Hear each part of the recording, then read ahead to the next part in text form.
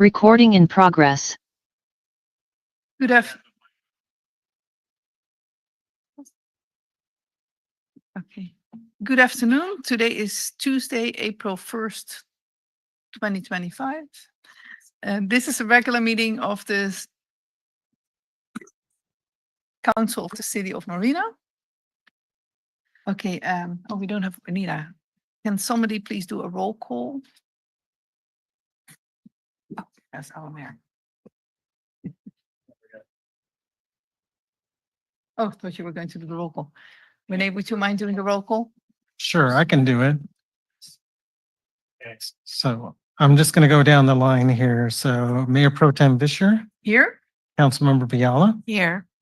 Councilmember McCarthy, Councilmember McAdams, Here. and Mayor Bruce Delgado. Here. Shift you. Sit down. Exactly. Okay. Mr. Mayor, would you like to take over? We just started. Okay. City Attorney, are there any changes to the agenda? There are no changes to the closed session agenda. Thank you.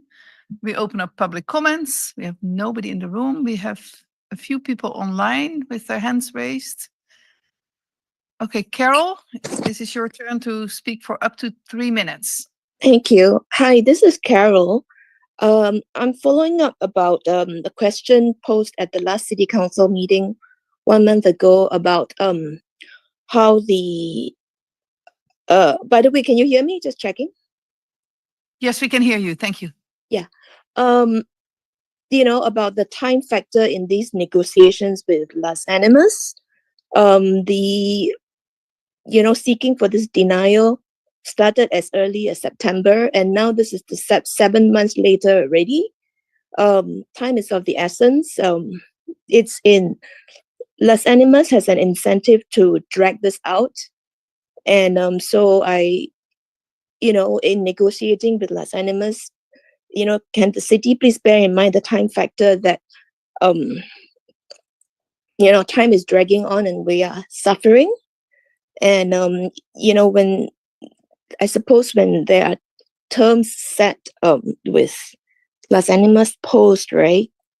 And, if the city could just bear in mind that dragging it on is in their favor and is in their interest to do so. But, can the city please set some kind of a reference time when seeking Las Animas to revert? Yeah, that's principally it. Okay, thank you very much for your comments, Carol. And as you know, we take questions and we will not answer them until a later time, or staff might contact you with an answer. Thank you. Our next speaker is Marie. Marie, please go ahead. Hi, this is Marie Weiner. I'm a resident of the Dunes on California Avenue. I want you to know that it is very discouraging. The residents of the Dunes have been coming to you for months now, begging for your help.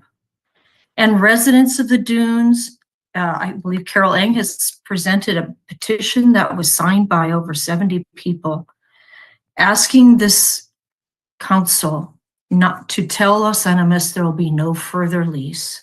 So it's very disheartening that every council meeting for the past several months, and certainly this calendar year, keeps having that you are in negotiation and continuing negotiation for Las Animas to lease your city-owned property. And it's just very disheartening.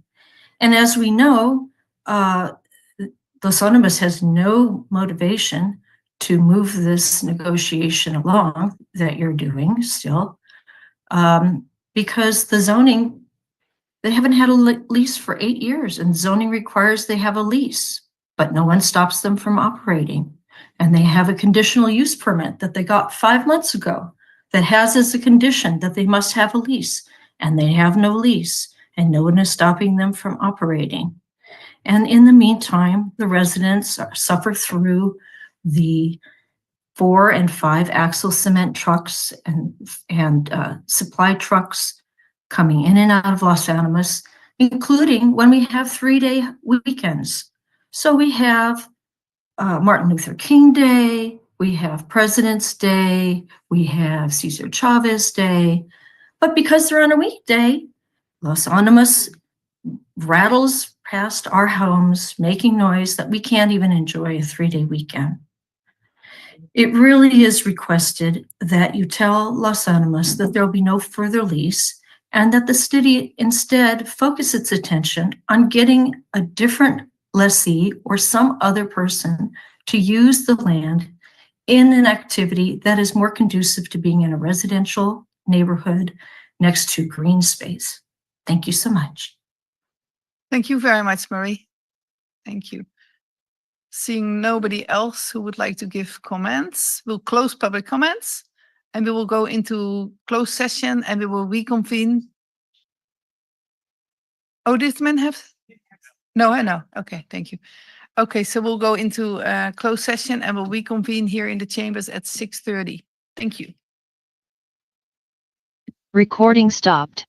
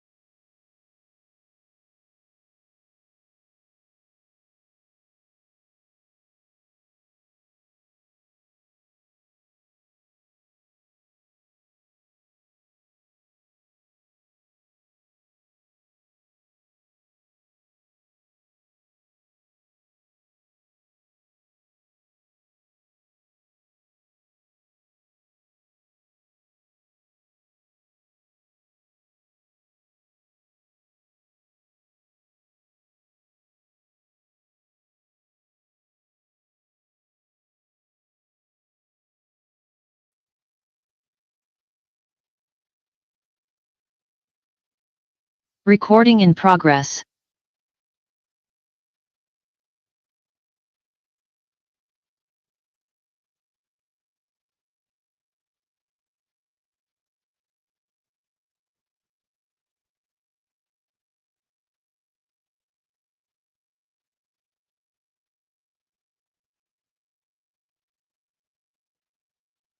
Okay, we'll go ahead and get started.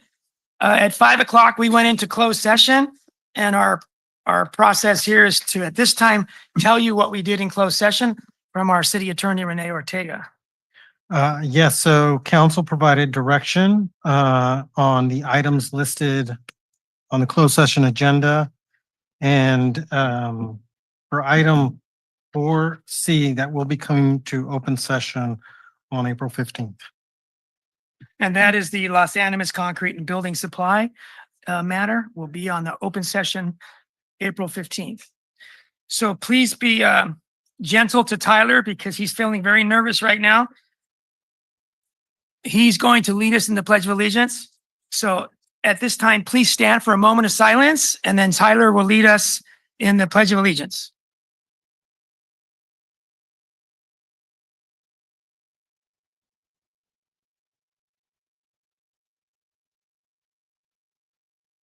To the flag of the United States of America and to the republic for which it stands, one nation, under God, indivisible, with liberty and justice for all.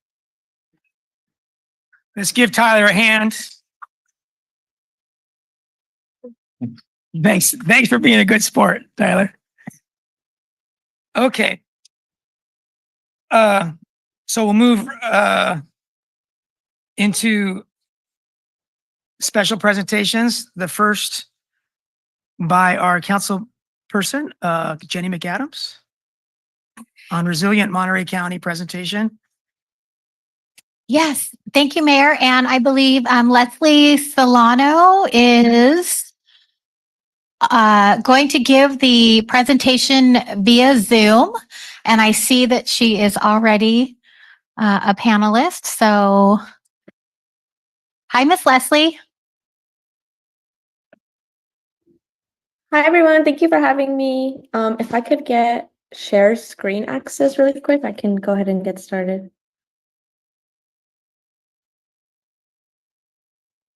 And then just a quick background of how I know Miss Solano Alonso is we served on the Otter Student Union Board of Directors.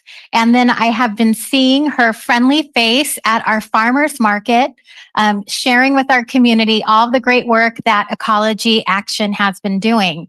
And so I invited her to come and provide a presentation, and I'm excited that she'll be sharing this with everybody. So thank you for being here.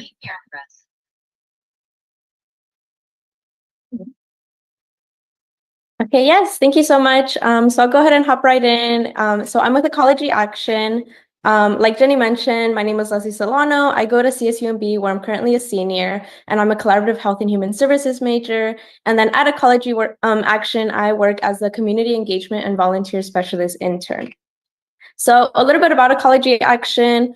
We are a nonprofit organization with a focus on climate change solutions and sustainability. We were originally founded in 1970 in Santa Cruz as a recycling company on Earth Day. So happy Earth Month, everyone.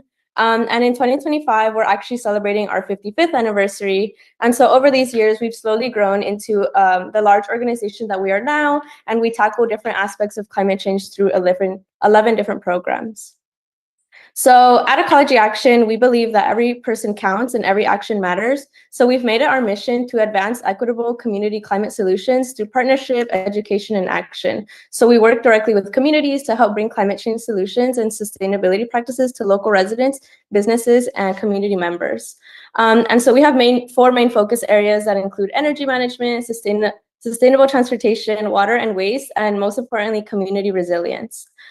And so what I'll be presenting on today is the Resilient Central Coast campaign, which I ultimately also chose as the focus of my CSUMB capstone project. And so with all that said, I'll just go into that. So the Resilient Central Coast campaign was launched back in 2022 as a collaborative effort with the goal of activating 500,000 Central Coast residents by 2030 to take climate action and better prepare for climate change impacts. Although we attribute a lot of climate change to larger corporations or companies, the reality is that a lot of climate emissions come from our everyday actions as individuals. So local partners came together to create a resource for local residents to be able to take attainable climate action in their homes and in their daily lifestyles. We're supported by a cross-sector 6-county coalition, including dozens of cities, counties, regional agencies, and nonprofits, all led by Ecology Action. As of now, we have over 25 partners that help make this program possible. And with their support, we're able to provide different resources, spread awareness on climate action, and really build community with our local residents. Along with the partnerships, through the Bright Action, we have a free online platform that's available to local residents that gives people the necessary knowledge and tools to take climate action.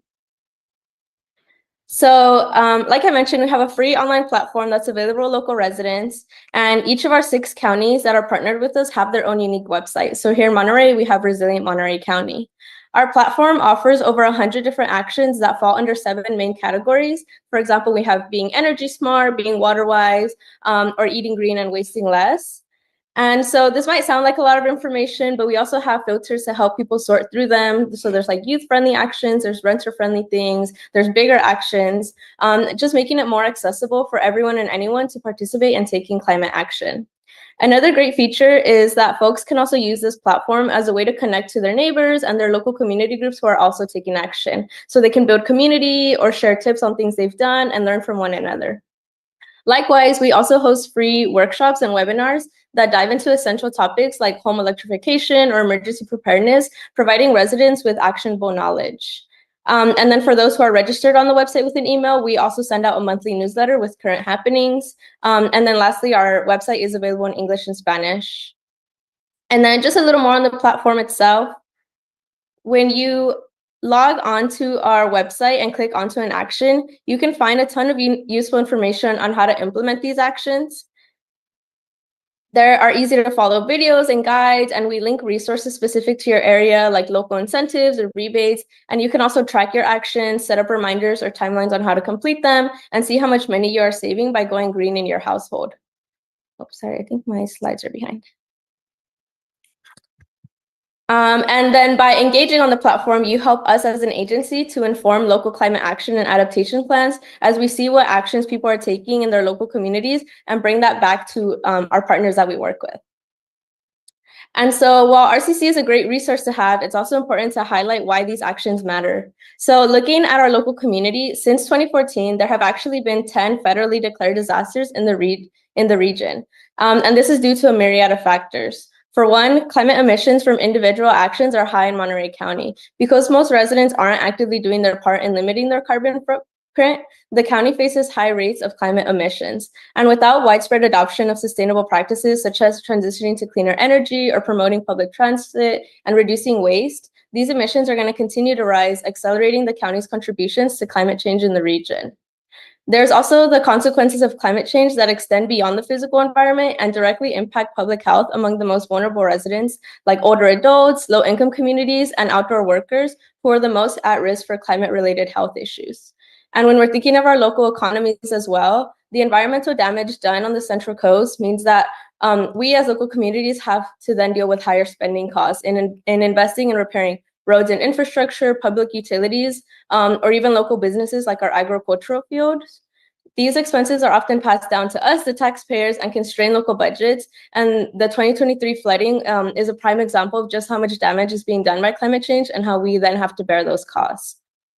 And so tying this back to why I chose this as my capstone, I'm not originally from Monterey County, I'm actually from Southern California, but moving here, I've definitely come to cherish the community, and it definitely seems like Monterey County needs all the help it can get.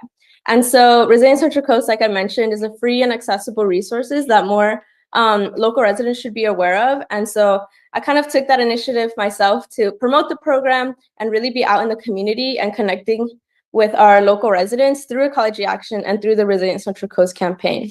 So I help lead over 15 different outreach events. I engage with hundreds of local residents, around 100 of which were actually from right here in Marina. And I was actually able to get 88 new households registered on the platform. And then that brings me to my next point that I wanted to bring up to your city council, which is that I also did a research survey asking local residents what climate actions most matter to them and how we as an agency, but you as their local representatives in the community and in the government, can best meet those needs and help your constituents. So what my survey found was that local residents' top priorities are water conservation, having access to educational resources, and also recycling and composting. So there was an overwhelming response where local residents are worried about our water. And so even as a coastal region, usable water is scarce. So what can we do to support local community members and ease those worries? As I mentioned, at Ecology Action, we do have a water conservation team that is actively working on different projects in the region, helping our communities to be more sustainable and water conscious. But that's just one part of it. And we as an agency can't reach the entire county on our own. And so that's where we look to our local community partners and local cities like yours to help us in reaching more local residents and helping them to take these actions and save our water. Likewise, for educational resources, I did my part trying to garner awareness around RCC and connecting local community members to the information and resources that we have on our platform. But we need to go beyond that and really continue to be out there and educating people on what climate change is and how we as individuals can do our part to remedy the situation. And then lastly, for recycling and composting, I have kind of a personal recommendation here. Like I mentioned, I'm actually from Southern California, where recycling is huge. And in my short time living here, it's kind of become clear to me that there's a lack of proper infrastructure for sustainable recycling and composting efforts here in Monterey County. And even in different conversations with local residents, they mentioned that there's a sort of like mistrust for these programs that are active. Can they really trust that things are being sorted or going through the proper channels to be recycled? And so what can you as a local government and us as an agency do to help our local residents? These were a few of the other comments that some people shared. In Marina specifically, people mentioned that having more financial assistance would be beneficial to their cause. And since now we know what people's priorities are, that brings you to the next part of my survey, where I also asked what resources or programs they thought could better serve their community. And this is what resulted. So through my engagement and my survey data, it became clear to me that people genuinely do want to get involved and take climate action, but they just don't know where to start. And so my suggestions would be to, for you to try to work more with your local institutions, like your schools, your libraries, or things that you already have in place, and see how you can better educate your community on the resources and programs available to them. Similarly, I would say to use social media to your advantage, using any platforms you have like Instagram or Facebook or whatever other social media you use as ways to really connect with the people you're serving and further build that community and collaboration. I recommend trying to post and share anything you see going on in your community, like events or forums or workshops or ways for folks to get involved. And also add these things to your community calendars. I've been on a lot of government websites, and it's really rare that they actually highlight community events going on or tangible resources in their communities. People really don't know where to look for these things, and so I think having more consistency in their communications moving forward is key. And I don't know if I'm out of time, but does anyone have any questions? All right. Thank you very much, Leslie. Any council questions for Leslie? All right. Councilmember McCarthy? Just a quick one. I'm curious. So when Region shut down their recycling operation for CRV, we became what's called a recycling desert. And I know that Cal Recycle and the state legislative body has made some effort to provide funds to bring recycling back into these communities that are recycling deserts. Do you know anything about that? Or do you know if Marina is engaged with, I think that the state was having a partnership with Lucky Supermarkets, for example. I'm just curious if you've heard of that or if you know anything about these recycling deserts. I personally don't know about the deserts. I know in a conversation I had with a community member, she mentioned that there had been like a mini scandal in a sense where someone had put a tracking device into their recycling bin and they found that it was just going straight to a landfill. And so that's kind of where that concern was raised. But as for like active efforts, I haven't personally heard of anything. Thank you. And I'll close, just interesting tidbit maybe for the council. I often do these things that are called mystery shops, and 7-Eleven will often pay me to go drop a GPS device in their recycling bins, presumably because they like to track where that goes. But so that does happen, and people are tracking it and people are interested. So thank you very much for your presentation. I found it very fascinating. Okay, thank you again very much, Leslie, and thank you, Jenny, for bringing Leslie to us. Next up, we're going to hear a proclamation on Library Week. And Jenny is going to provide that to Rachel and Melissa.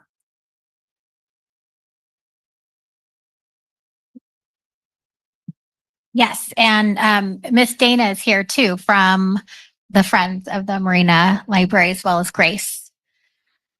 And so, whereas I'll just read from the proclamation, whereas libraries play a vital role in the lives of individuals and communities, offering free access to knowledge, technology, and resources that empower people of all ages, backgrounds, and abilities to pursue their dreams and thrive. Whereas National Library Week, observed annually in April, is a time to celebrate the invaluable contributions of libraries, librarians, and the library workers across the nation, and to promote library use and support. Whereas the Marina Library serves as a hub for learning, inspiration, and connection, providing programs and services that enrich the lives of Marina's residents and support education, creativity, and lifelong learning.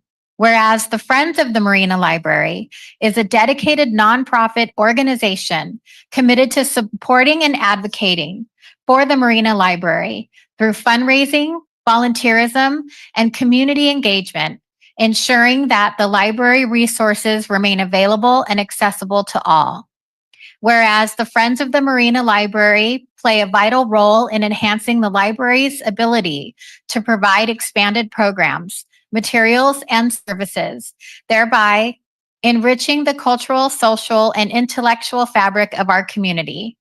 Whereas this year's National Library Week theme is Drawn to the Library, that highlights the diverse purposes and opportunities offered by libraries, including research, entertainment, inspiring creativity, and bringing our community together.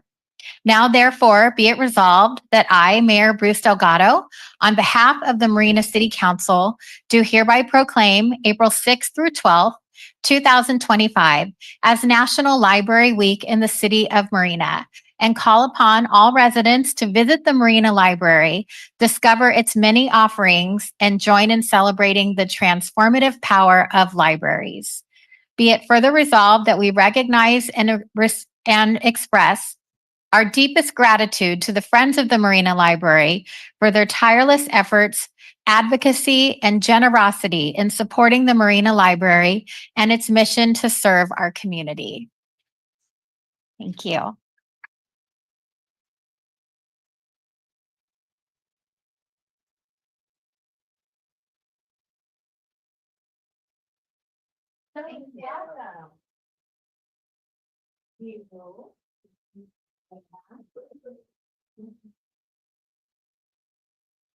So I encourage everybody to come to our library. We have so many fun things to do. There's jazz reads, they have chess club, they have puzzle, what's the puzzle race?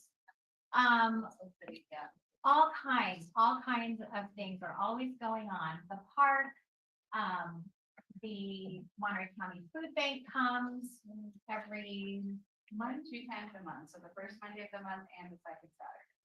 So it really is a hub for the community, and I'm just so grateful for the services that you provide. So thank you so much. Thank you so much. Thank you. Do you want to get a picture? Sure. Yeah.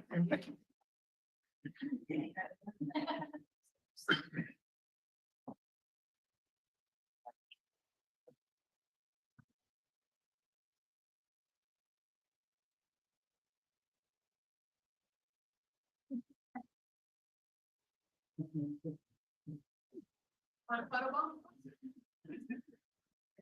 All right, ready? 1, 2. Yeah. Congratulations. Thank you. Thanks so much. Good to see you. Thank you. Nice to see you. Thank you so much. Thank you. So Dana with Friends of the Marina Library and Rachel and Melissa who work at the library are representatives of, one of the best libraries in the world. You can't really get better than our library. You can't get better than our library's public arm, the Friends of the Marina Library, with chess tournaments and puzzle contests, puzzle making contests and movies. And we had Red Beans and Rice sponsored by Friends of the Marina Library play an incredible concert last Saturday. There's so much going on in our library. It's not like any library when I was a kid. It's just amazing, but it's only because of so much effort behind the scenes and such great coordination, partnership between staff and Friends of the Marina Library, and the city does its best to do whatever it can to support that partnership. It just results in a community hub that's pretty incredible, and they have several, maybe 6 book sales during the year, and they just sell used books, the community does, from Friends of the Marina Library, and that brings in, maybe $5,000 to $8,000 every book sale that goes right back into the community and the library for public events like Red Beans and Rice. So it's just the most active heart of the community is happening at the library. A lot going on outside the library, and that's part of what they do as well. But just say thank you to know that you're, one of the best libraries that you could have, and to know that Friends of the Marina Library is as good of a partner as anyone you could have. We're very blessed as a city to have the library partnership going on, and it's your month. But if it wasn't for Councilor McAdams, I don't know that we'd be here applauding you like we should be. So thank you, Jenny. Any other comments? We'll go to Councilmember Biala. Yes, you couldn't have said it better.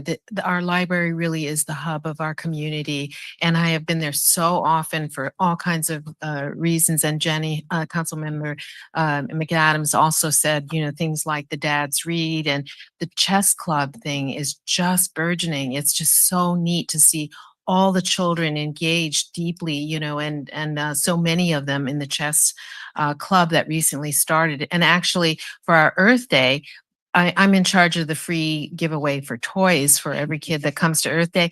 And this year I bought 2 chess sets because of thinking about all the things that our library has done. But, movie night and book sales and giveaway clothes and giveaway books, it's something happening there all the time. And so we really, really, truly are so fortunate to have all of you hardworking people making that the hub of our community. So deeply grateful. Thank you.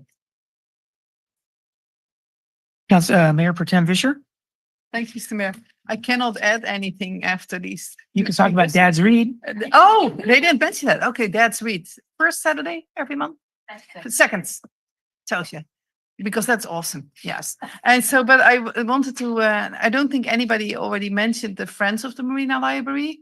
Encourage people to donate, to become what do you say that? Donors. Donors, that's it. So, because that's an awesome organization. That's how you can do all these things, by people just donating. It can be a little bit or it can be more, whatever people can do. So thank you all. Thank you. Great. Okay, Councilmember McAdams, you have the last word. Thank you. I just wanted to share one memory of my dad during the pandemic at the Friends bookstore. You guys would come, you would prepare bags or CDs or DVDs, and people would come and pick them up. And my dad goes to the library all the time. And it was still like a really neat way for him to connect with the library. And I will never forget that. I mean, obviously it was 5 years ago. And I mean, you guys were still really busy. I mean, it was still something that you were offering to the community during that hard time, and people were still able to have that connection. So I appreciate that innovation. And I see it all the time. I see your programming like constantly like, oh, people are doing this, so let's do this now. And I just, I really appreciate that. So thanks so much. All right. It's hard to put into words the appreciation that you deserve, but it must be wonderful to know how much you're loved by everybody. All right. So then we're going to move on to fire hazard map presentation by our fire chief, Doug McCowan. And you're all welcome to stay, but we understand if you need to go as well. Okay, Mr. Mayor, members of the council, members of the public, thank you. Tonight's presentation is just to introduce the maps, to let the public know where they can find the maps, how they can get more information, and what our next steps are. So on March 10th of this year, the state of California released these fire hazard severity zones. And the city of Marina has some areas that fall into these zones. And you can see up on a display there, you can see that we have some orange and yellow zones. So the yellow zones are what they call moderate. And the orange zone is what they call the high fire hazard areas. And I'll explain here what we go. Okay. Not changing on that screen.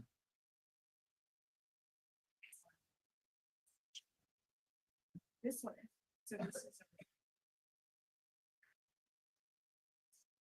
Can you make it big? And You're showing it on here, that's why.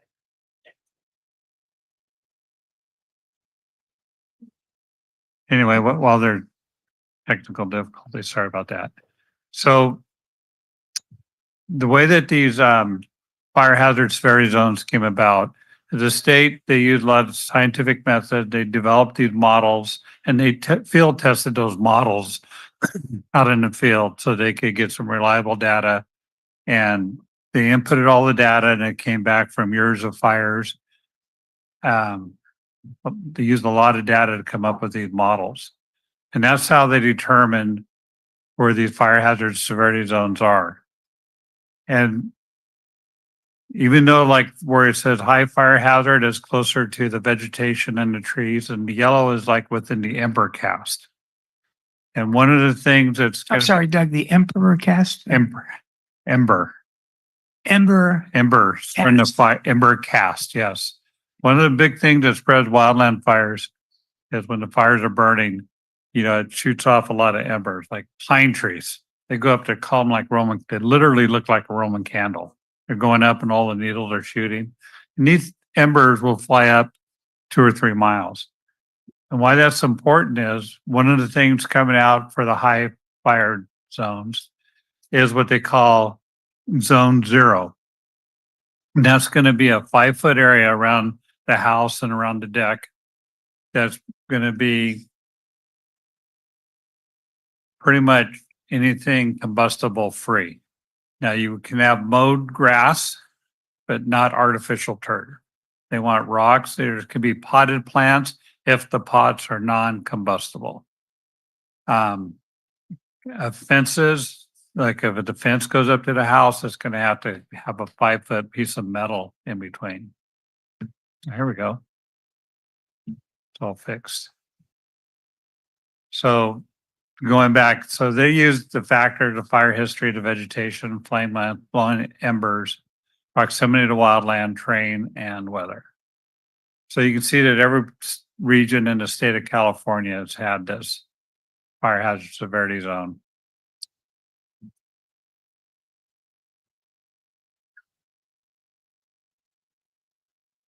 You're going to switch one.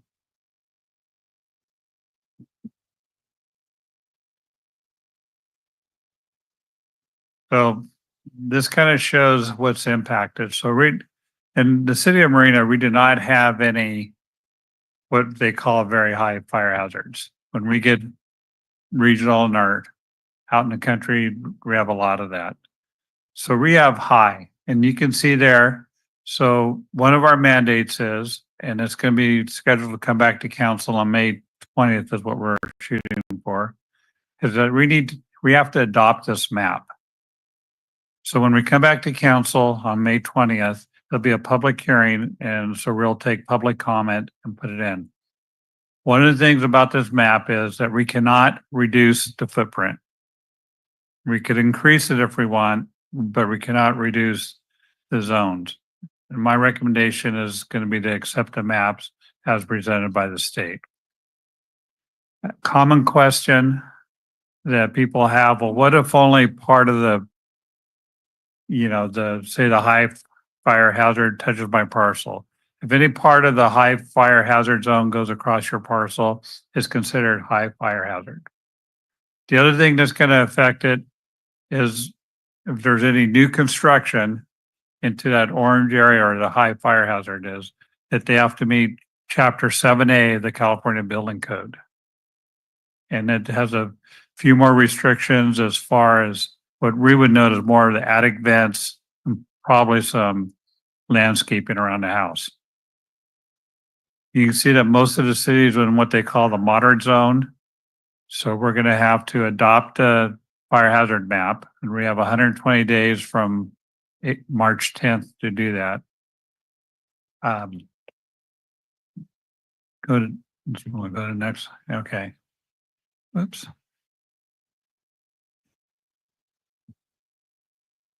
Okay. So I just wanted to kind of give you an illustration of what the zone zero. Now, these rules have not been implemented fully. Governor signed an executive order that needs to be done before the end of this year.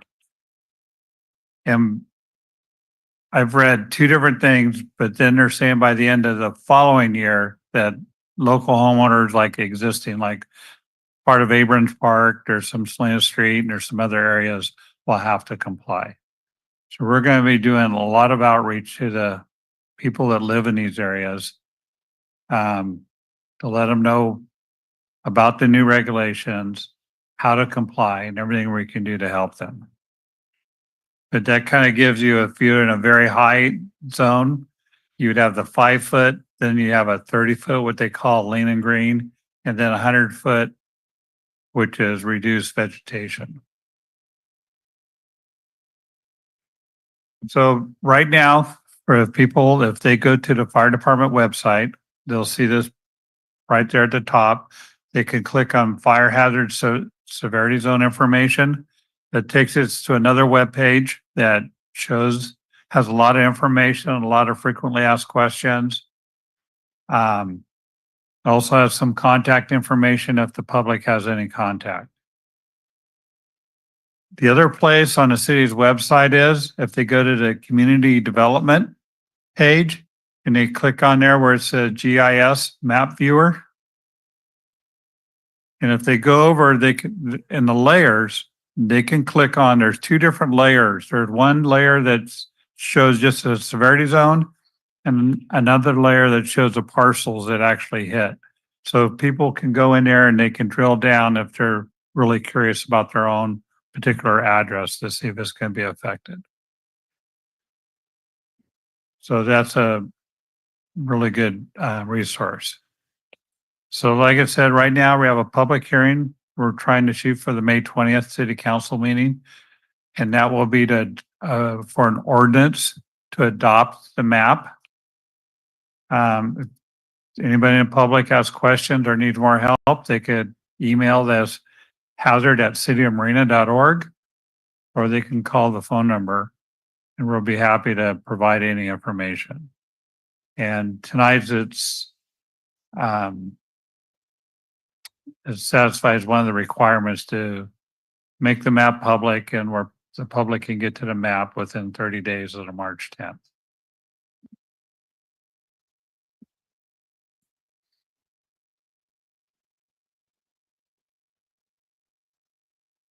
You have any questions, anybody?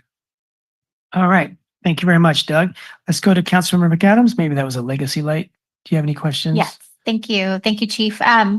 I recently attended the Civic Well Policymakers Conference, and a big topic of discussion and interest was homeowners insurance. And so I'm just curious with regards to cancellations and companies no longer writing policies, especially in California. Can you share some insight about what is the temperature like in the city of Marina? Is this map, us adopting the map, going to maybe impact that?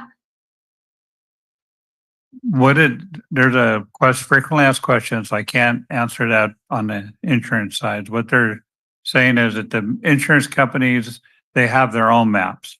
I can tell you from my own personal experience, because my insurance got canceled and I'm on the fair plan. And then I have a wraparound plan with that. So I have the two plans. But I showed them the maps, showed them where I lived, and they didn't care. They had their own maps, their own hazard zones, and it went by zip codes. So I don't think this is going to, I do not believe that this is going to impact the insurance or people's homeowners insurance negatively. We still have a good fire rating. Our ISO rating is good. And most of the city is not impacted. In fact, even on the moderate, it's really all you have to do is disclose it. And that's talking, I had a meeting with CAL FIRE last week about these maps and about the zones. And the biggest, especially in the moderate zones, was education, letting people know, that they're buying a home, that's going to be in a position where there's a possibility that, it could catch fire from a wildland fire that maybe is miles away.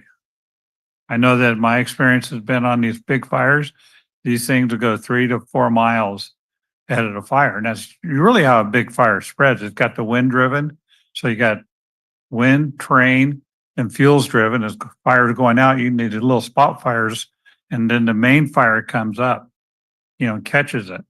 So most houses aren't caught on fire with the main flame impingement. It's caught on by the embers, the cast that's out there, and it has these little fires. A lot of people use wood chips around their house, and those embers will get in there and catch those wood chips on fire, which then it's like kindling and catch a house on fire. Or in the rain gutters, a lot of people don't clean their rain gutters, and there's a lot of leaves and things. So they get up there and catch a house on fire. So they're just letting people want an awareness out in the public. And so we really don't have a choice but to adopt the maps. I think it's a long way to not to give you a really good answer, and I apologize for That's that. okay. No, that's okay. But And it then, definitely is a big concern, everybody's insurance. and then just a couple follow-ups. Do we have an evacuation plan? We have an emergency response plans in the city. And how does the community find that?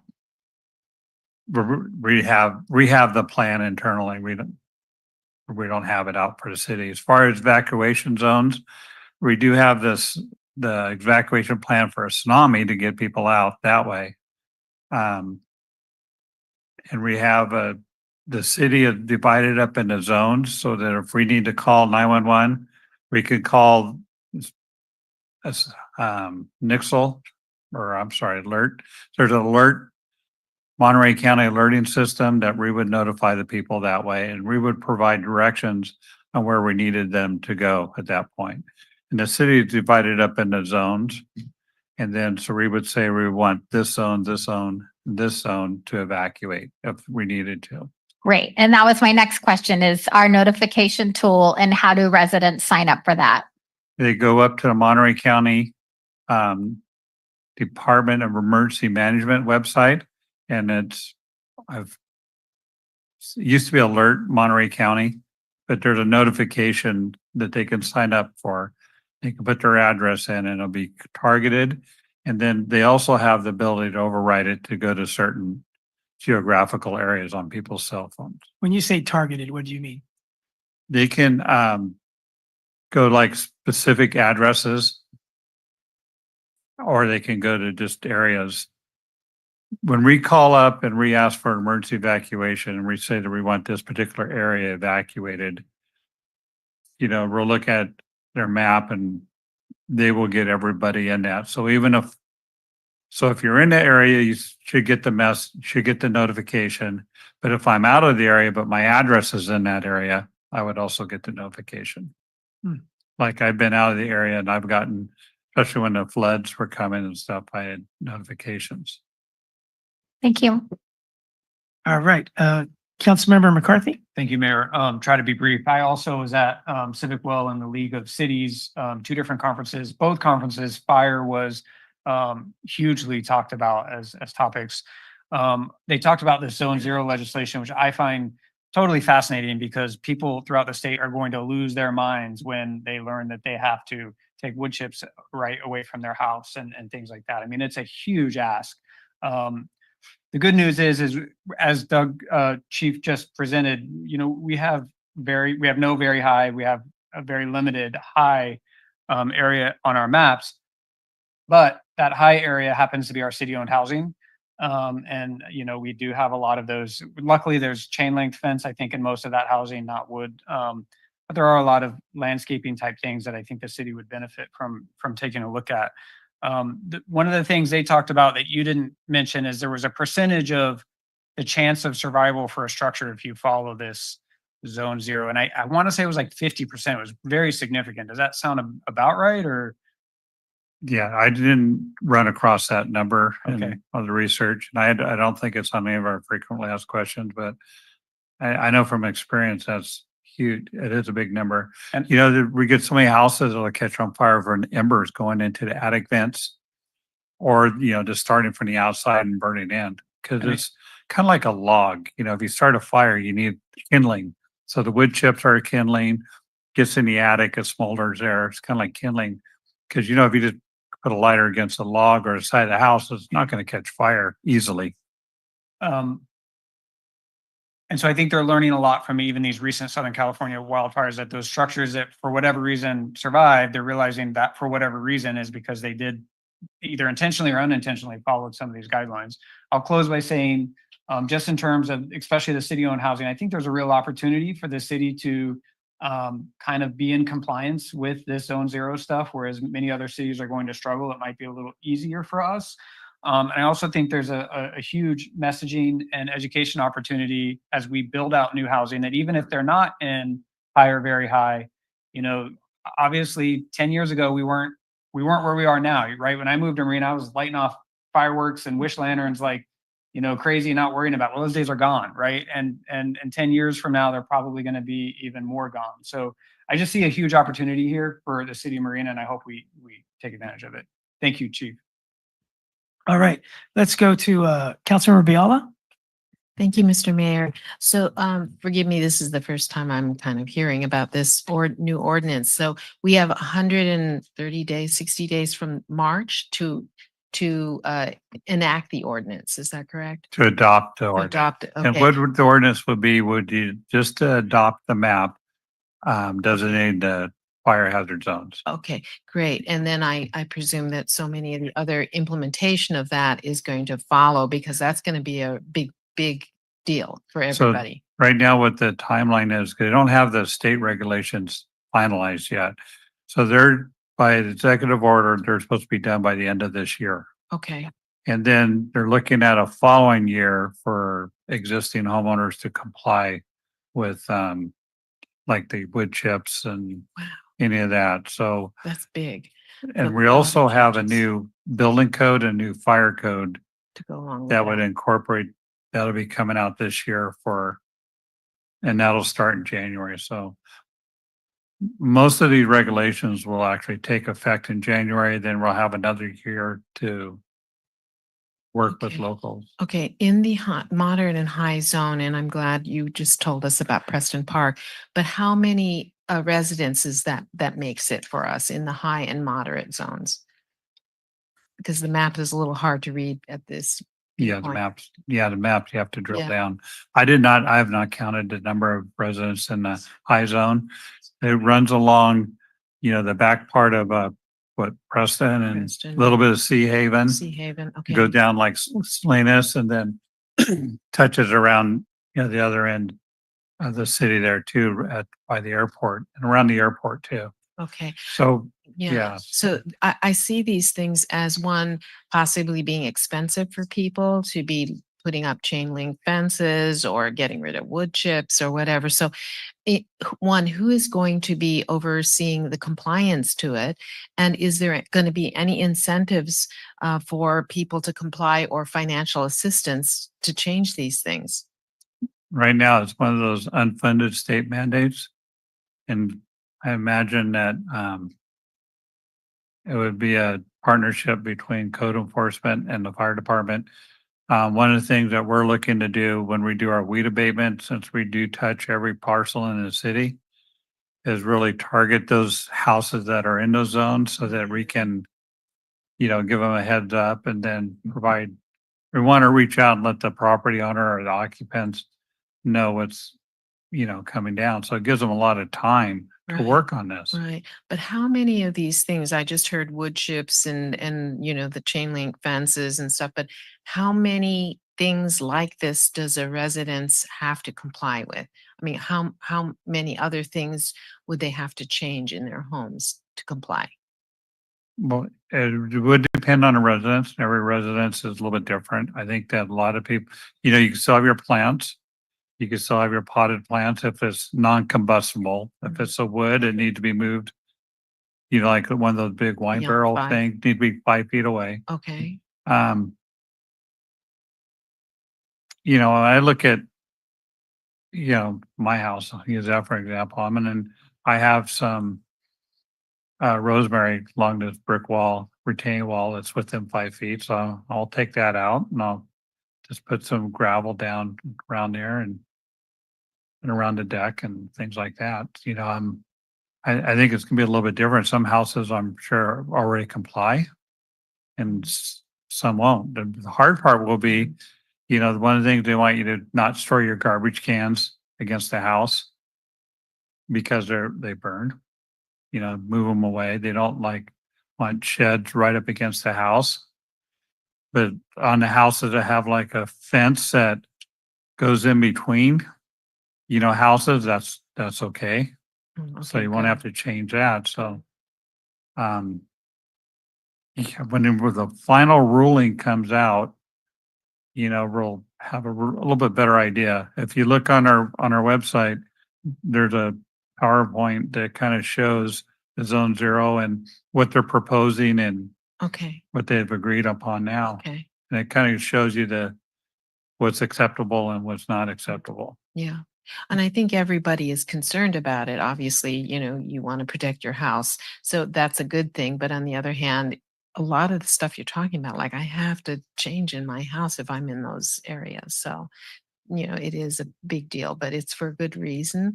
And I'm glad that they're doing it. But I Mhm. hope that there are incentives to help people have to change some things. Right. And I read one, and like I said, the rules haven't come out. I read one article that they probably gonna give like 3 years. Mm. Not 1 year. So Yeah. when it comes out, the final ruling comes out, we'll have a little bit better guidelines. And Okay. we'll talk a little bit more about the zone zero requirements when we come back, the map for adoption. Great. Thank you so much. Okay, Elizabeth, you have the last word. I like that. Thank you, Mr. Mayor. And thank you for the presentation. I have a few questions. You mentioned artificial grass. So would you recommend for people who are redoing their yard or who have a new yard, if you're close to those orange or yellow areas, just, No, artificial Okay. grass is flammable.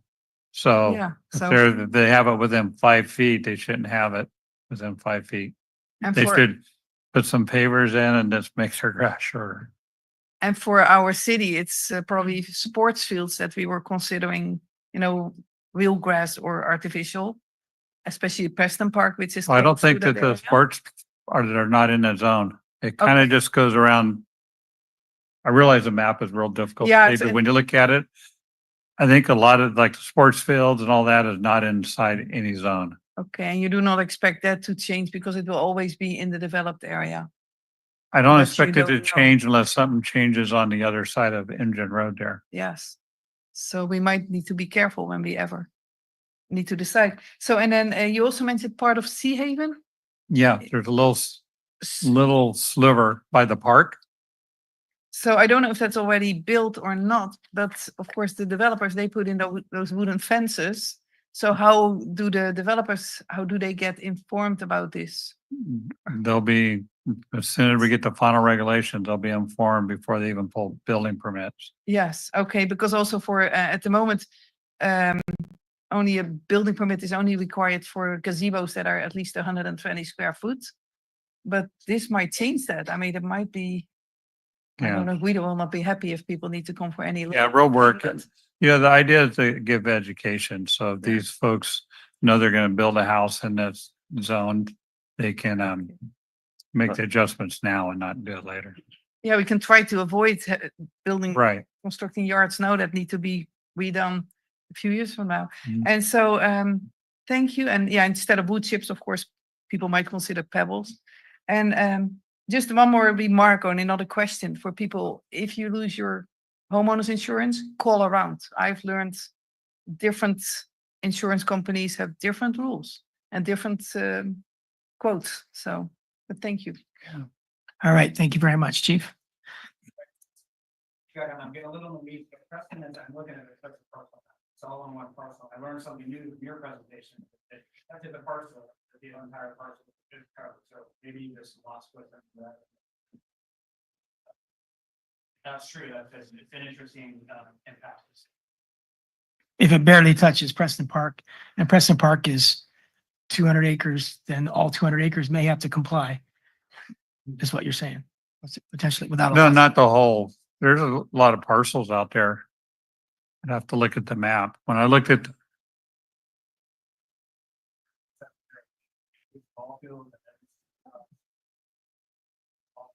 Oh, okay. I'm sorry. That's okay. You can do some lot adjustment for us, Doug. Okay. I'm there. All right. Thanks again. Right. We appreciate it. We're going to move on to council and staff announcements, and then we're going to public comment for items that are not on the agenda tonight. Any staff announcements? Andrew, you're going to tell us about your vacation. Oh, Doug. I have a bonus. Yeah, I got a bonus staff, announcement from Doug first. if you don't mind. So in honor of the city's 50th anniversary, the fire department, we're going to issue these tomorrow, is a badge commemorating our 50 years. I'll just pass it around.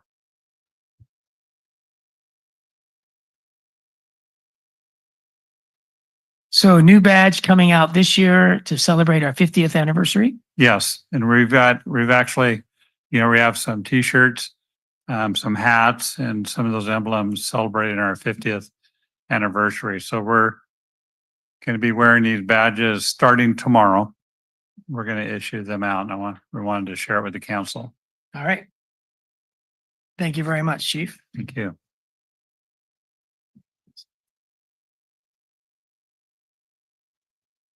Good evening, Mayor and Council. Yes, I have about 350 pictures from my vacation that I like to show right now. Actually, it was a great trip. Took my mom to Kauai for her 80th birthday. There were 80th, and there were 13 family members there, so it was great. But anyway, April is a very busy month for us, so I just wanted to remind folks of some upcoming events. All of this is on our website, so you can get more information there. This Friday, April 4th, is the Gloria Jean Tate Park groundbreaking at 4 p.m. Can you describe very briefly the Skyway Park playground? Actually, the Skyway Park, I'm trying to remember, was that the one that switched from Sea Haven? Yeah. Yeah. I don't have that information in my head. I'm sorry. Would It's you like incredible. to describe it? It's about 30 feet tall, Yeah. and it has two 30-foot slides and climbing gear and stuff like that. So the kids are going to go crazy.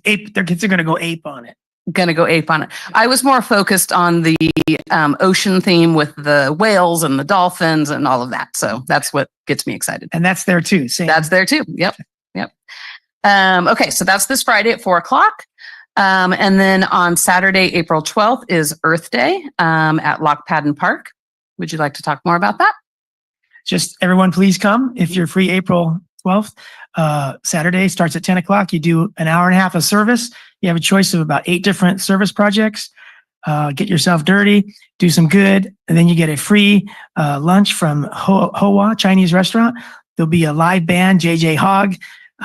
They've played with some of the best bands, like Rolling Stones and other bands they've opened for across the world. So it's a really good band. And there'll be a festival. There'll be tattoos for everybody and the kids, and juggling and fairy house workshop and pinecone art.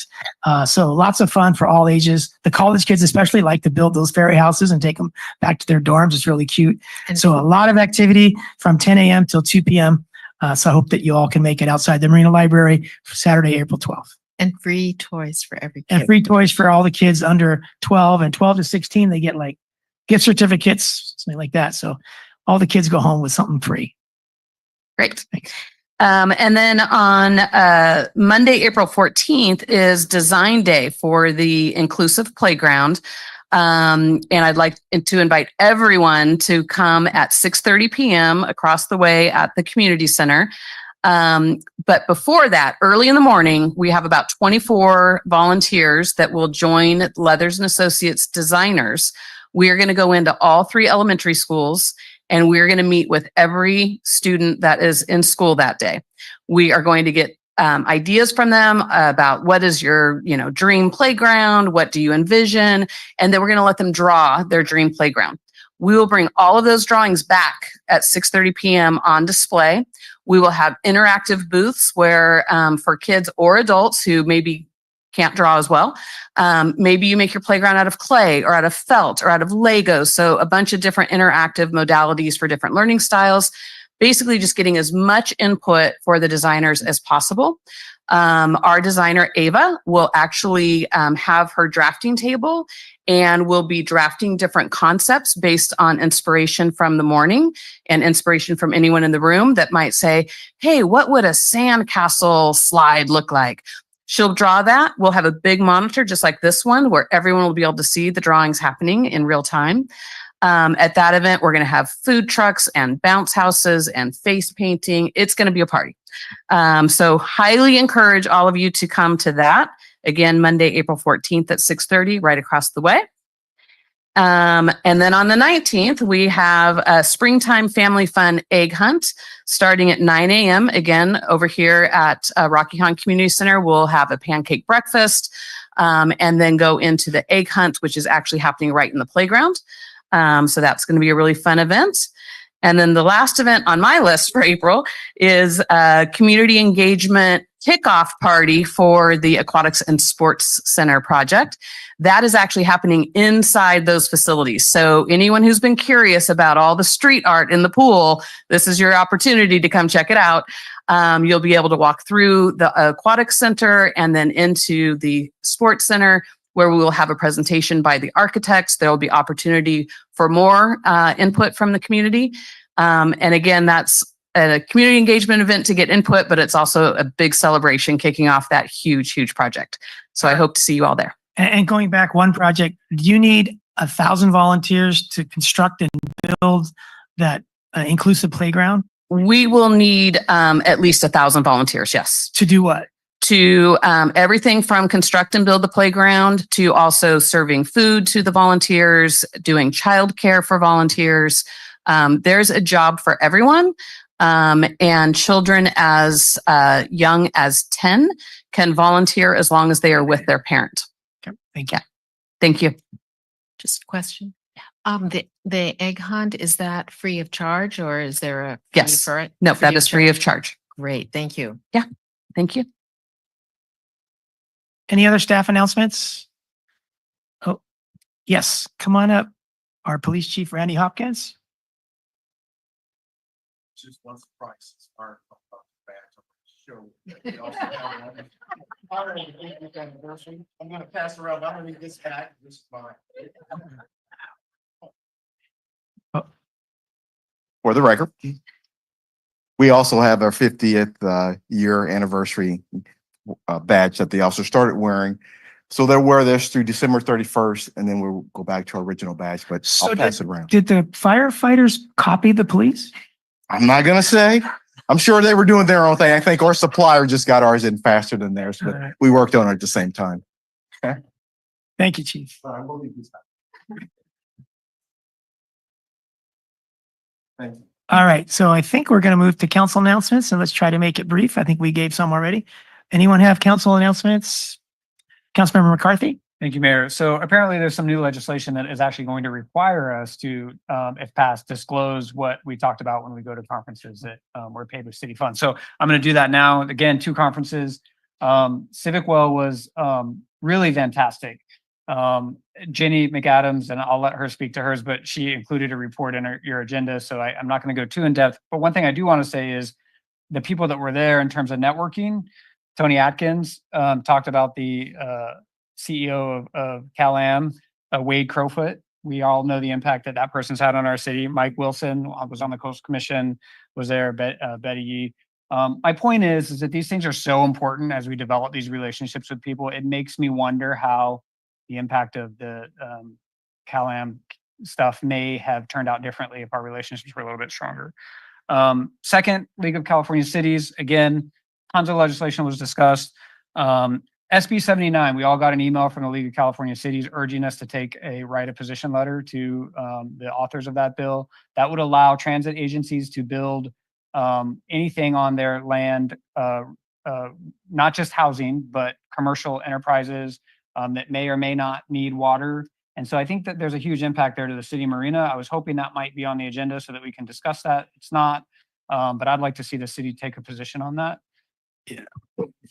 We actually have a draft letter that the mayor will be signing on that. Typically when our position is when the league takes a strong position, they want us to send in a letter. We just send in a letter. And so we have a draft letter ready for the mayor to sign on that, taking a strong opposition to SB 70, and that will have huge impacts on our city particularly. Great. Awesome. Thank you.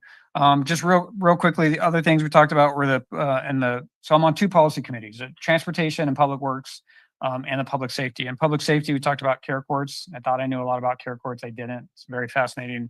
There's a short-term rental bill that's, if passed, would give cities a little bit more information from folks that are running Airbnbs in terms of the taxes that are collected. And then there's one with Caltrans that would encourage cities, would require Caltrans to better partner with cities and clean up efforts on Caltrans property. I'll leave it at that, but I'm always happy to provide more information if council has any more questions. Thank you, Mayor. Thank you, Brian. Going to those conferences. Councilmember Biala? Yeah, I just wanted to let folks know that we had 10 people representing Marina to our sister city in Izunukuni, Japan. We just came back from a 3-day official visit with Izunukuni, and I have to work with Lane to, be able to present to all of you and the public about that magical trip that we did. So I will have that in the future council meetings. And I'll just say that on that trip, we ended up in Tokyo the last 2 days, and there was almost zero litter and there was almost zero graffiti in a town of 39 million, the biggest city in the world. And it had less trash than Delray Oaks, probably. I mean, it was hard to find any litter or graffiti, over twice the size of New York. Okay, let's go to Councilmember McAdams. Thank you, Mayor. And just really quickly, and I'm sure Councilmember McCarthy will agree, just thank you so much for going and representing us and taking that trip and, taking that time away from your schedules and families. And it's really meaningful and I'm very grateful. So thank you. All right. Mayor Pro Tem Fisher. She also went to Japan. Yeah, only one short addition. We used so much public transit while we were there. So many buses. So that was awesome. And the bullet train and The bullet subways. train and the Subways. the subways, yes. So, And I just we want walked and walked and walked and That's walked right. and walked. and I just want to say that it was all on the traveler's dime. The city did not pay anything for our trip. So just FYI, it's not public funds. The city is so cheap. All right. So that ends our council comment. Now we move on to the public. Great chance for Los Animas comments. Anything else that's not on the agenda tonight, that's fair game for this comment period that we're going to open up in just a moment. And also any comments you have on our consent agenda, which are a set of items we're going to pass tonight or vote on tonight that are not thought to be controversial. So we vote on them all at once. So anything on your mind is not on the agenda or the consent agenda. And how many people wish to speak tonight? Okay, so we'll keep it at 3 minutes. I was going to reduce it if there was, 30 people that wanted to speak. We'd probably go down to 2 minutes, but you all have up to 3 minutes. We're going to start with the people in this room. If you wish to speak, just come on up to the podium and make sure the light's on. You have up to 3 minutes. Who's the bravest amongst you? Tyler. Let's go with Tyler first because he was the leader of the, go ahead, Tyler. Since you led us in the pledge, this is your report. My name's Tyler French, and Los Animas Concrete is my family's business. I've been here since the beginning when we broke ground about 22 years ago, when Fort Ord was no more than pretty much an abandoned ghost town. I've witnessed the transformation, the growth, and the change over the past 20 plus years. So many of those changes are because of a lot of the work we've done. Pouring concrete for some of the most durable and sustainable construction projects that will outlast all of us. Last year, we fought tirelessly to obtain a new conditional use permit, a permit we finally secured with the understanding that we would have 3 more years to operate and 1 year to vacate. We invested so much time, energy, and money into that permit, knowing that it would allow us the space to build, to grow, and to get back what we invested. In that time, we've hired new employees, bought new trucks, invested in new equipment, and lots of repairs on the plant, totaling over $1 million based on the promise of 3 years to recoup our investment. Now that we put all that in, we're faced with the possibility of losing it all because of a few neighbors who I must note live in homes that are built on top of our concrete. Some of the complaints are about the truck traffic, but to be honest, I think a lot of that traffic is related to all the construction on MGM Road. We could do another study after that project is done and might find that there's more to blame than just Los Animas. California Avenue is a collector street. It's not some quiet residential road. Traffic will always be part of it, whether Los Animas is there or not. And yet we've seen footage that tries to blame us for things like running stop signs and speeding, even though none of those trucks have ever been associated with our company. If the city shuts us down, we're not just losing a business, we're losing 14 jobs. Los Animas isn't some giant corporation that can move people around or absorb those losses. We're a family-run company deeply embedded in the community. We're part of the local Teamsters Union and we pay our drivers fair, reasonable wages. As a family business, we take pride in caring for our employees. They're not just workers to us, they're like family. And it would be incredibly difficult for them to find jobs like there's anywhere else in the area. If the city wants to invest in the future, it needs to invest in the people who are part of the future, the hardworking men and women who make the community what it is. There are only a few concrete plants supplying the area. If you eliminate ours, you're not just making it harder for us, you're creating an imbalance in the market. Without competition, prices will rise and wait times will grow longer. Public projects will take longer and will be delayed. And those delays will come at a cost to the residents. The extra cost will be passed down to the taxpayers because it's their money funding these projects. Homeowners will see their patios and pool decks delayed. Pours will be scheduled at inconvenient times, and the quality of the service will suffer.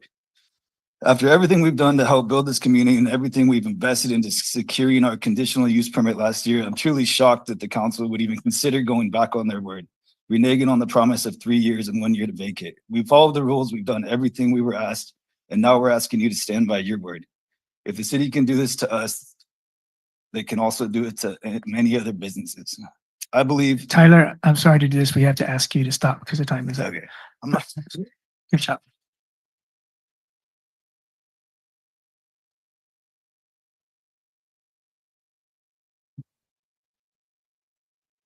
Now, how can I follow that? Okay, so I'm here to just remind Marina about the wonderful Kite Day that is hosted by Marina Vista PTO. So my name is Lavisha. I'm a member of the Marina Vista PTO, and I just wanted to inform the community about Kite Day, which will be held on May 3rd from 11 a.m. to 3 p.m. And I'm excited to invite you to our Kite Day. It's an annual event that celebrates creativity, teamwork, and the joy of arts. This year, we've teamed up with Marina Youth Arts, which was founded in 2005 as Marina's only nonprofit dedicated to providing children with opportunities in performing, visual, and cultural arts. And we're proud to collaborate with them as they inspire local youth to explore their creative potential. Marina Youth Arts will host a small business marketplace showcasing many wonderful community members and goods and services. At Marina Vista, we're more than just a school. We're a vibrant community where learning and arts thrive. The PTO plays a key role in supporting programs that help our students succeed. Kite Day is a chance for students to shine and for our community to come together and support education. We'd love for you to be a part of this event. Hopefully some of you or anybody online would love to be a sponsor. We do have different sponsorship levels. They all also come with a free vendor booth. Well, it's included in the sponsorship donation. We're asking for gold sponsors of anywhere from $500, silver sponsors $300, and bronze sponsors $150. the logo, for the gold sponsors, we will also add your logo to any event signage. We just ask that you give us, at least by April 11th so that we can add your signage to our event, signs. And also, if you're just interested in, oh, I put that one away. If you're just interested in a booth, they're $50. And if you're a food vendor, it's $100. And the first 500 kids who come get a free kite. So we're really looking forward to that. And we're trying to incorporate ways where kids can be involved. We do have the fire truck coming out, and they're going to do like a little obstacle course event in that area. So I'm really excited to do this and be a part of this. And we just hope that you all can come out. It's a great event for the community. Thank you. Thank you very much, Lavisha. You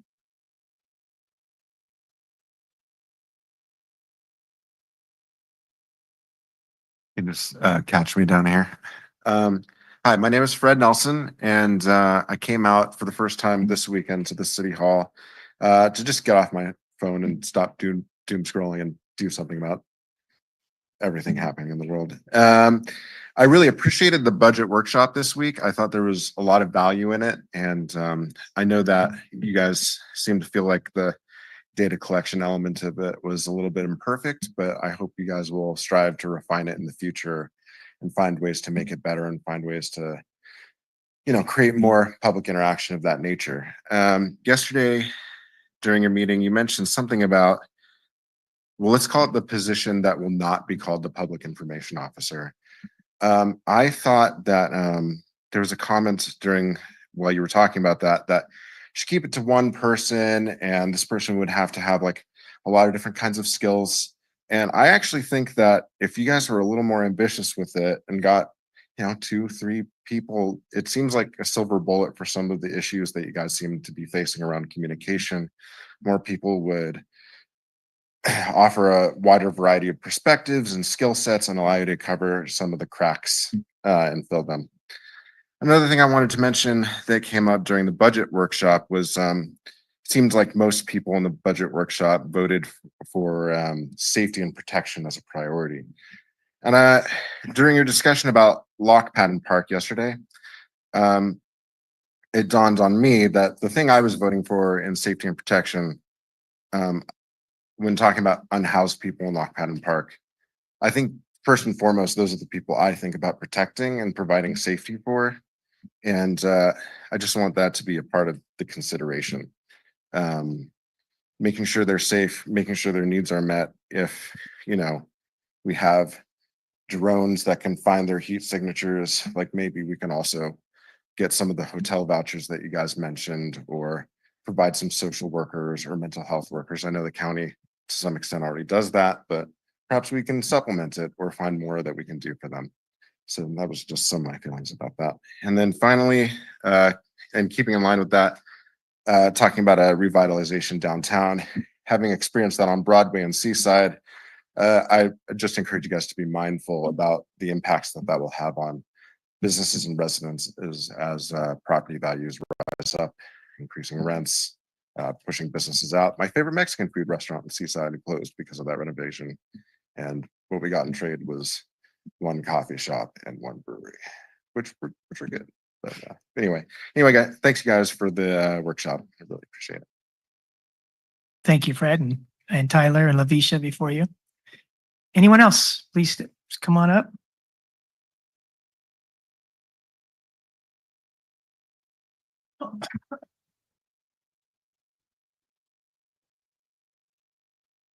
Good evening, City of Marina. My name is Juantino Perez. I work for Los Animas. I've been there for 10 years. I'm here to tell you what's going on. We were here last year in October, I believe, for the same thing. We butted heads. You guys agreed to extend our lease there. And now you guys are going back, which doesn't make sense because it doesn't look good on your part, honestly. Sorry to say that, but it doesn't. So I'm here to express deeply concerned frustration regarding the council's decision to reverse its commitment to grant Los Animas 5 more years in Marina. The reversal not only undermines confidence in our leadership, in our city's leadership, but also disrupts the stability the businesses, workers, and residents rely upon. This city council made its decision in October. It was based on careful consideration, facts, input from stakeholders with its best interests of the community. What has changed since then? What justifies breaking a commitment made in good faith? Beyond the immediate impacts on Los Animas, the reversal sets troubling precedent in businesses and residents that cannot trust its councils with honor its commitments. How can they plan for the future? How can they invest with confidence? Stability and transparency must be at the core of our governance.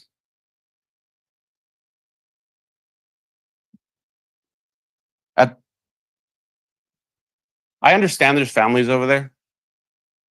I'm a family man too, I have kids. Our trucks are not speeding. I drive one of those trucks. The little kids are happy to see us, they wave. I want to honk back, we're not supposed to. I purchased my home 15 years ago. They just started purchasing these homes that we supplied the concrete for. And did you not really notice? There's a big sign out there that says Los Animas. We're your next door neighbor. And we love being your next door neighbor. We don't mind it. But if there's such a conflict, why not allow us to open up a road that goes up to Imjin? End of story. We won't bother anybody and everybody be happy.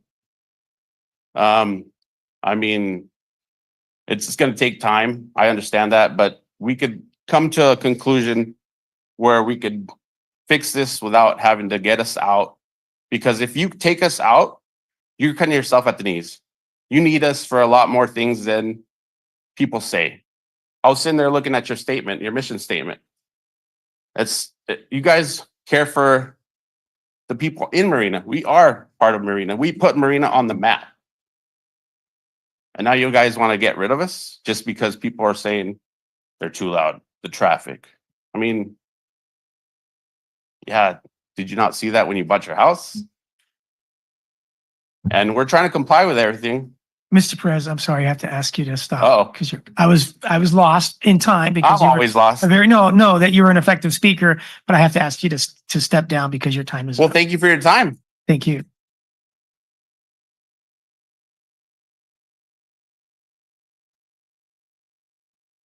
Okay, who would like to speak next? I'm sorry, I didn't see you standing up. Sorry to bother you. Hello, folks. My name's Jeff D, and I'm also an employee with Los Animas, and I am also very disappointed. I've met you before at their public nursery where we used to grow the vegetables off of MGen. I spoke with you before. You've canvassed at my house. I'm also a resident of Marina. And the concern with this noise that's increased is not us. We've been going by there like 20 plus years, but the increase of traffic has been tenfold. I would ask you guys to sit out there for 20 minutes and to see the traffic, and especially in the peak traffic, time 6:45 to 9 or so. It's just crazy. And the big trucks running through there, they're running to the construction zone over there. Granite rock trucks, they're haulers of their rock and concrete and whatever. There's a lot more, and it's not us. It's not us that's increased this noise. We cruise through there intentionally, mindful of our neighbors. And these folks that run this company is a little small company. It's a family owned. That's what Marina stands for, isn't it? It's just a little small, want to do good. We've supplied all the sand for your horse manure, whatever, that horse corral, chaparral. And, they've been nice enough to haul it over there. Instead of having those guys truck it, then we'd haul over with our loader. Load after load after load. We are good neighbors. They are good people that run this company and represent Marina. And I'd like to see one of our trucks in their parade, or a couple of our nice trucks. So please reconsider this drastic change, short change also, especially after we came over here and we thought for sure it was good to go. And, you know, we wanted to sit out the 3 years plus the extra year to vacate. And hopefully something else would have came up where we could have stayed longer.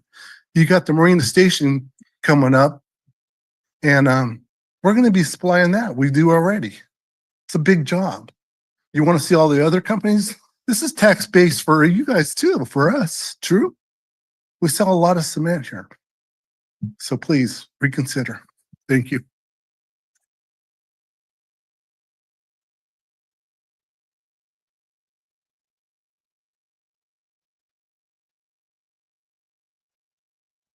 Okay, we'll go to the folks online, starting with Denise Turley. Good evening, Denise.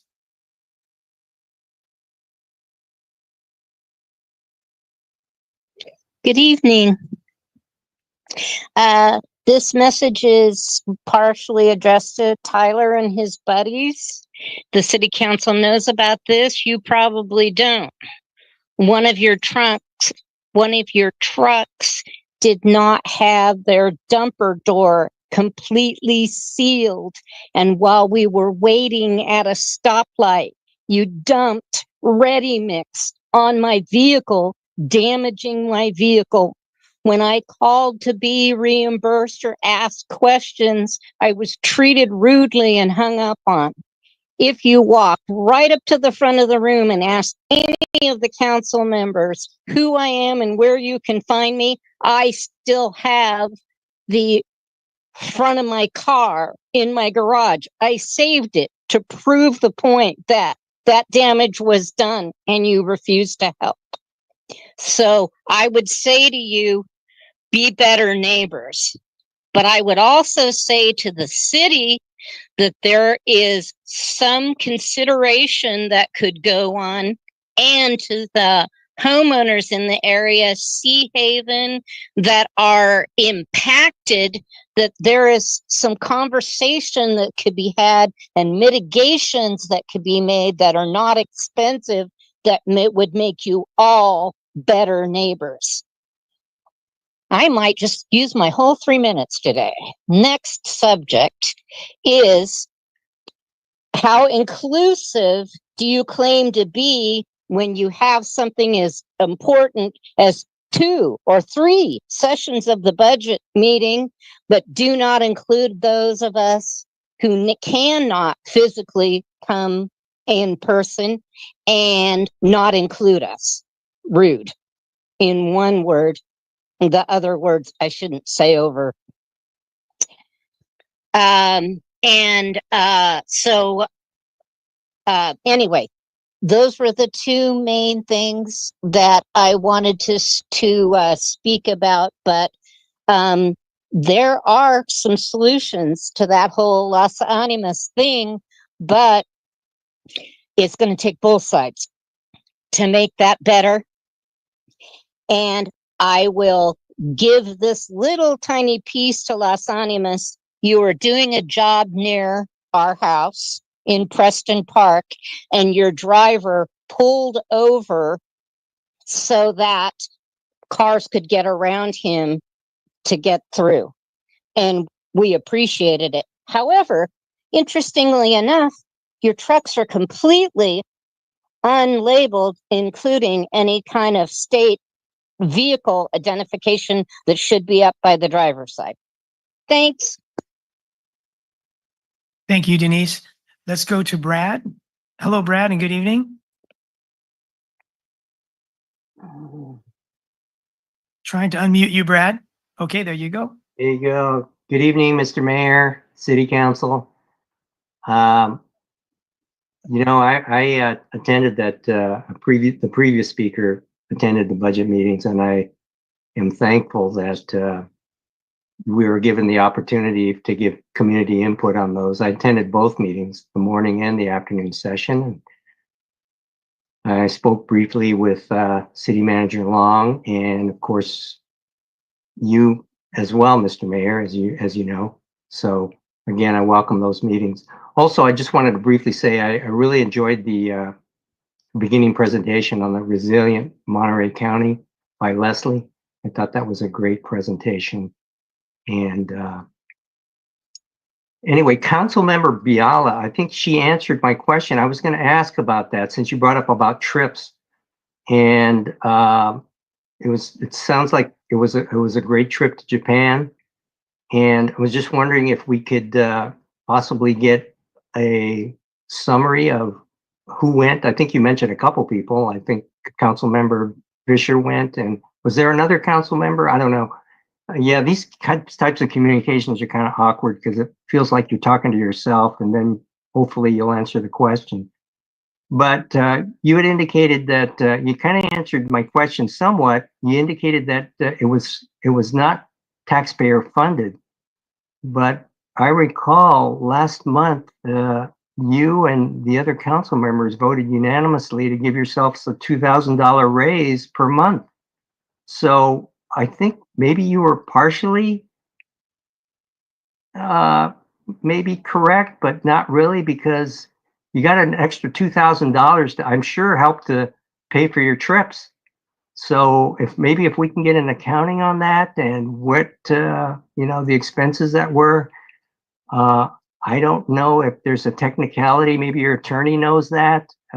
If it's supposedly quote unquote privately funded, you don't have to disclose those things. But I think if you're going there on the taxpayer's business, I think you should be. And also, I wanted to reach out to any council member to meet with me on a one-on-one, or if you want two-on-one, doesn't matter. I'd like to, you vowed that you said that you were going to represent the residents and the taxpayers. So I'm taking you up on that offer. I'm hoping we could have a dialogue rather than this awkward given 3 minutes and me asking you questions.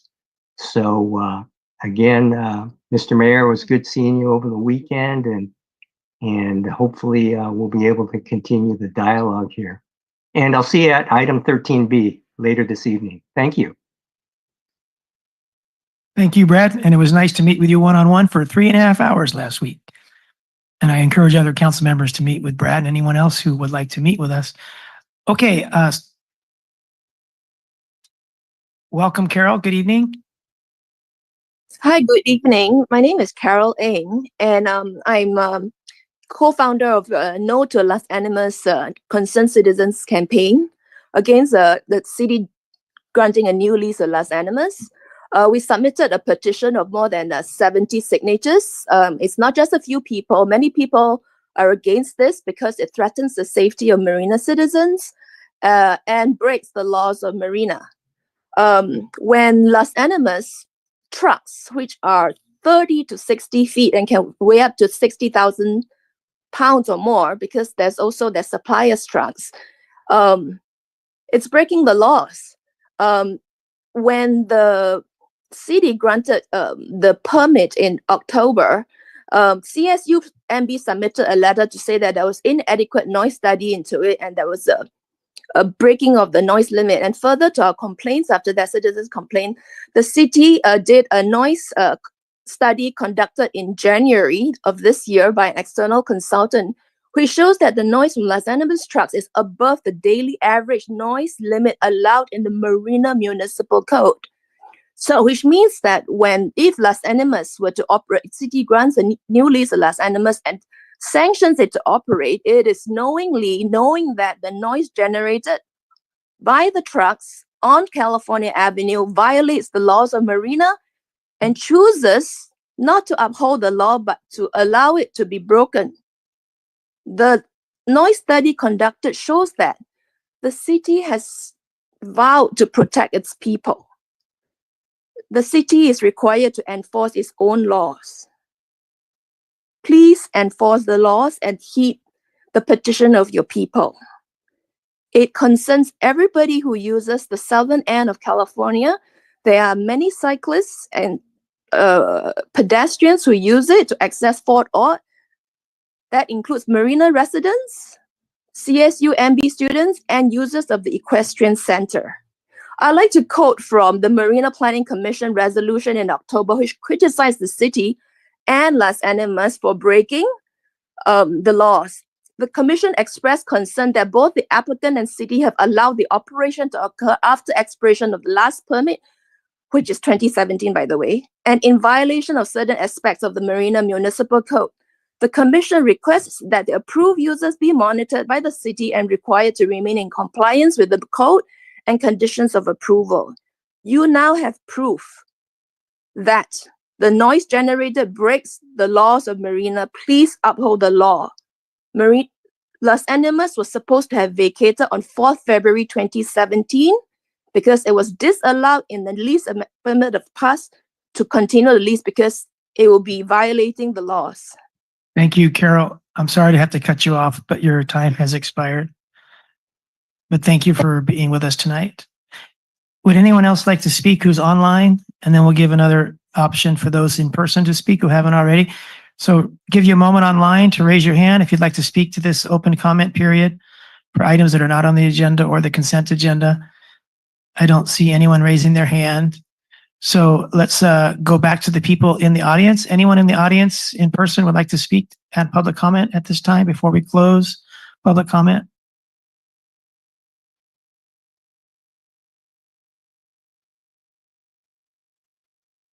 Hello, Mr. Mayor. My name is Andrea Mura, and I live in Santa Cruz. I work for Las Animas Concrete, and I drive every day for Las Animas, whether we're in the mountains or in the city, traffic, and I see all kinds of, different people in a hurry, people that really get close to your bumper, and they shouldn't be, close enough to the bumper because if a mixer is turning, maybe some splatters could come out, or, you're not really supposed to be, attached to the bumper of a truck when a truck is hauling rock or any other material for safety.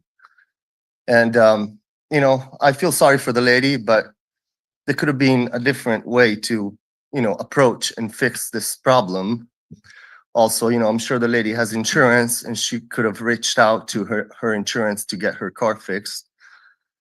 But I wanted to say that, we do our best to be safe on the road, drive safely. We have families, we have kids.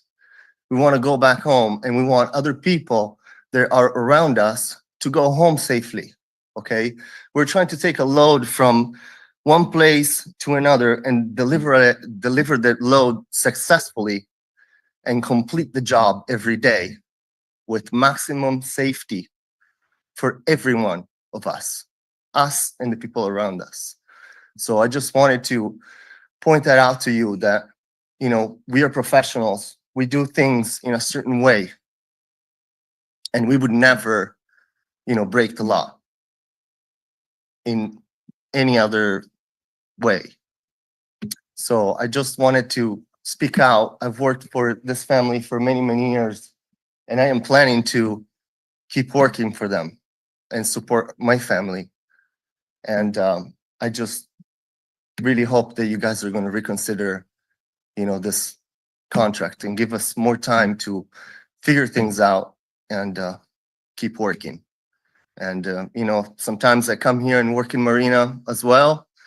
And I love coming here. I love driving to Carmel, Monterey. And, it's just a beautiful place we live in. And please help us out. Thank you. All right. Thank you, Andre.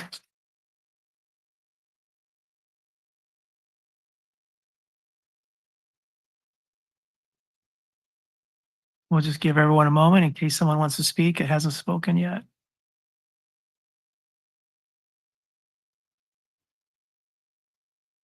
Good evening. My name is James Lockman. I've worked with Los Animas Concrete for the last 10 years. I'm also the shop steward. I've listened in this meeting and heard a lot of good things and heard a lot of troubling things, and we talk about, making our community better and protecting our community. I was listening to the fire chief, talk about zoning issues and clearing all that. And, we are the ones that go out. I heard early in this meeting about the trestles and the levee. Los Animas is one of the providers who actually drive on the levee 2 miles in reverse because you can't helicopter concrete in. We make those sacrifices to keep the community safe, and to do our part as infrastructure goes down. I myself live next to a firehouse, and I hear fire trucks go by every day. It's not like I would cut the legs off of them just so I can get an extra hour of sleep. You know, it's important to have these communities and corporations there to uphold the infrastructure, especially in times like we've seen in the last 5 years of fires and road infrastructure and many, many other things. And these are the people that supply us with the work to do that and give us the opportunity to show we can do that. So I just hope we can work together and keep this thing going so these guys can go home to their families and, you know, and have some good news. So thank you. Thank you, James.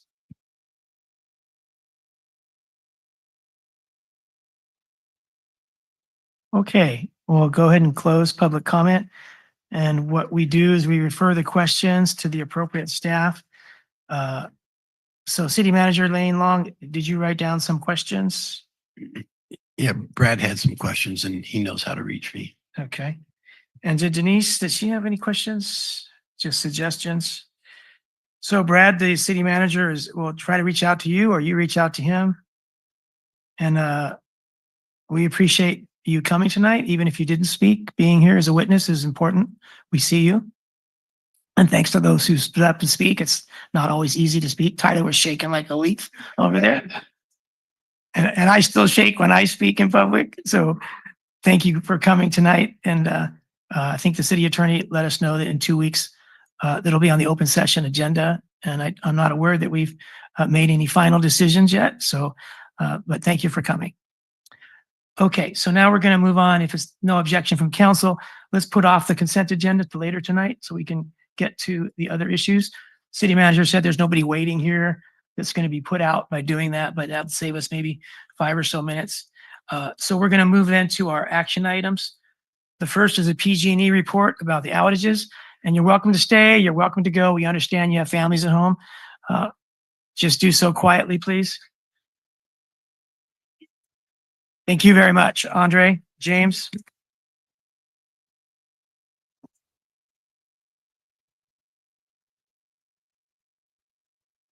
May we start? Give it a couple seconds.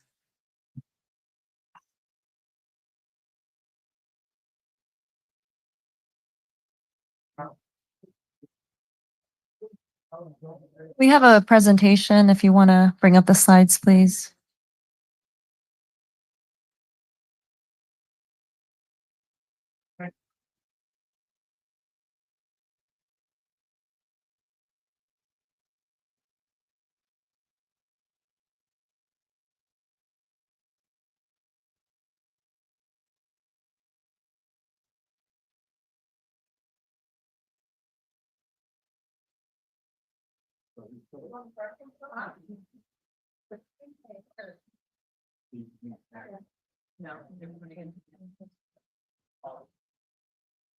Do you want someone to get this?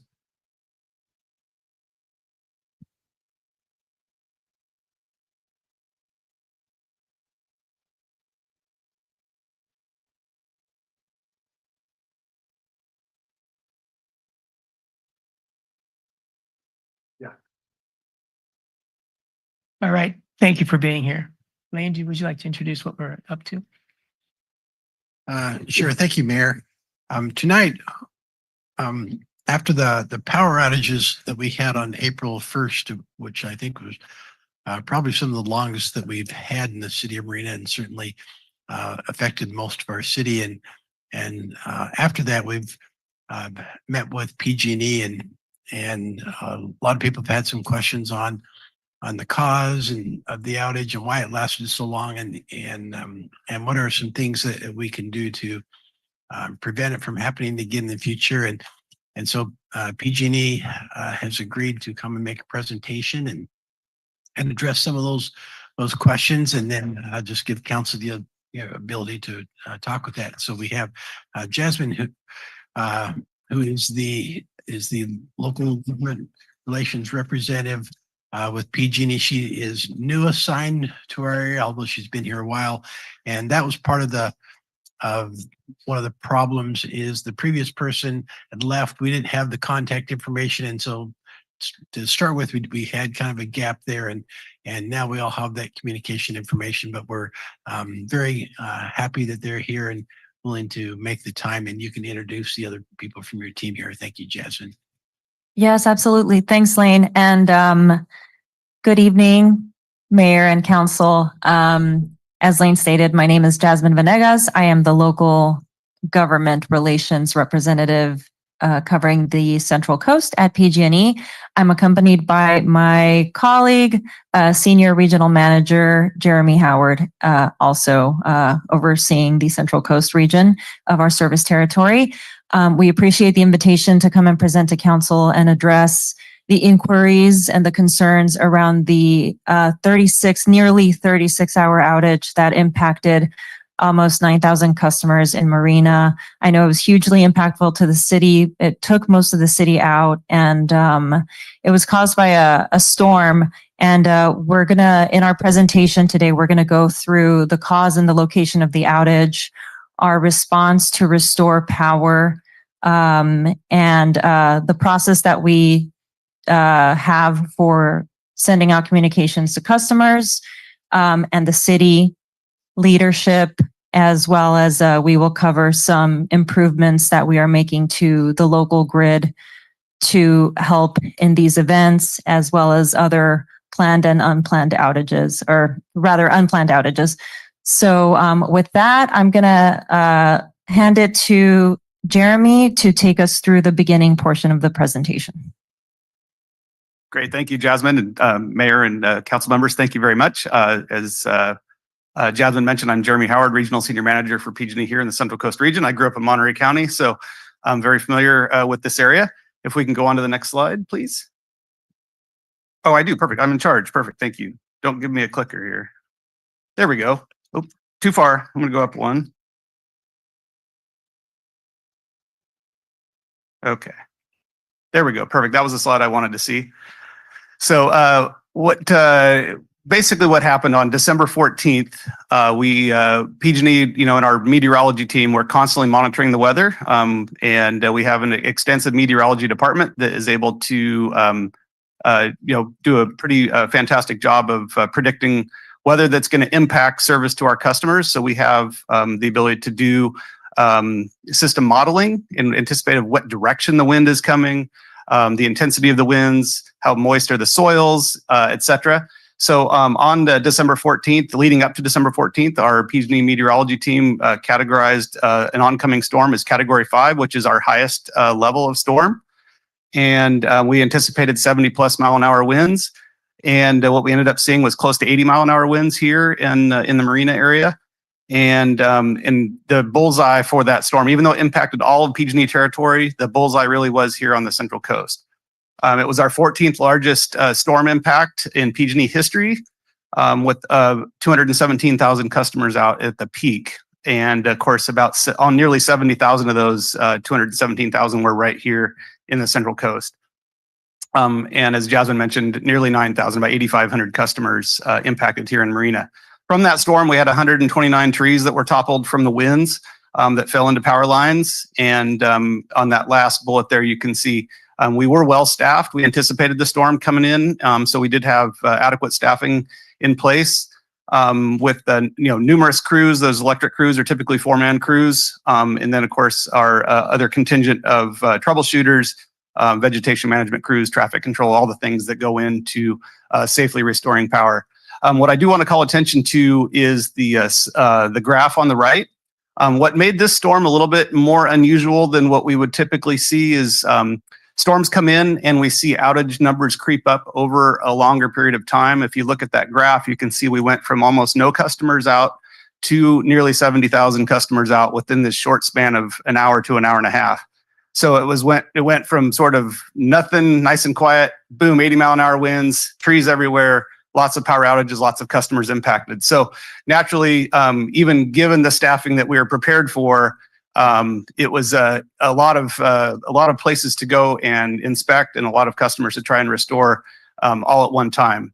So, and I'll kind of refer back to that graph here as we move forward, but just kind of take a mental note of the sudden spike in the number of customers out. And then over the course of the next 2 days, we were able to get most of those customers restored, and then the remainder of those customers restored on the third day. So this is where the incident, let me make sure, I feel like I jumped a slide here. There we go. That was the one I wanted to see. So this outage actually occurred. The cause of the outage was down on CSU Monterey Bay's campus. So the Fort Ord substation is what PG&E calls it, is what serves the city of Marina. And the power line runs up 7th Avenue and comes into the city of Marina and kind of branches off and goes different directions. There are actually 3 circuits from our Fort Ord substation that serve the city. In this particular instance, a Monterey cypress tree blew over in those winds, would have been otherwise a healthy tree. It blew over and knocked out not 1, but 2 circuits of the 3 serving the city. And as you can see from some of the pictures, it was a pretty large tree and did do extensive damage to the circuits feeding the city. This is just a quick kind of map. If you were to look at the very bottom of the map itself, you'll see a little round circle that says FO, that's Fort Ord, that's the Fort Ord substation. And then I put a little blue pine tree on the map where that tree blew over. So if you were to sort of look at it geographically, the power runs from the Fort Ord substation, it runs up 7th Avenue and then comes into the city and spreads out into that red polygon area. But that tree, unfortunately, basically cut off the circuit coming into the city. And with no other way to feed the city on that particular day at that particular time, the outage lasted significantly longer than anybody wanted to. So this is just kind of a rundown of our response. The outage started just after 7 in the morning. We were able to get a crew dispatched by 7:30 and our first assessment crew arrived about 8:30. And what our assessment crews do is their job is to come out and identify what the cause of the outage was. If it's something simple that they can fix right there on the spot, they'll do it. If it's something that's going to require crews and vegetation crews to come in behind and clean up, what their job is to write up the work order. And what that simply means is they need to identify how many cross arms, how many poles, how many feet of new wire, how many vegetation crews, do we need traffic control or do we not need traffic control? And what they do is kind of write up the whole package, if you will, of things that need to be done. They put that into the computer, and then followed behind that will come all the resources that they've ordered. So with that said, our first repair crew arrived at about 2:30 in the afternoon. They went to work on starting to clean things up. Obviously, with a large tree like that, we did require vegetation crews. Those big trees, believe it or not, can take days to clean up. So they started on the trees. And then they worked late into the evening, but we do require that our crews take a rest period because of the nature of the work. It's hazardous work.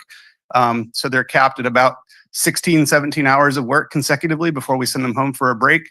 And then the next morning they came back at 8:15, continued to make repairs, clean up the tree, and by about 5 p.m., all customers were restored. So with that, I'll turn it over to Jasmine, who will talk a little bit about how we're communicating with our customers and some of the improvements we have planned for the area. Okay, thank you. Let's see how well I do with this clicker. Yes, so I will walk us through our notification response for customers. And as you can see on this slide, during a normal outage, meaning a non-storm related outage, we have an automated system that generates notifications to customers, usually via text or whatever method that they're signed up for to receive those notifications. And this automated system analyzes historical outage data and sends an estimated time of restoration, or what we like to abbreviate as ETOR. And that's automated. It sends it within 15 minutes of the outage, and the accuracy is about 90%. So it's pretty good. However, and I actually just learned this, during a storm event, the automated system is disabled and we move into a manual environment. And as you can imagine, that is prone to, human error. We rely on our crews and our teams in the field performing the assessments and the repairs to provide these updates and push out these notifications to customers. And so it is just a different system that is enabled during storm outages. I know there were some inquiries about conflicting times or times being pushed out and then being scaled back. And so that's something that we're working to improve on our end. We recognize that in a manual system, anytime we make a change, a notification gets pushed out to customers. And so that's something we're hoping to reduce and improve on our end, so that we can have a more accurate time frame for repair. As far as notifications to city leadership, we have 3 roles on staff that really get activated during these storm events. The first one is the public safety specialist. The public safety specialist for Monterey is Jeff Money. He works directly with the city and the county emergency management officials. If an OES is activated at the county level, he's fully embedded, and the city should by all means be proactive in their outreach to get him involved if so needed. The government relations representative, which is my role, works directly with the city leadership, city council, and city manager. As Lane pointed out, the role was vacant for the better part of the year last year. My predecessor moved into a different role, I want to say around March. I was onboarded in November. So when the December outage came around, I was still fairly new in my role, and I was learning our protocols and our response systems. So now that I've had a little more practice, especially during these January and February storms, I'd like to say that we've established a relationship. Everybody should have my contact information, and by all means, I will be doing proactive outreach as well as you have my information. So please reach out if needed for these notifications. And then last but not least, we do have a customer strategy officer that monitors outage restoration and provides updates to critical customers such as hospitals and schools. So they are proactive in their outreach to our large customers and our critical customers that just have larger energy needs in general. Okay. So I will speak a little bit about our grid resilience improvements. PG&E is always making improvements to the resilience of the local grid, and that will enable not just a more reliable grid, but hopefully also have the benefit of enabling additional housing, economic growth. And so there are 2 that we want to call out. We're currently upgrading the Fort Ord substation, which Jeremy spoke about earlier. And the map that you see right there shows our Fort Ord substation in the middle. We have 3 circles. We are also anticipating upgrades to the electric circuits coming from the Castroville substation, and that's to the north of Fort Ord. That will be a backup to Fort Ord. And we're going to do a 12 kV to 21 kV upgrade on that, and that's anticipated. And yes, I just want to point out that when needed, the Castroville and the Del Monte substations to the south in Monterey can serve as backup power sources to the city of Marina, and that will give PG&E the operational flexibility to be able to restore customers faster if we do have an unplanned outage, or if there is an impact to the circuits that are fed out from the Fort Ord substation. So that brings us to the end of the presentation, and I will open it up for questions if there are any from the council. All right, thank you very much, Jasmine and Jeremy. I've sent 2 different sets of questions via email, and the basic response is, can we meet in person to talk about these?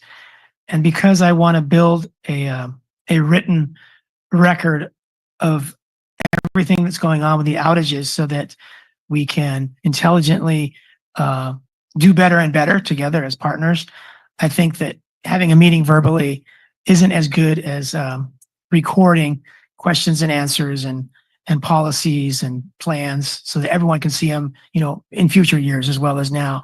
So I think I'll only be asking a few of those questions. But let me first go to some of my colleagues. Councilmember McAdams. Thank you, Mayor, and thank you for the presentation. I think for me, this experience needs to be a lesson learned for the city and how we can do better. Because I didn't really like this, like we were powerless because we couldn't get a hold of anyone from PG&E. I mean, I think that we didn't have any sort of communication output, which was problematic for me. And also, as I understand, like an extended outage is not common for Marina. Well, let's be prepared for the next one.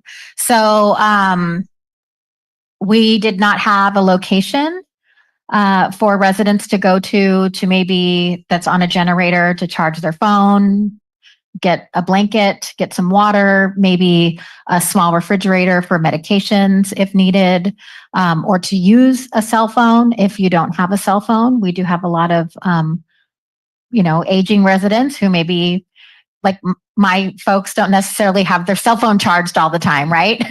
So of course you're going to need your cell phone during a power outage and it may not be charged. So I would encourage the city manager to work with staff on sort of having that community hub and location for residents to go to. I don't know if that's maybe after 24 hours of an outage. I don't know what that threshold is, but we didn't have that community space. Also, we were missing general communication, even if we can't get a hold of PG&E and we don't know anything, but we'll let you know as soon as people are scared and they're confused and they don't know what's going on and they want to hear something. And so that was again a miss on the city's part. We had nothing to provide our residents. And so I just hope that we can do better in the future and just be a little more prepared. So those are just sort of the comments that I have. And I understand that, you were new in your role. There really was no communication and it was very unfortunate. But again, I think this is a lessons learned and I do appreciate that you're here and we're discussing it. So, and obviously you're here, we're going to collaborate and do better for everybody in the future. So thank you. Thank you, Jenny. Let's go to Councilmember Biala. Oh, yeah, we have to do the public first. Oh, never mind. Don't do that. Let me take a step back. Thank you, Kathy. So anyone in the public, starting with those in person that would like to give a comment, and then we'll come back to council.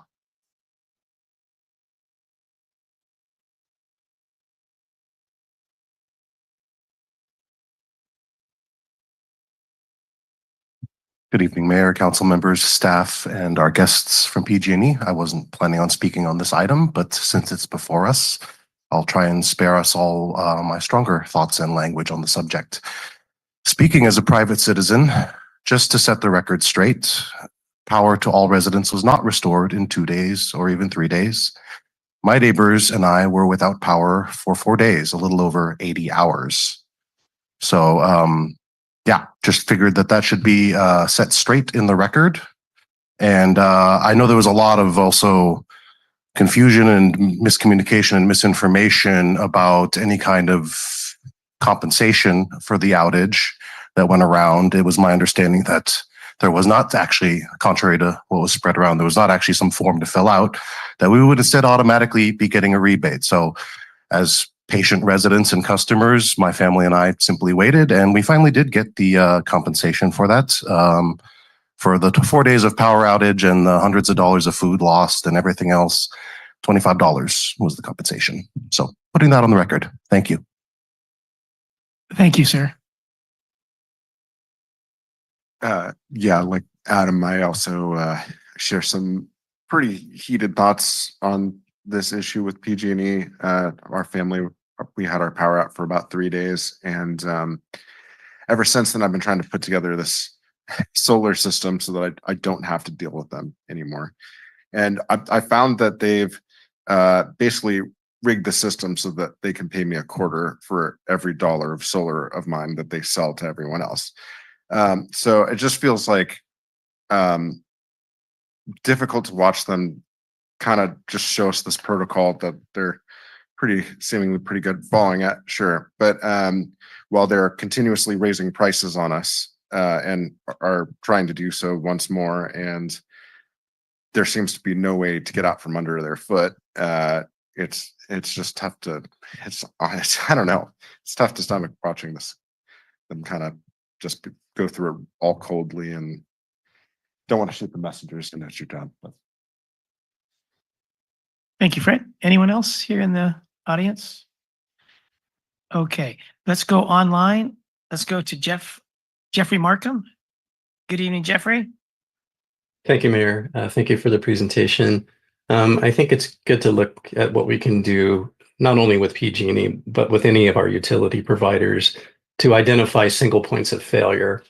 And, I think if we realized that main trunk was damaged, it would be pretty clear that we were going to be, at least 48 hours into a repair. I will point out that the repair times were either not provided or somewhat inaccurate in terms of what the restore times were going to be. But if we can look at it and, look at all utilities and say, these have to be corrected in our city in order to provide reliable sources, I think that would be a good exercise to do. Thank you, Jeffrey. Let's go to Denise Turley. Welcome back, Denise. Thank you. My comments on the power outage at our home, it was 3.5 days.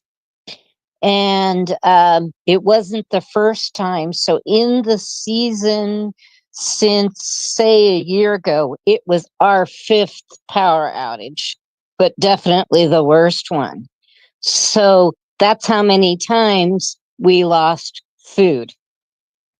Although this last time, the outage was short enough that the food was still frozen in the freezer, so we just lost fridge food.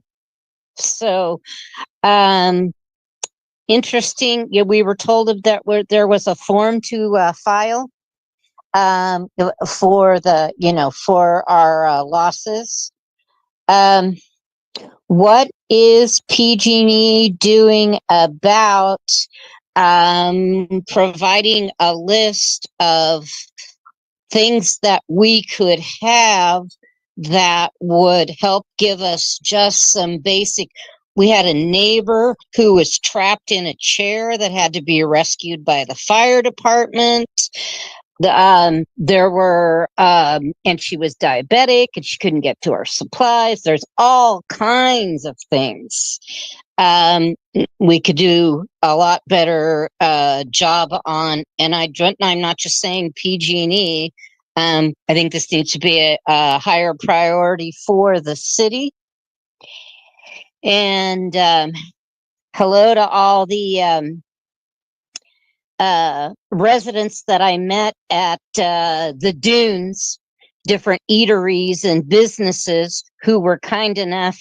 Even Target handed out little chargers and that you plug into the wall where they charge little mark carts. They took those out and they let people charge their cell phones there. We need more of those designated and recognize the businesses that offer those kind of services. Thanks. Thank you very much, Denise. Anyone else online that would like to speak that hasn't, please raise your hand. Let's go to Brad. Welcome back, Brad.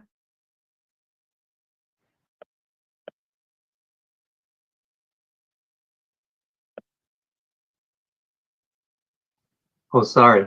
Can you hear me now? Anyway. Yes. This is somewhat related, but it was with the fire department. I forgot to mention. I know the fire chief mentioned that they got new badges and new T-shirts. Is it possible if the taxpayers who paid for all those can I get a T-shirt too? Brad, I think we want to stick to PG&E right now, the outage. Oh, but you can okay. get back to the city manager about that. All right, thank you. Thank you, Brad. Anyone else on PG&E that's online, please raise your hand before we close public comment. We'll give you a moment.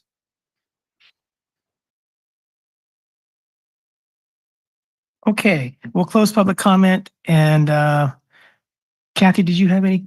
Yes. Let's go to you first. Yes.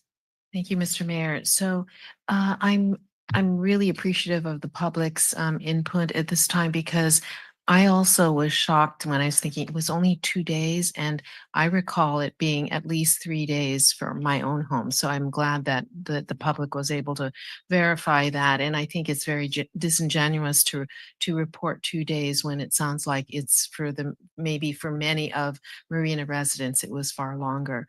But if we know that there is a tree that caused this kind of problem, a large tree, are we doing any kind of assessment of current trees that, in terms of the length of the trees and their fall radius, from one of our lines? Are we thinking proactively about, what trees are out there that could be another liability for us?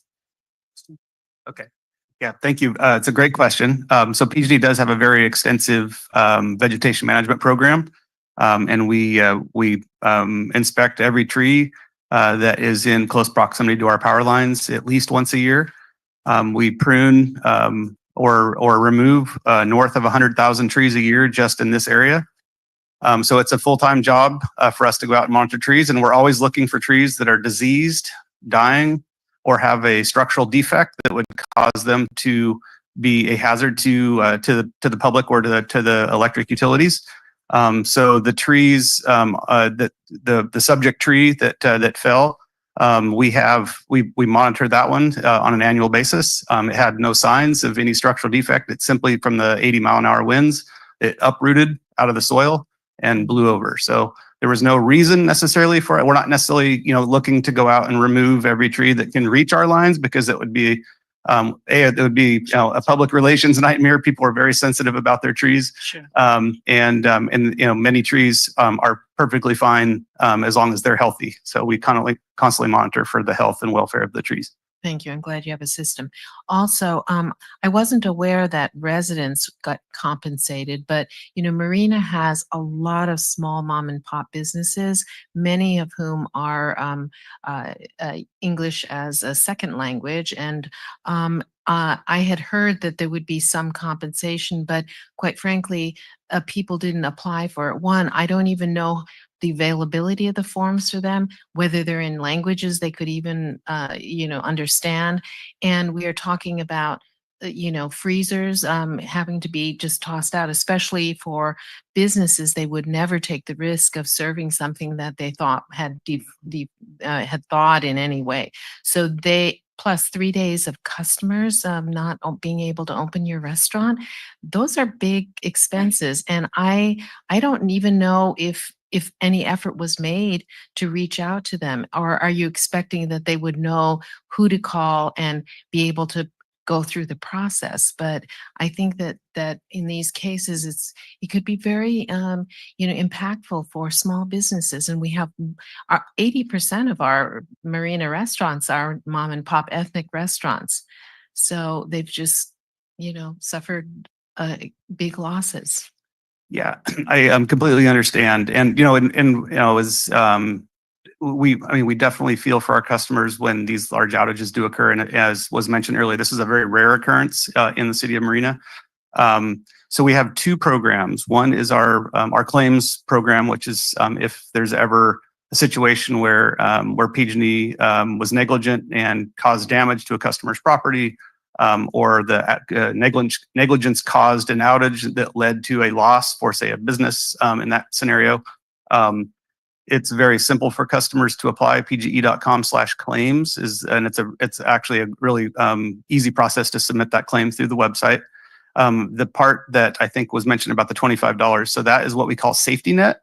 And there's a escalating amount of dollars up to, I believe it's up to a cap of $100 based on how long the duration of the outage was. So I believe it starts at 24 hours. And then after 48 hours, it goes up to the next level. And then after 72 hours, it goes up to another level, capping out at $100. And that is automatic. That customers don't need to apply for that. Okay, and that is residents and businesses. I believe it's just residential. Okay. Yeah. So, and the claims program is not covered for businesses because it's not because of your negligence, so to speak. Well, what I would say is anybody is welcome to file a claim. However, in a storm situation like this, California Public Utilities Commission rules, all utilities are in the same boat on this, is if it was an outage that was caused due to what they refer to as an act of God, a natural event like this, we typically would not be paying any claims on that because it was outside of PG&E's control. Kathy, if I can jump in, because I really wanted to follow up on that, because if you read closely the website, I think that is what the message you need to get out clear, because the message is if you have a claim, file a claim. What your message is, what you said is what the policy is. If it's weather related, you're not going to be paying that claim. I think that's the message you need to get out there. I worked with numerous people and several people followed through the process, but if you read the fine print, it'll say if it's weather related, you're not going to get reimbursed up to the $25. That I think would be more transparent, say, let people know up front, because they're thinking in your policy, they got to get copies, receipts, take photographs, go through all this hassle and work. If you just put up front, you're not going to get reimbursed if it's weather related. If it's negligence, it's a different thing. So that was a strong message that I heard, that I think we could be more transparent and forthright on that. Thank Understood. you very, very much, because I'd heard that people saying among business people, save your receipts and you've just told us that's futile. Thank you. Councilmember McAdams. Thank you. And just for our street, it was 3.5 days of lost power.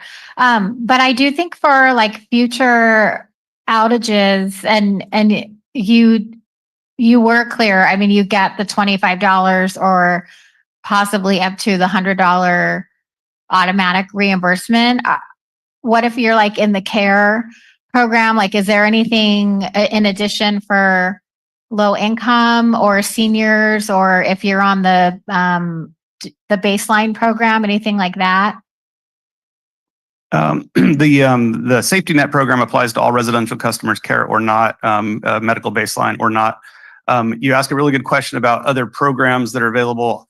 And it depends. It's kind of a wishy-washy answer. It depends, depending on whether or not you live in what they refer to as a high fire risk area, and you're susceptible to frequent outages due to enhanced power line safety settings, which is a wildfire mitigation tool that PG&E employs.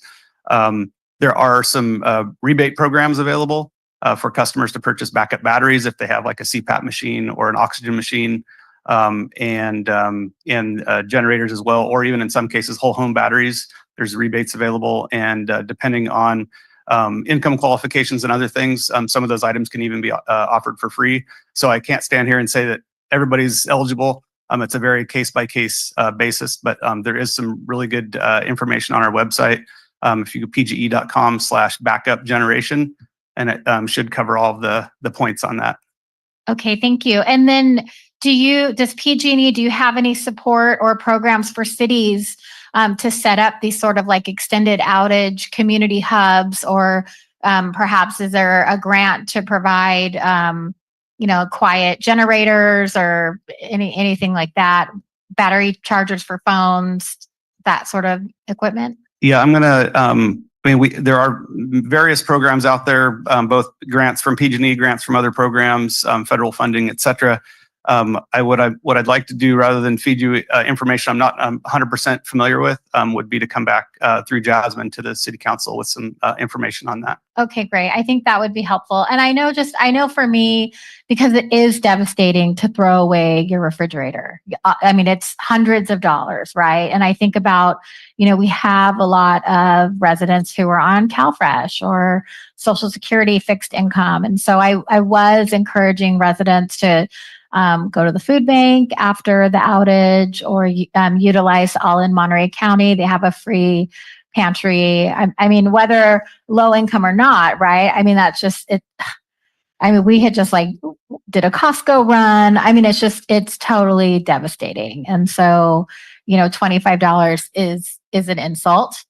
It really is. And so, I do feel grateful that we have a lot of food support, or at that time we had a lot of community food support. And, I do hope that continues in case we have something like this again in the future. So thank you to the community members who shared their stories. Thank you, Jenny. Let's go to Councilmember McCarthy. Thank you, Mayor. Thank you both for being here. The criticism from the public are criticisms that I not only share, but that I hear from my constituents all the time, especially when we have one of these power outages. Tongue in cheek, I'll share, my husband's going to kill me for sharing this, but during this last power outage, because the communication systems went down, cell phone towers and stuff, you know, some communication that should have happened didn't, and it created an argument that I'm still reeling from. I mean, as we think about the unintended consequences, right, of the grid going down, it's not just food. I would have gladly thrown away my whole refrigerator to take back that argument, right? But there is some good news, and I think you mentioned some of that, and that is some of these rebate programs. I actually just recently learned of this generator rebate program. My house apparently is in one of these enhanced power safety zones. Unfortunately, your website that is supposed to tell you whether you're in one or not seems to be down.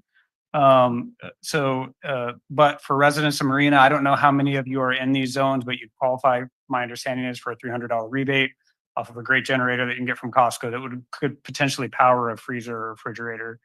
So I encourage residents to look into that. My ask is simple. Your stock is at an all-time high at the end of last year. Invest in our grid. There's a power pole just down the street that a year and a half ago was doing this and 30-mile-an-hour winds and caused another power outage that we're not talking about tonight. That's not weather. That's not weather. A power pole should be able to withstand 30-mile winds, but yet PG&E message that it's weather. Invest in our grid. And that means inspections. That means coming up with grid resiliency techniques. That means bringing new equipment into Marina. I know you just were very proud to bring in this Korean substation equipment from Monterey. I don't know if Marina can benefit from that same kind of equipment. Please, please. And I know it's, you know, I'm kind of an echo chamber and it's probably above what you're able to do, but PG&E is making money. You're doing something right, but it's not investing in the infrastructure of the city of Marina. And I would just implore you, I would beg you to listen to these residents and find a way to bring some more investment into the infrastructure in the city of Marina. And also when there are the events that are arguably not related to weather, take a little bit more ownership, be a little bit more transparent. And I guess I'll just leave it at that. Again, I appreciate you being here. I hope that my comments don't prevent you from coming back. I will say one last thing. My day job, I'm a cybersecurity expert, and quite frankly, releasing where the single point of failure is for a whole city to the public, probably arguably a little bit risky, especially when it's kind of out in the backwoods of Fort Ord. But just something to think about. I would wish there wasn't that single point of failure, but let's just be careful about the kinds of information that we release. Thank you so much again for being here. All right, Brian, thank you. Let's go to Mayor Pro Tem Vischer. Thank you, Mr. Mayor. And thank you both for the presentation. And of course, this is all caused by above ground power lines. That's if it would be all underground, trees could fall wherever they like. So, and I know as PG&E customers, we pay a lot for tree trimming, even more than for the undergrounding actions. Yeah. So, and of course, Murphy's Law, this started on a Saturday morning when our city staff is rightly at home instead of at work. So this was a perfect storm, I would say.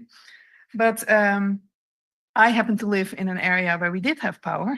So, but I did see all the messages that people were still able to communicate while their phones were charged. Oh, I'm sorry you had to endure that. Yes, I'm so sorry. Well, we did have an outage later, like on the third day or so for like an hour. Okay, but I agree with my fellow council members, $25, that's not enough nowadays. Our fridge recently broke, not PG&E's fault, but we were compensated. You know, we lost all our food from the fridge and the freezer. And we did have insurance through Best Buy, $300. No receipts needed. I just had to list it. I could have easily done more than 300, but it was up to 300. I got $300 back. And I went to Costco and I spent at least that amount probably. So I really hope that PG&E can reconsider those amounts, because like Councilmember McAdams said, so many people in our city even $25 is a lot of money for them to lose, and let alone your entire food from your fridge and freezer. Oh yeah, the businesses. I know once, Mr. Long, our city manager, I once told you a few years ago, my hairdresser lost power for like a day.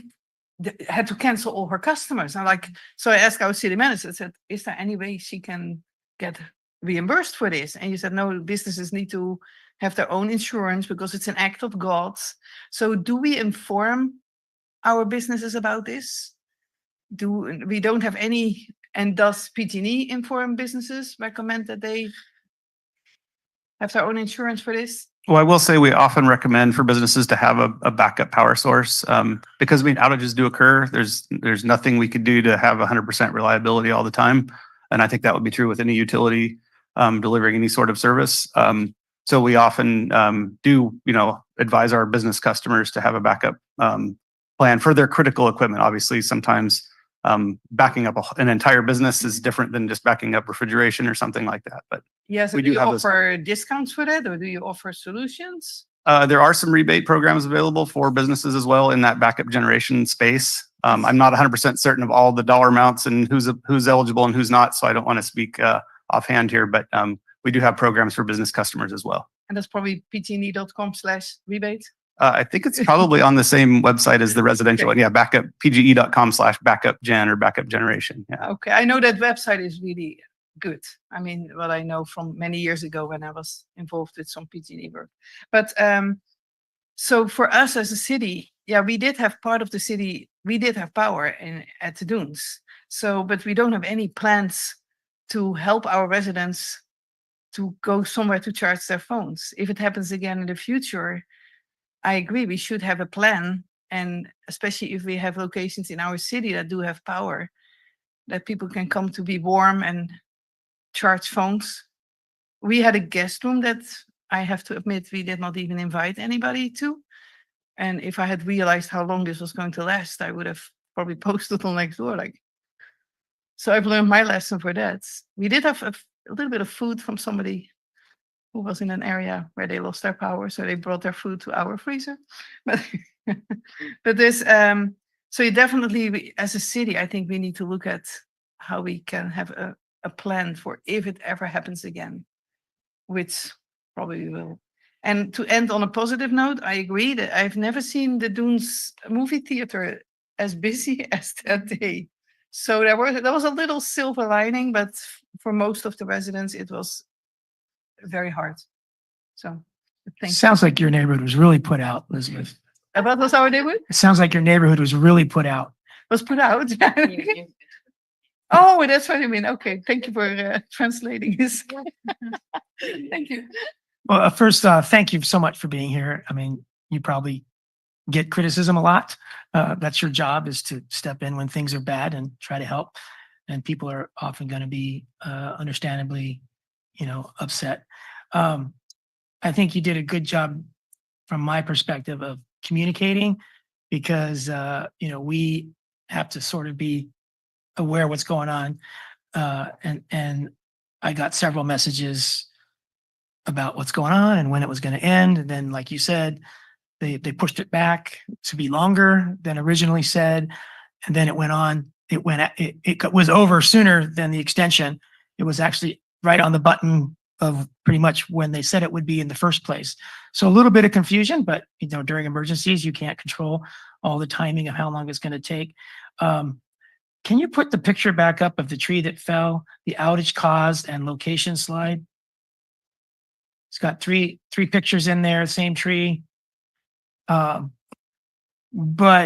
to me, the pictures show that tree was 33% dead or dying, with a better canopy on the other 2/3. And if you look at that picture, so the picture in the tree in the foreground that fell over the sidewalk, what's on the top of that, you can see it's a skeleton. Those aren't healthy branches. That's a third of the tree that's basically dead or dying. And then if you look behind it, at least you can see it on the computer better, there's a nice full canopy about 100 feet away of a different cypress, which is very healthy. It's 100% canopy, full, healthy green. this tree that fell down looks very different and much more sickly than that tree behind it. And then the other thing I want to say is that your crews got on around 3 p.m. on Saturday, the tree cutting crew. And then it wasn't until about 4 o'clock the next day that they had this tree limbed up. And it seems to me if you had 3 or 4 people with chainsaws cutting those limbs that are in the way of the dangerous lines and all that, it doesn't seem like it would take 8 hours of a crew of 2 or 3 people to clear that. So my question online when I emailed you was, what did the tree trimming crew do on day one when they got there at 3 o'clock, let's say 3 to 5:30, and then it took them those few last hours of daylight, and then maybe they could have had outdoor lights, but then they came back in the morning on Sunday, and it took them until Sunday afternoon to have this one tree bucked up and out of the way. So my question was, what did they do in day one when that tree trimming crew got on scene? I'll try and answer this. I mean, I wasn't there, so I don't know exactly specifically what was going on. That's why I emailed it to you about a month and a half ago. Okay.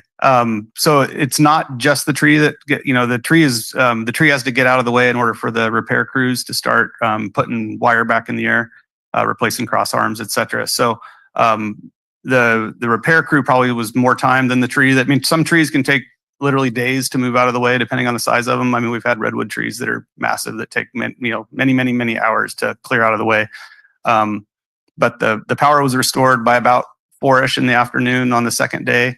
And bulk of that time on the second day was likely the PG&E linemen doing their repair to the power infrastructure, not so much the tree. Now the vegetation crew did come back in the morning, probably to help tidy things up and get it ready. And I went by there actually today just to see what it looked like. Everything had been chipped and ground down.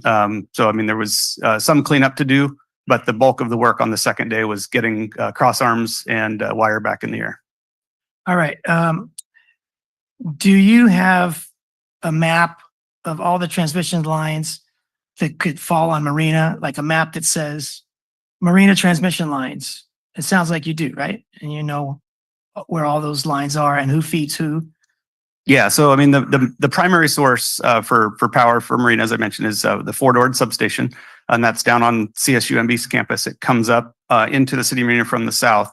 Now, I do want to call out what Jasmine had mentioned, is we have a lot of really great projects that are coming to solidify the source from the north. So that's going to give us in the future, should something like this happen again, the opportunity to switch that circuit off, bring power in from the north, and get most of the city, if not all the city, restored in a much timelier fashion. Okay. On that particular day in December, our options were very limited, so we were unable to make any of those switching moves. Okay.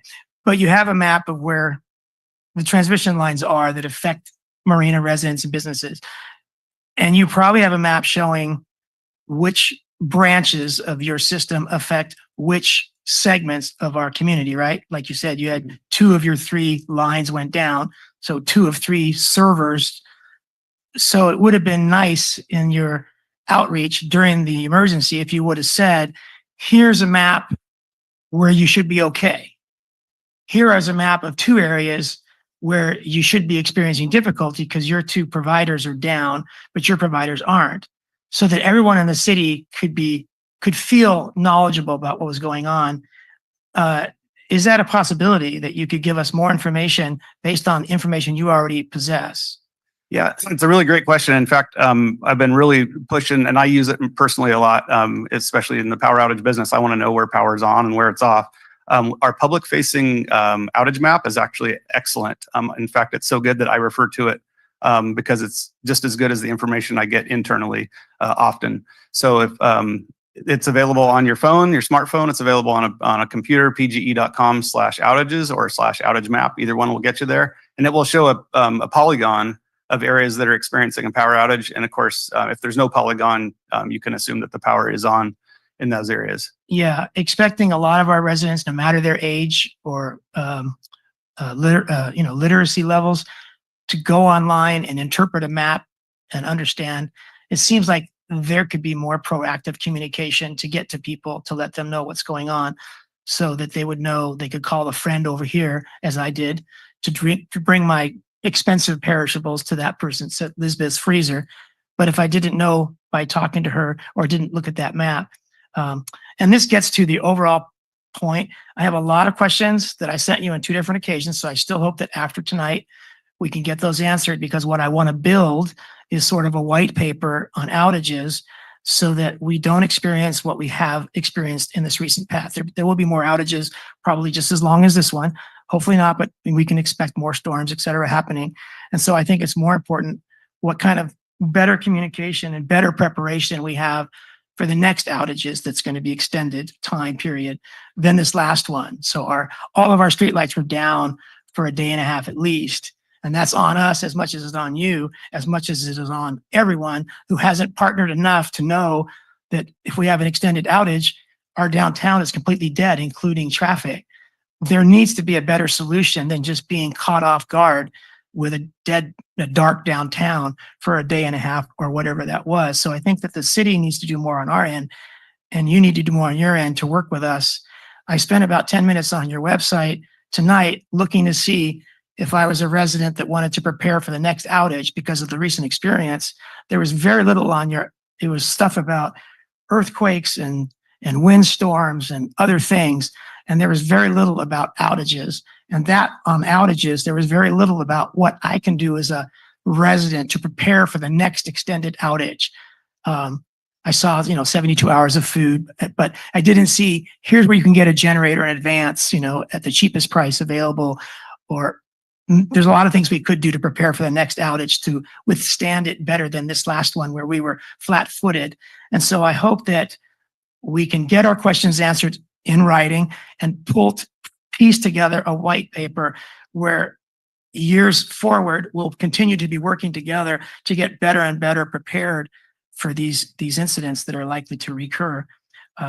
So I'll cut it there and hope that we have an ongoing back and forth so that the questions that have been sent to you via email get answered either by email or some other document, because this is not the end of it. After tonight, our city needs to do everything we can to understand outage response, outage preparation, because up between now and that time that outage happened, I'm not aware of our city changing anything. So if it happened tomorrow, I think we'd be just as flat-footed, and maybe our residents and businesses would be too, because we sort of forget about it when the fire's out. Right. We move on normally. We're no more prepared today than we were then, as far as I know.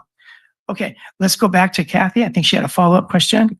Yeah, and I want to thank Councilmember McAdams for the suggestion of Marina creating some hub of a community center in electrical outages, because here we have, they're telling us during a storm event, the automated ETO, our system is disabled, and then they have to have all the communication sent manually. So here's the message to us. If we have a community center and we're trying to communicate to people, come to this center, it's too late.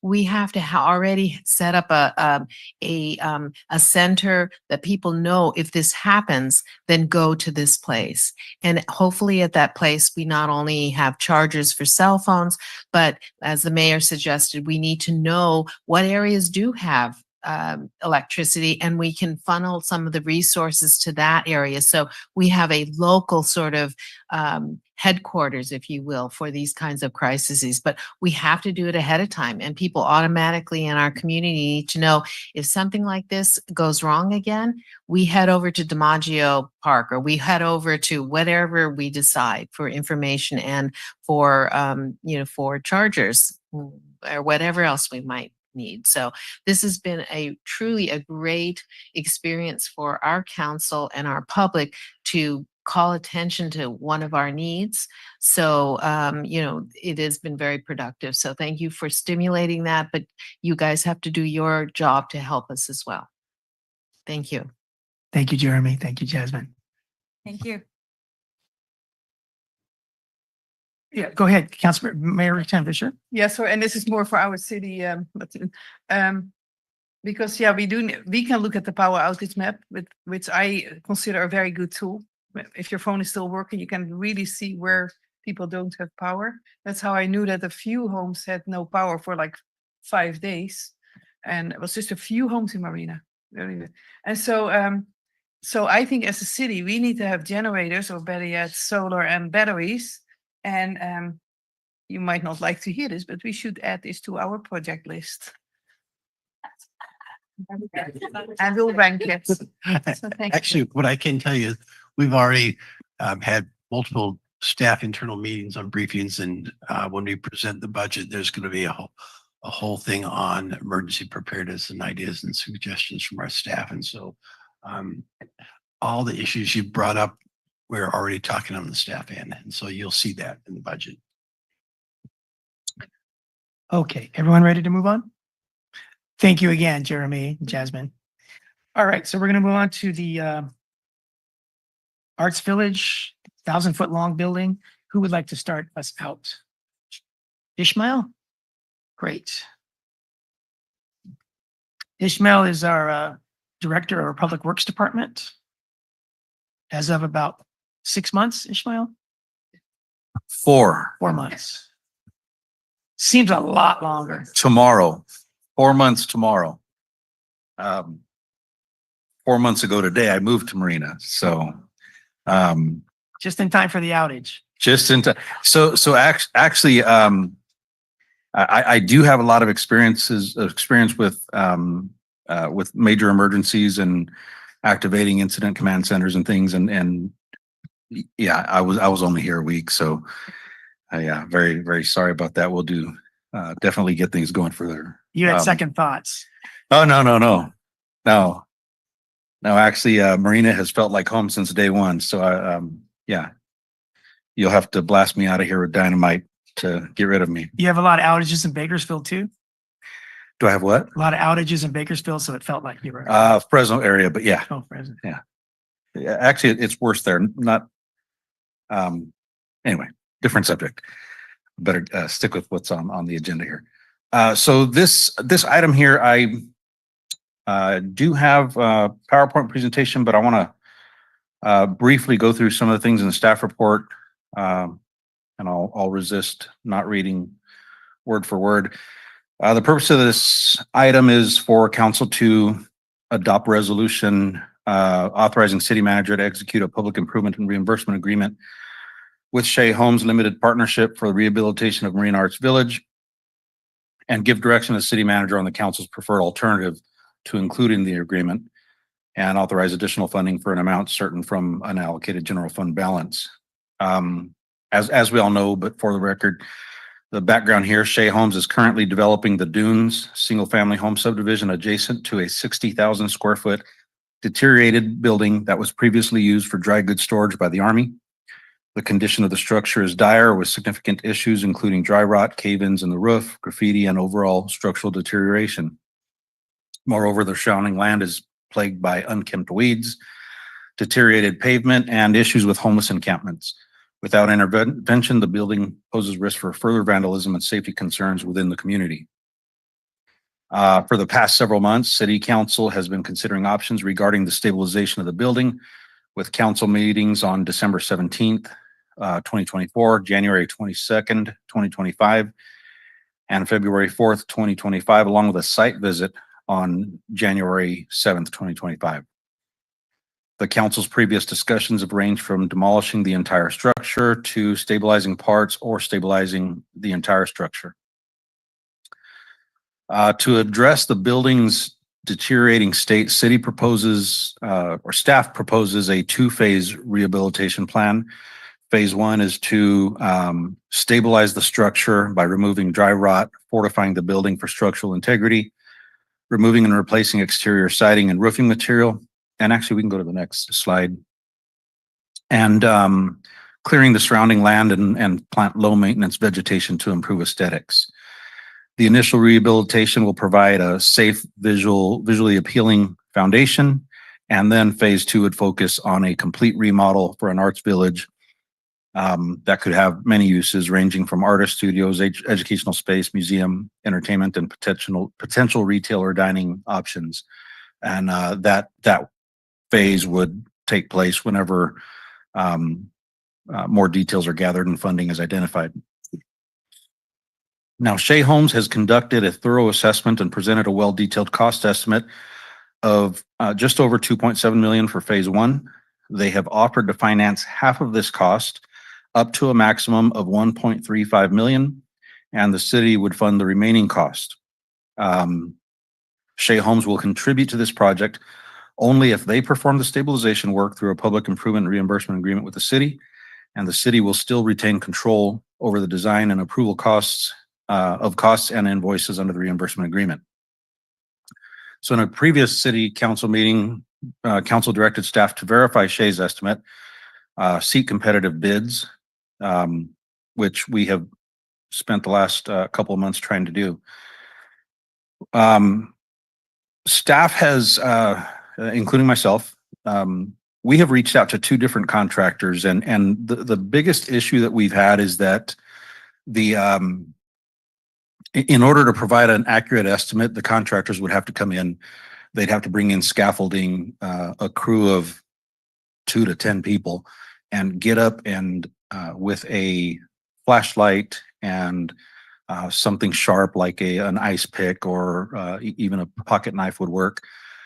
Just stab pieces of every single board in that building to identify how much lumber needs to be replaced, how much dry rot there is. And both contractors basically said, you need to have a consultant do this first, and then we'll bid on what the consultant brings. That could take 6 months to bring a consultant on and have the work done, put it out to bid. And of course, by then, the main issue is that we lose the offer by Shea Homes.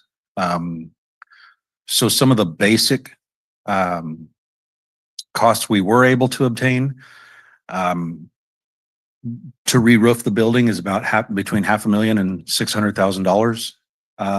That does not include removing dry rot. To do that and siding, doors, paint was about $1.1 million. Again, did not include any dry rot, and it did not include the 50-year warranty roofing material that Shea Homes is proposing, or we have no control over. Well, we do have control, of course, but that included a lower quality paint, and basically it was just for a contractor to come in and do very, very basic work. That 1.1 million figure, what would that do? That would be Is that on top of the 600,000? What, 600,000? You said 600,000 to roof plus unknown dry rot. No, And then sliding doors, paint. $1.1 million was, so we had one contractor take some basic measurements and give us an estimate of $1.1 million. To do what?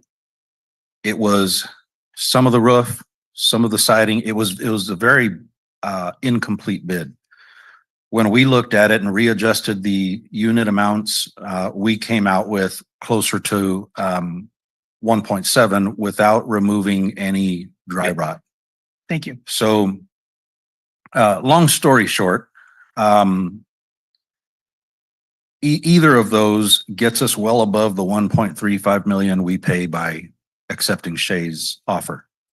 Given those challenges of trying to get the bids, the time constraints, Shea Homes remains the only entity with a contract or a concrete proposal ready for immediate action, conditioned on the city accepting their offer. We've reviewed their estimate. They've provided, they've even provided the hard copy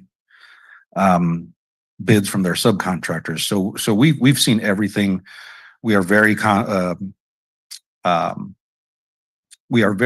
sure and confident that what they've provided is accurate. Shea Homes, by the way, did do a very detailed assessment of the building in order to come up with their estimate.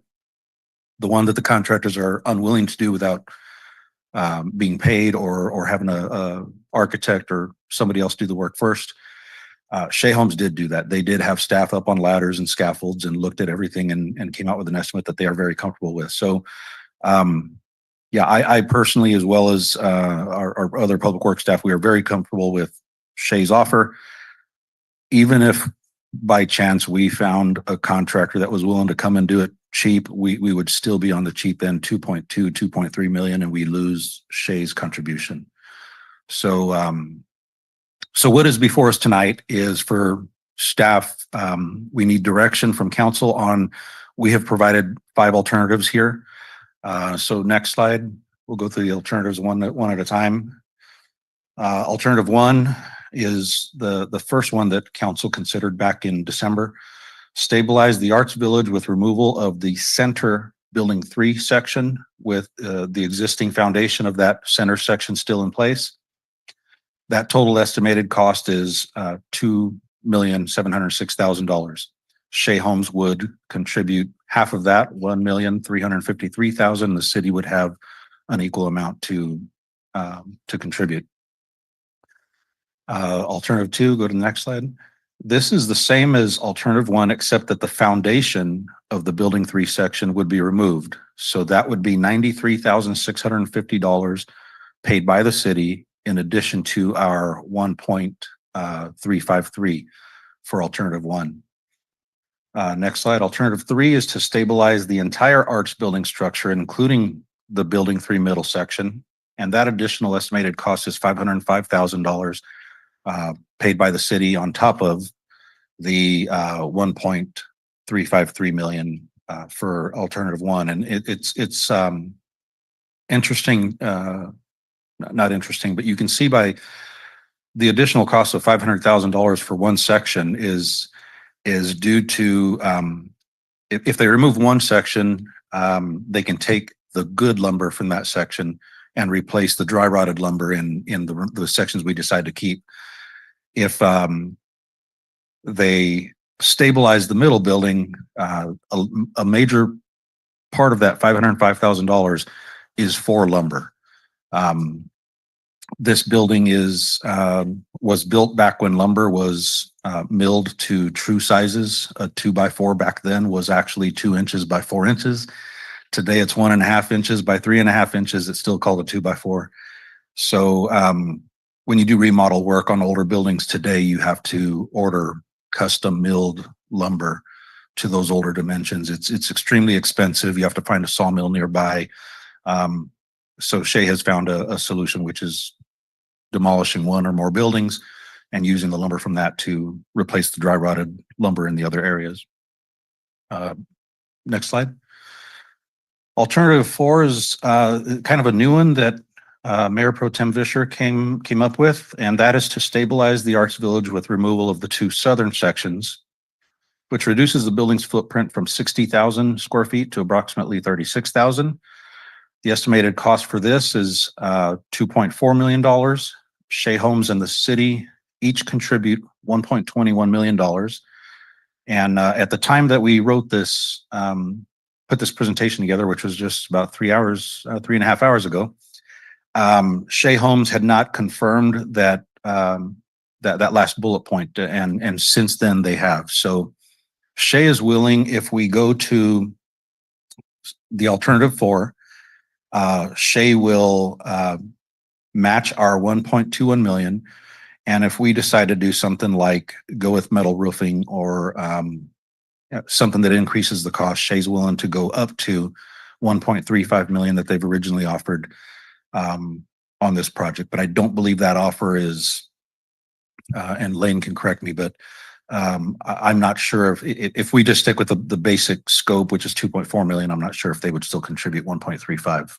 So what Shea has indicated that they're willing to contribute is split the cost 50-50 with us, whether it be any of those earlier proposals. And so on this proposal, they're still willing to split the cost 50-50 up to their cap of 1,353,000. Yeah. So if it comes in less than that, that'll be the cap. If there's unforeseen things or whatever, again, that's their cap as long as we're willing to do 50-50. What they've talked about in the agreement is if it goes beyond that, they're not willing to exceed the cap unless both parties sit down and talk and come to some agreement if we want to do that. But that's kind of their hard cap. Yeah. The nice thing about this option 4, and I guess this would be staff's recommendation, is that it does provide that $300,000 buffer. We can look at metal roofing, which would be my personal preference. I like the way it looks, and I like not having to maintain it for, I'll be long gone by the time it needs to be replaced. And this option gives us that wiggle room.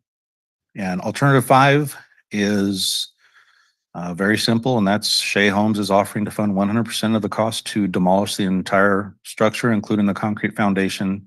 And that estimated cost is $752,000. The city would not contribute anything, and we would just have a piece of bare land. And the last slide is just questions. Thank you, Ishmael, so much for all your work on this. Let's go. Thank you. Let's go to public comment, starting with the folks in person. Just 1 minute, Kevin. I think this family's been, it's a school night for some folks, maybe.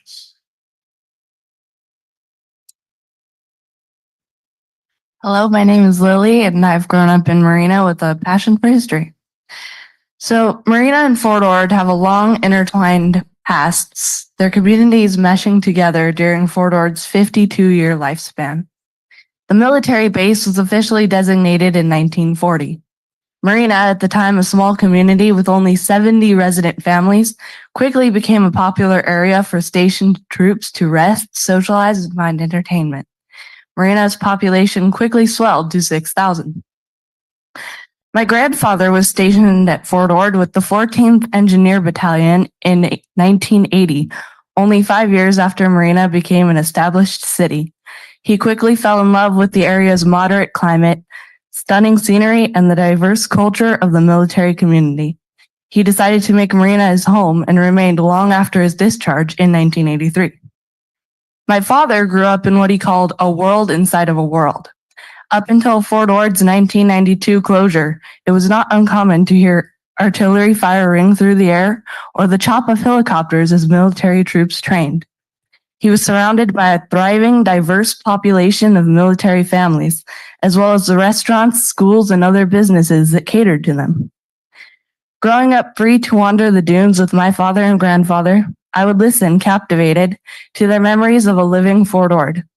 I watched military vaults slowly rust and silenced barracks come crashing to the ground as Marina's past began to slip away. Many people who were once stationed at Fort Ord, as well as their families, still embrace the stories told by these slowly decaying remains. Others may not realize the military base's strong connection to our city's past. That General Stilwell is not just a street, but was a war hero and Fort Ord's first commanding general. That celebrities such as Jimi Hendrix, Joe DiMaggio, and Leonard Nimoy would have never met Marina if they hadn't been stationed here. That Marina shaped into the city it is today because military families made it their home long ago. One of the few structures from Marina's history still standing is the Arms Supply Loading Dock near Fort Ord Dunes State Park. Tearing it down would mean losing touch with more of our roots. However, by stabilizing the dock, we increase the chance of preserving a landmark that can help us share the story of Fort Ord with future generations. This building even has potential as a museum, which would attract a lot of visitors interested in exploring the city's beginnings. This would not only raise abundant revenue, but further establish our young city as a grounded, wizened hometown with a colorful past shaped by a unique community. By preserving Marina's history, we will be contributing to its future as well. Thank you. Thank you very much, Lily.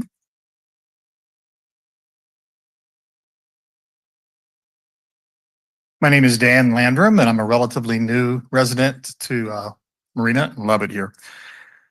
It doesn't seem like you can make this decision until you've had the building inspected by a non-conflicted consultant, or probably a structural engineer of some kind.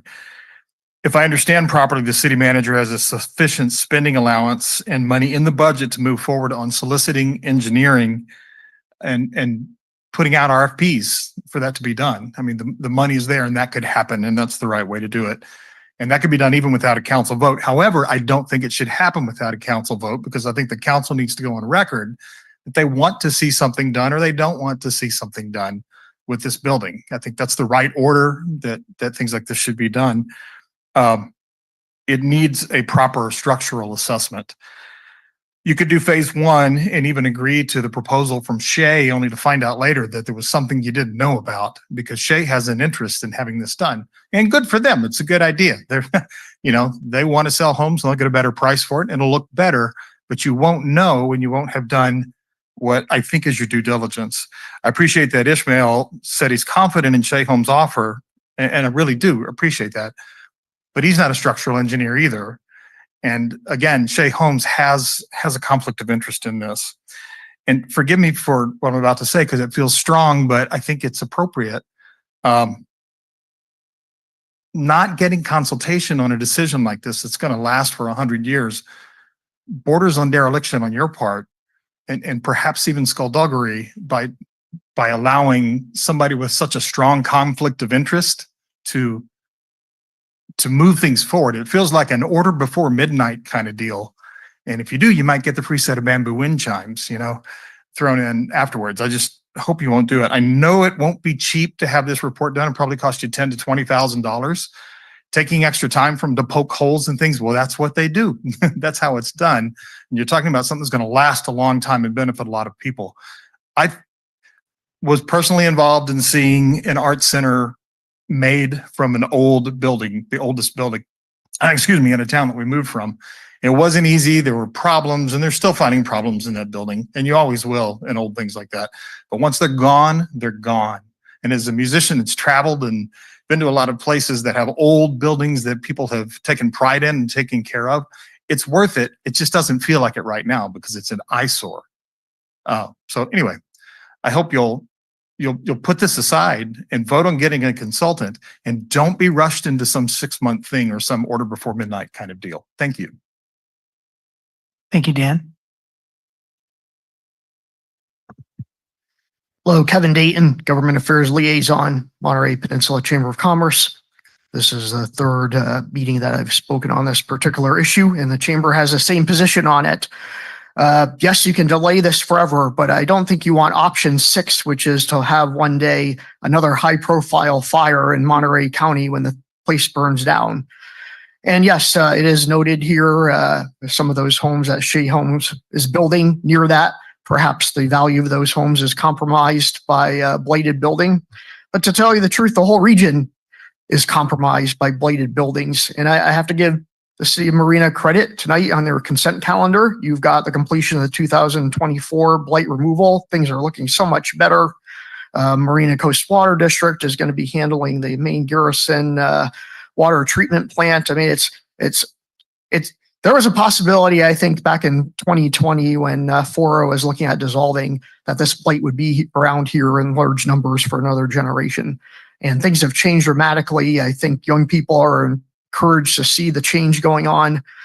You got to be careful about saying, oh, let's delay this and see what happens in the future. Let's do more studies. Let's do more consultants. Because you know what? It is there. It's a visible eyesore. It's an attraction for the wrong crowd. And you have to say at some point, we've got to make a decision on this. And I think the chamber would like to say, move forward on this so that it doesn't sit there as a potential target for a fire or some other bad thing to happen. Thank you. Thank you, Kevin.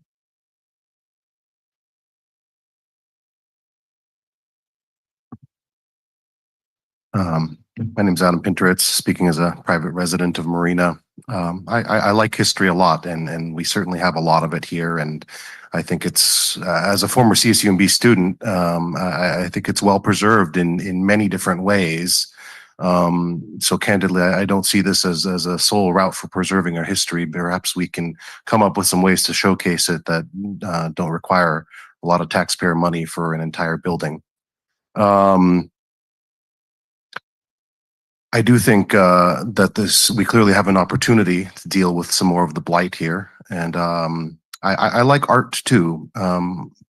But we have quite a few art galleries in the region, and we have some great art exhibitions at CSUMB. So I'm not really sure that some of the ideas that brought forward are unique or necessarily bringing special value to the city of Marina. Not that they don't have value in and of themselves, but I don't see this as something that is the city's responsibility, and I don't see it as something that I would like my tax dollars spent on. So I would urge the council as a private citizen to embrace alternative number 5, save the city some money, remove some blight, and ultimately we can all move forward with broader concerns, particularly, as we head into economic uncertainty. Anytime we're spending taxpayer dollars, we have to consider, is this the right use of those funds? Do we have more crucial things, more day-to-day needs like city street repairs or other infrastructure that might be ultimately more beneficial to residents of Marina as opposed to an art building, which, let's face it, is a luxury. Thank you. Thank you very much, Adam.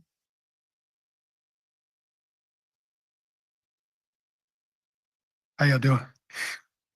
I would like to thank all your ongoing efforts in the city, keeping things moving forward. We have a lot of great projects going on, and you've all done a really good job.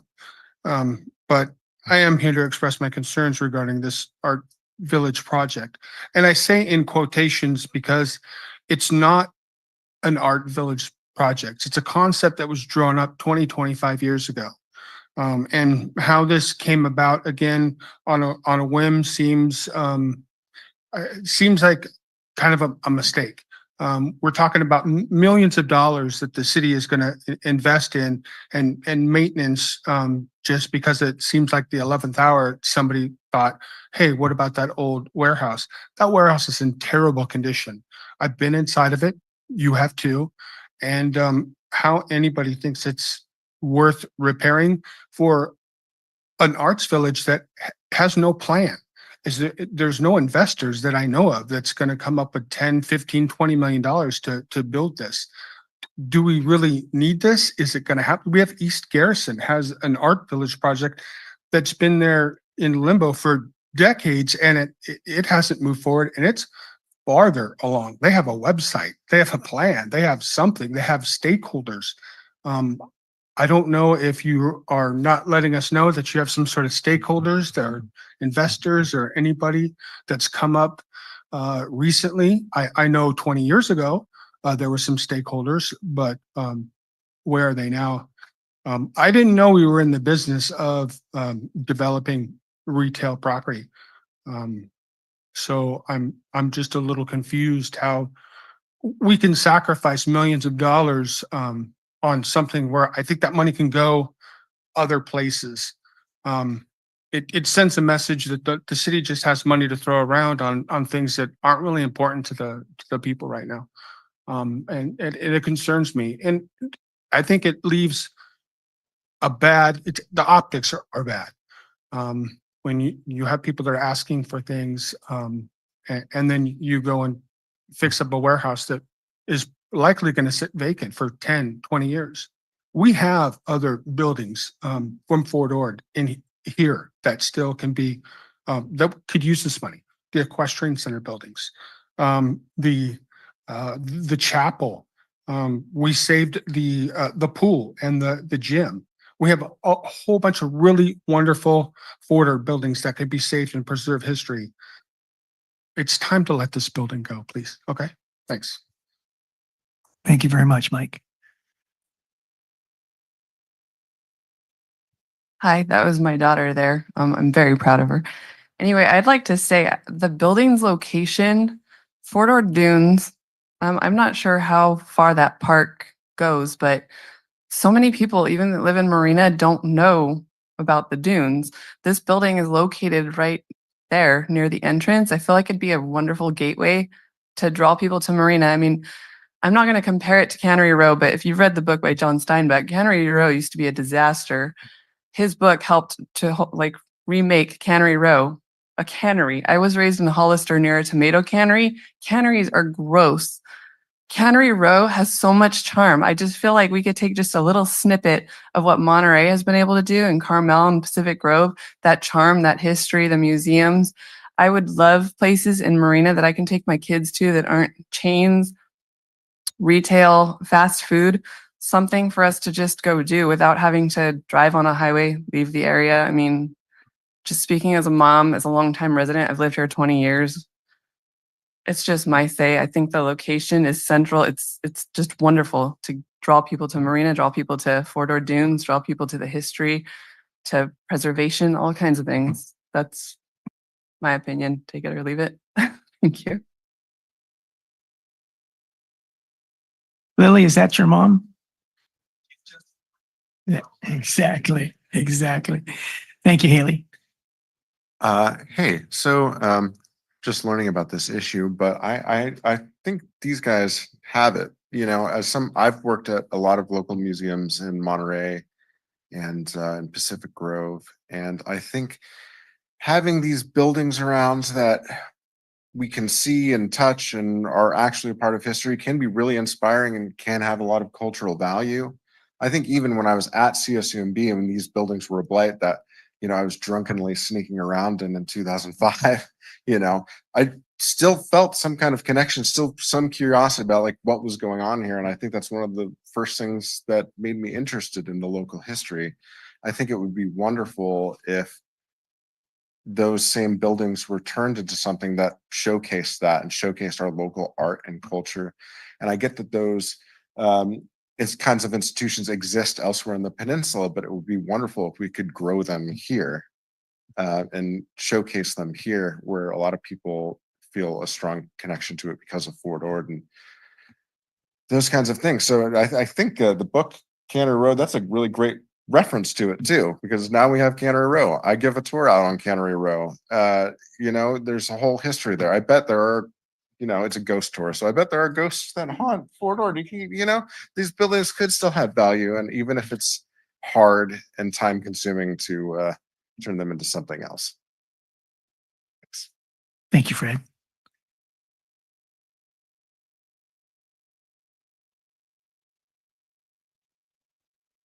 Hi, I'm Angie Landrum. I'm excited to learn the city is considering developing an art village. The town I moved from a couple years ago, a town of about 9,000 people, had a community art center, and it was the gem of the town. We had everything from children's ballet and taekwondo to senior exercise classes, painting classes, all kinds of music lessons, piano, clarinet, drums. And we had a theater where the community playhouse performed every year, along with concerts, recitals, and meetings. The cafeteria was host to the Women's Garden Club luncheons, the Lion Club dinners, birthday parties, and many other activities. The MAC is what we called it. It was a 100-year-old elementary school. It was saved by citizens stepping up and asking the town to save it. The building meant a lot to a lot of people, and it had a story. I feel this old building probably has a story too. Reanimating this space would be very special to the community that's here. The location is convenient for local Marina residents, and it's ideal for tourists. I understand the city has a lot on its plate right now, but I hope you will look to the future of what this site could be and preserve it for future generations. Thank you. Thank you, Angie.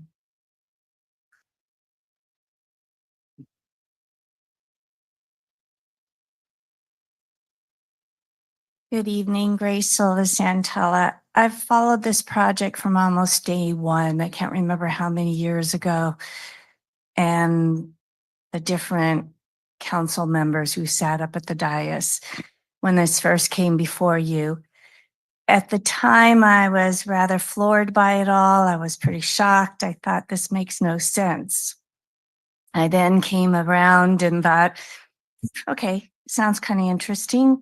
I could see a need for this in our community.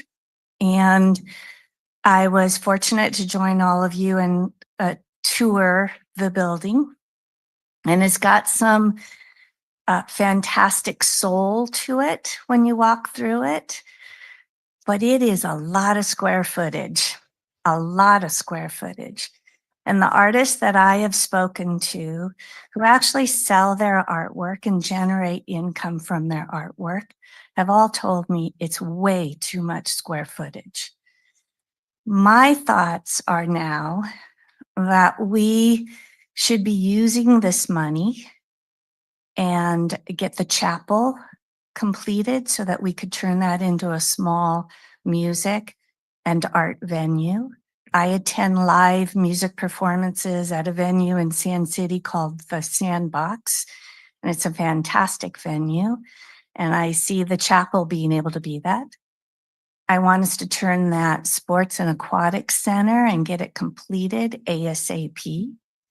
I want us to take Central Marina, downtown Central Marina, and find a part of that part of Marina that we could create some kind of arts cultural center. I think this is too much. It's too much land. It's too much space. And I realize that we have gone past just calling it an arts village and understanding that it can now encompass far more for commercial needs, for tourism needs. And I think that that can be done by utilizing Shay's money to demolish the entire piece of land and give us a clean slate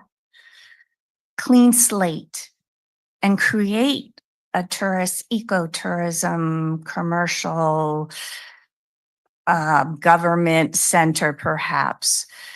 But I just think it doesn't now make sense for us to be putting this kind of money into this building. And I'm sorry if the people sitting behind me who have compared this Cannery Row, I grew up in Monterey. I was born in there in 1958. And Cannery Row that we know now is not the Cannery Row that it once was. It was a lot of dilapidated buildings. Thank you. Thank you very much, Grace. Anyone else in the room? Come on up, please.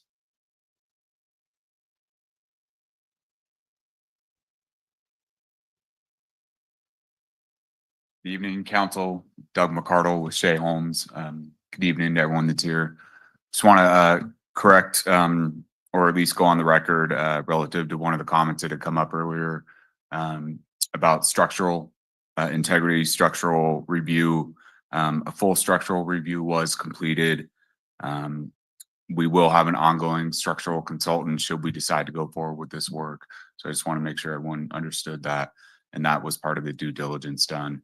Also, I think just to address an additional comment, I think the comment was around listening to the people and doing what's best for the citizens. And I think that when we heard Ishmael speak at the beginning, that's kind of what he talked about in terms of this building can be an attractive nuisance per se, attracting homelessness, attracting vandals, attracting problems for the community. And so I think, we're here to say doing something is better than doing nothing with the situations.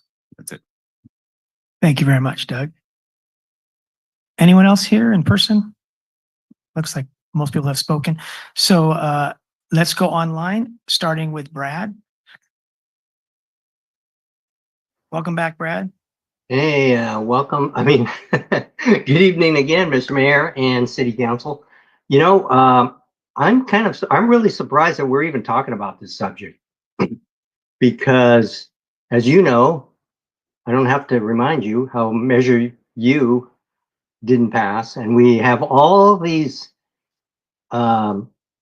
infrastructure, I would say, improvements that we needed. We're asking for a new fire station, new police station, all these other things. And now we're talking about some things that maybe are nice to have, but do we need to have? And,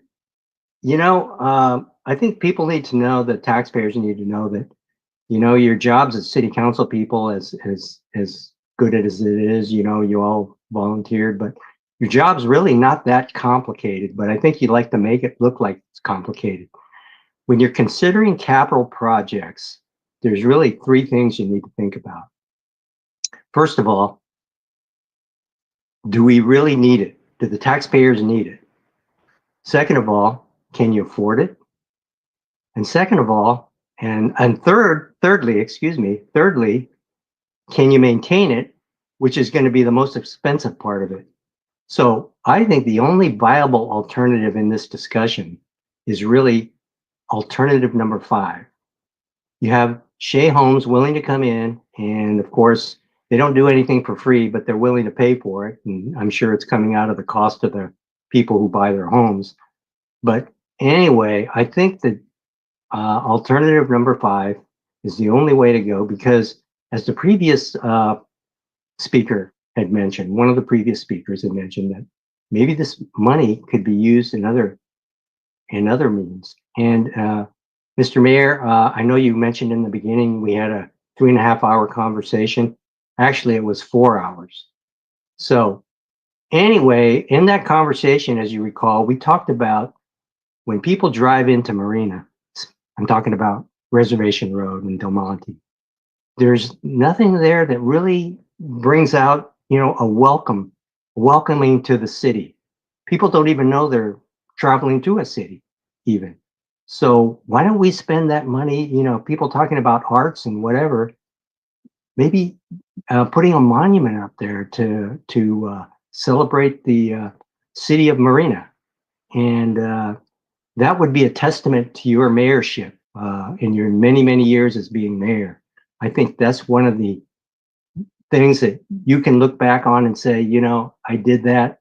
And I think that would be a better use of the money than this old building. So number 5, please consider that. Thank you so much. Thank you very much, Brad. Let's go to Susan.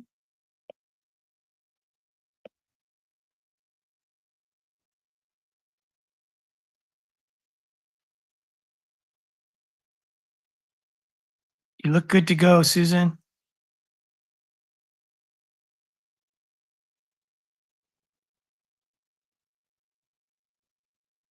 Okay, welcome back, Denise. We'll come back to Susan. Thanks. Won't take much time. So my question is this building part of what was supposed to be extra space surrounding the theater for public events? And because the location of where it is to the other stuff they seem like 2 separate areas instead of the same area.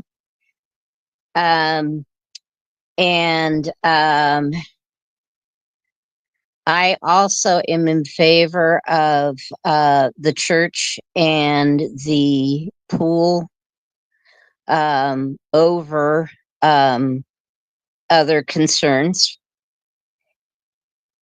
And I will leave it at that.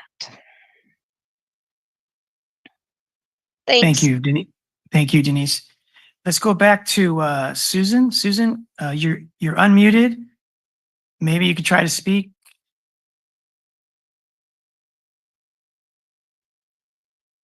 Okay, we'll try you again later, Susan. Let's go to Jeffrey Markham. Welcome back, Jeffrey. Thank you, Mayor Delgado. I have flipped my opinion on this project. I did the tour and I saw the potential, and I love trying to preserve history. But the more I've learned about the project, the more concerns that I have. I think the unknowns on the project are really too great. Even if you do the renovations, really all you have is a shell with an uncertain future.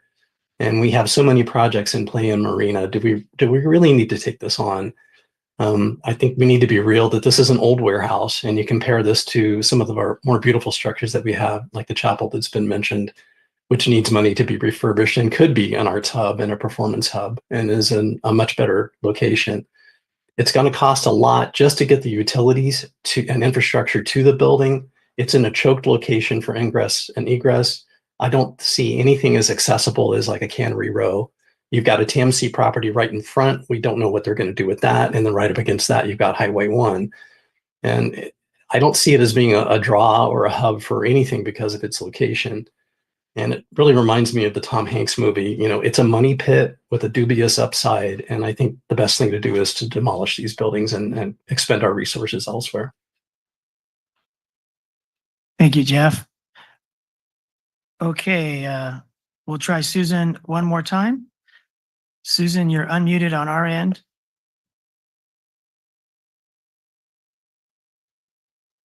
All right, let's go to Manny. Welcome, Manny. Good evening.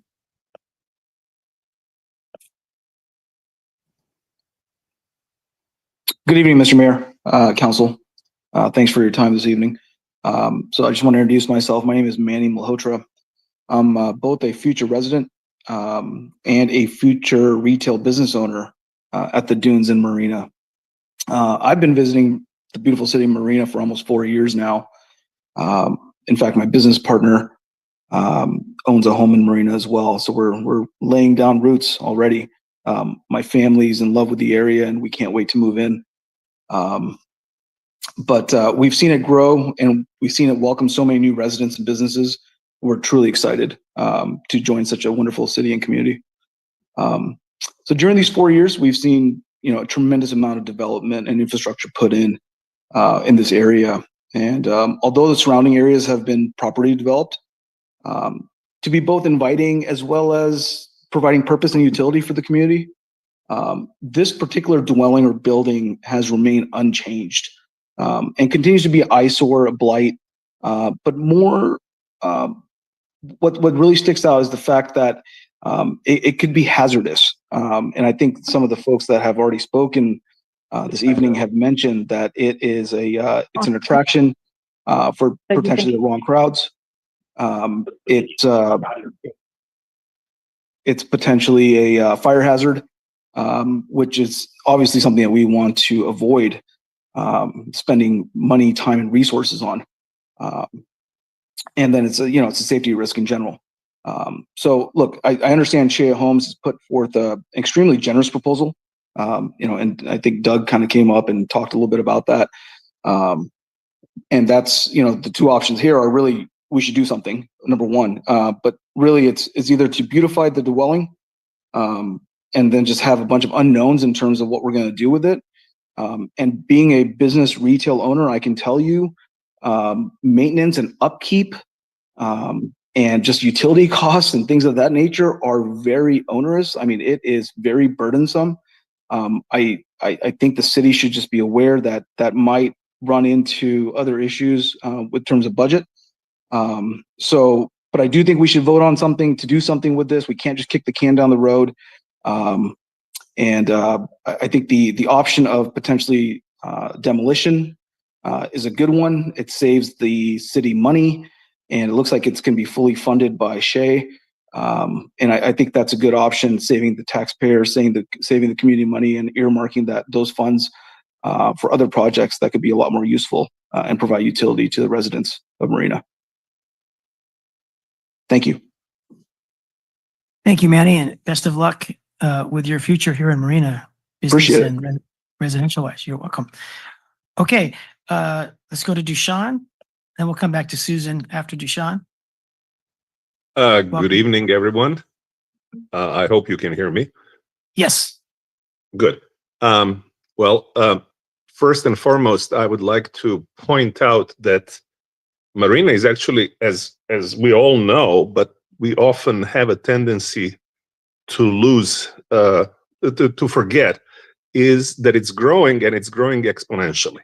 I mean, we are going to have almost 4,000 new homes by the time the entire development is finished, both in the northern part and the southern part, including Sea Haven.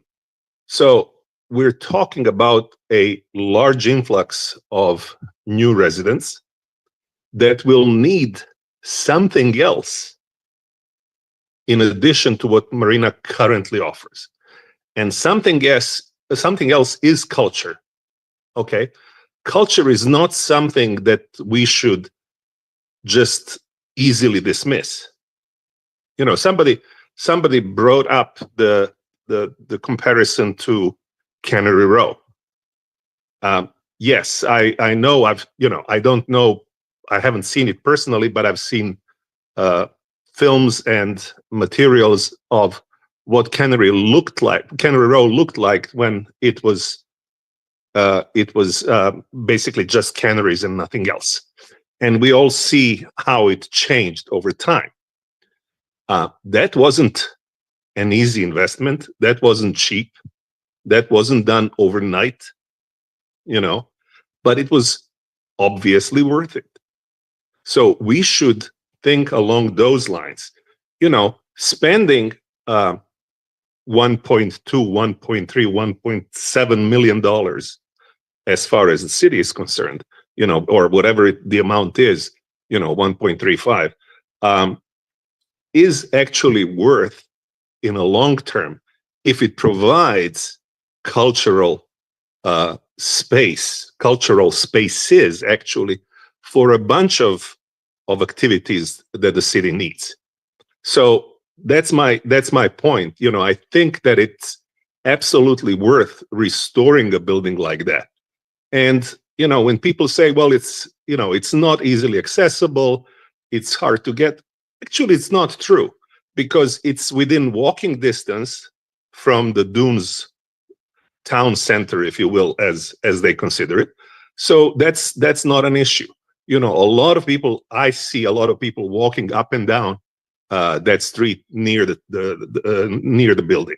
So it makes sense to spend some money. Let's not lose focus of what things Marina actually needs in addition to having all those everyday Excuse me, things. Dushan, I don't like to do this, but your time is up. I'm sorry. No, that's okay. That's okay. Thank you. Thank you very much for your comments. Okay, Susan, we're going to try again. Everything looks good on our end, Susan. Are you there? Can you hear me? Yes, we can hear you, Susan. Go ahead. Oh my goodness. Sorry, I had to go on my phone. I couldn't unmute my computer. So thank you for coming back to me all those times. I appreciate it. So I do agree with the previous speakers who suggest that we should not use taxpayer money on this project. Marina has real world problems, and to preserve nostalgia and incurring the expenses, the cost of this building makes no sense. Fixing it up, insurance, and again, I think we're not in the business of commercial space. We can use the money for improvements elsewhere within the city. And I just think the demolition option is the best way to go. And given the decisions in the past of City Council, I just see this project as a big mess in the future because it most likely will not go the way we want it to go. Thank you for your time. Thank you very much, Susan. Anyone else online that hasn't spoke that wishes to do so, please raise your hand.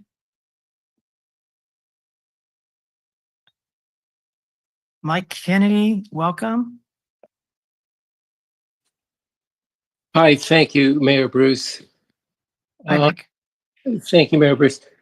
I just want to say I'm all in favor of option 5 to demolish the existing building. If it's such a viable economic benefit, you can always rebuild.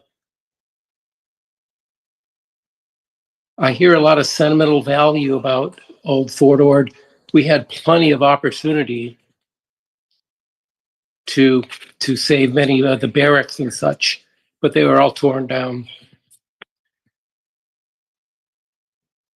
Monterey, along Del Monte Avenue, they opened up windows of the bay. They tore down a lot of old commercial buildings and opened up the space. In short, I'm just suggesting that the building be torn down and in the Excuse me, Mike. Let's hold your 1 minute or 2 minutes left. There's something we have to take care of housekeeping because it's almost 10 o'clock. So permit me, Mike, just to interrupt you for about 2 minutes. I'll motion that we finish this meeting by finishing this item. And the consent agenda. And the consent agenda. Thank you. I second. Okay, all in favor, please say aye. Aye. Okay, Mike, please continue. Thank you for being patient. No problem, Mayor Bruce, no problem. In short, I'm just all in favor of tearing down the building. And in the future, if there's a need for some sort of arts village, it would probably be much more economical to build it then. But I'm all in favor of taking the option 5 of letting Shea demolish this eyesore graffiti magnet and tear it down. Thank you, Mayor Bruce and City Council. Thank you very much, Mike. Okay, we're going to go ahead and close public comments. Let's get to any questions first. I don't recall any questions. Go ahead. What was the question? Denise Turley had a question if the Arts Village was part of the Dunes development behind the theater, or if it was different, and it's different. The Arts Village part is, while it's all part of the Dunes specific plan, it was, you know, a key component of the original plan back in 2019 with the Second Amendment. That property was turned over to the city, and so even though it's part of the Dunes master plan, it is city owned and controlled property and is not part of the Dunes other retail development. And it's connected by a linear park to areas north that we all know of, you know, such as the aquatic center or the church, the park that's not built yet for recreation, the theater. It's all connected. So in a way, it's part of the same, but it's not what people think of as the area they know already. It's kind of an abandoned area to the south that is yet to have its turn to be developed. Were there any other questions that others may have noted? Good comments, lots of good comments and logic. Thank you, everyone who's here, and thank you, everyone who commented. So let's go to Councilmember McAdams first. Thank you, Mayor, and thank you to the public for their comments and for being here tonight. I have several questions. I'm sorry. So this one, actually, I think the city manager can answer. So it's my understanding that the city has budgeted 1.5 million for this project, or just for sort of Arts Village in general. And then is that general fund dollars, or are the funds designated for specific use? That is it's a capital project that was approved several years ago and is funded by general fund dollars. Okay, and What's the name of that? Be clear, what's the name of that project in the capital improvement program? It's, you know, Arts Village stabilization. okay, thank you. And how many additional years would the building stabilization extend the building's lifespan? As long as the roof and exterior were maintained, 50 years. Okay, thank you. And then what is the annual cost to the city for the stabilized building for like the maintenance, insurance, and utilities? I'm not sure about insurance. Utilities is, I'm not even sure if we have electricity there, so I don't think there's anything there. Maintenance, it's going to depend. I would estimate on the low end, 20 to 30,000 a year. On the high end, and by high end, I mean, if homeless really went in there and kept us on our toes, and 70, 80,000. And so in the program, there's not electricity. I thought we were like talking about security lights and stuff like that.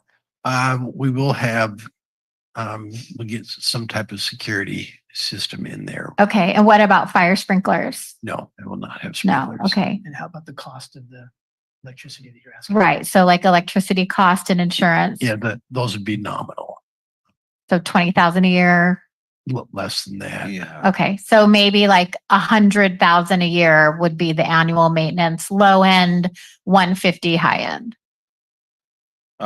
We don't know. Low end 50, high end 100. I would estimate. But we don't know. We don't have, no. Okay.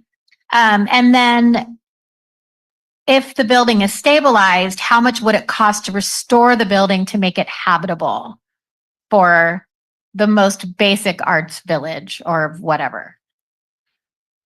That's a really good question. It'll depend on use.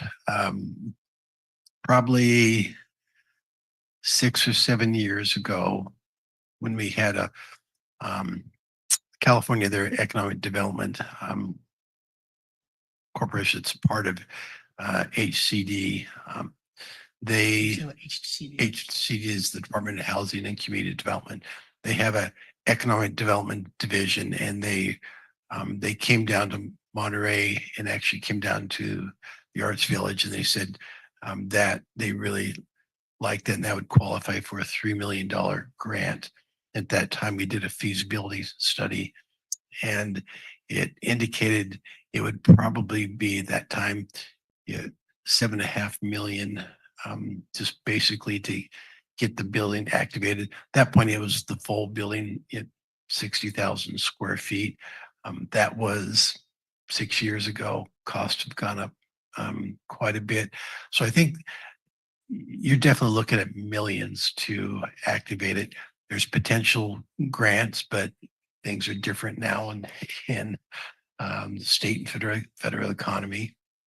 So if the city, let's say in 7 years, we have it together enough to whatever money falls out of the sky, is it reasonable to say that it would probably cost $15 to $20 million to have like a pretty basic Arts Village program? Like, we're not obviously like having fancy finishes and importing tile from Italy, like it's just a very, very basic I think city building. it depends on which alternative the council chooses. Well, this is a 60,000 square foot building too, right? Yeah, that's at 60. So if you had it for the 3 sections, that cost would come down, and you might be looking at it 10 million. But still, it's significant. Okay. Okay. And so if we were to stabilize the building, do you have a plan? Like, are we putting money away to save money to have an arts village in 5, 7, 10 years? Yes, we would talk with council about putting that on our consolidated project list as a project to really start looking at ways to activate and get the building moving forward. And so what would we take money away from to put towards the art village? Or we would have to figure that out. We'd have to figure that out. We'd explore grants, we'd explore philanthropic areas, general fund potentially.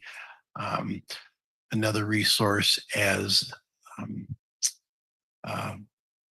the revenues from the Dunes and Sea Haven development right now are committed probably the next 3 to 5 years, about $11 million to pay back a loan from the general fund. Once that's paid back, those properties will generate another $18 million. And so that's a potential funding source in the future. That money is strictly dedicated to renovation blight in the former Fort Ord area. But that's like, for me, is a lot of crystal ball looking into. Yeah.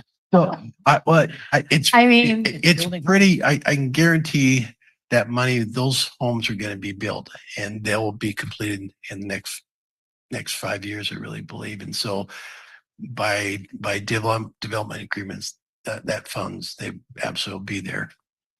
It'll just be council's decision on different uses where you want to spend them. Got it. Okay. Okay. So I think those are all of my questions. Thank you so much. And I'll just keep my comments for after.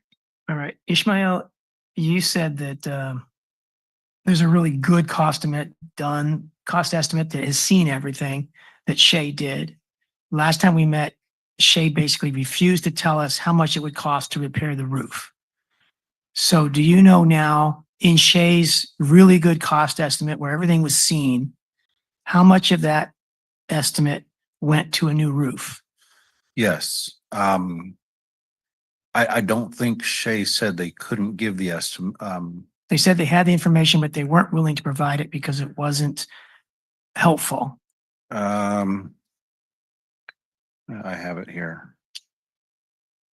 And that's one reason why we wanted to get our own quotes, was because we didn't have any inside information that was being withheld by Shay.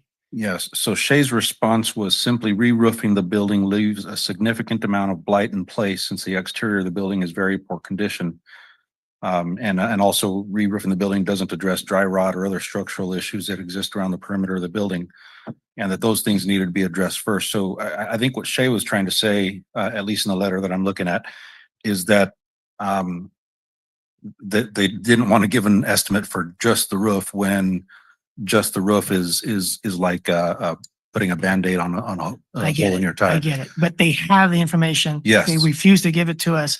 So when you said we have a good cost estimate that's seen everything, but that's Shay that's withholding the information and we don't know what it is. No. And that's the only reason we asked you to go out and get quotes.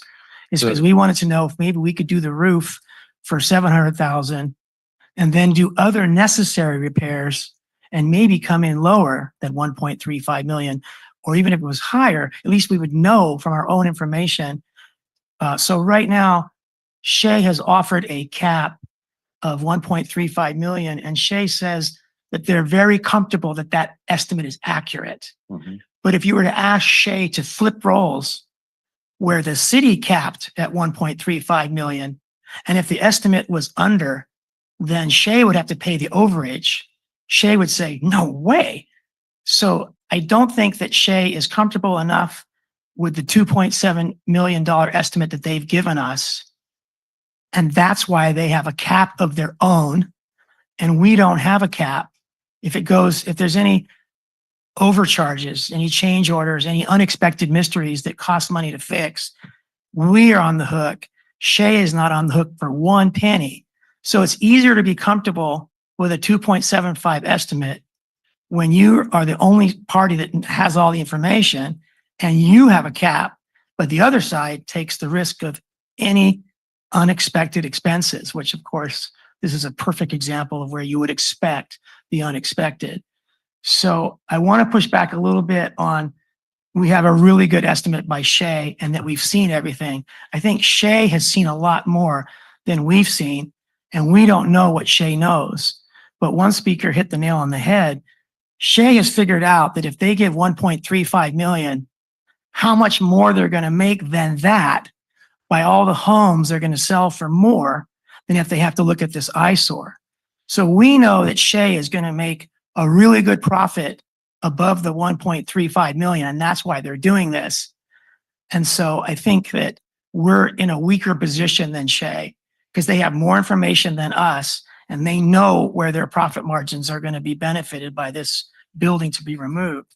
So I think that to do our due diligence, we have to be strong in our own information and know what we're doing. We can't rely on a third party, as one member of the public said, that has a conflict of interest. They're good business people. They know what they're doing. We need to be good business people, and we need to know what we're doing.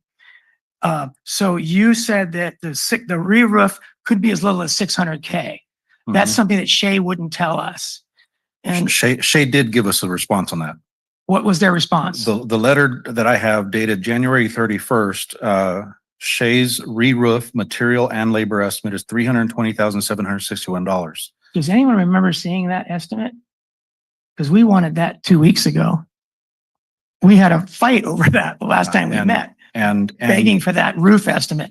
using our on-call contractor with the unit cost that we have in our on-call services contract, that same work is $588,000. Oh, 588. Yeah, so Shay's $250,000 less on that one line. Okay, so 588, let's just call it 600 grand. You mentioned earlier that your kind of back of the envelope estimate was about 600 grand. Mhm. So your estimate of a new roof is similar to Shay's estimate, which is the first time this council has heard that estimate because I'm sorry, Doug.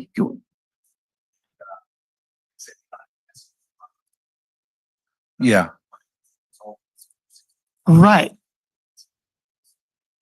320. Okay. Okay. So for the people that didn't hear the microphone, so Shay's estimate for a re-roof only, which they don't recommend, and we probably don't recommend either, was about 300,000. Yeah. And then the estimate you got was 600,000. So we have a range of 300 to 600,000 maybe for a roof plus surprises.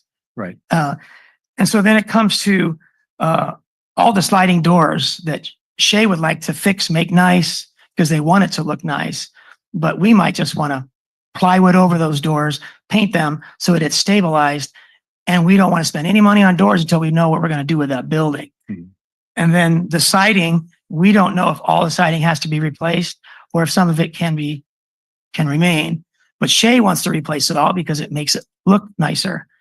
So what I'm getting at is that we haven't done our due diligence to have a comparable price tag that's itemized, that adds up to a total that we can compare to what Shay's total adds up to. So I'll just say that. And then finally that the big vision here is that this connects to a lot of other amenities. And as some people said, this is culture. And concurrently, we're working on Preston Ball Fields, Sports Aquatic Center.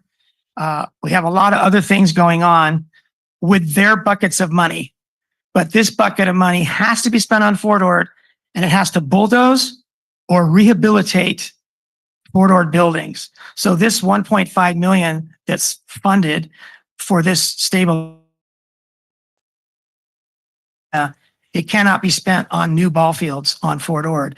It has to be rehabbing something that exists or bulldozing something that exists that's an Army property.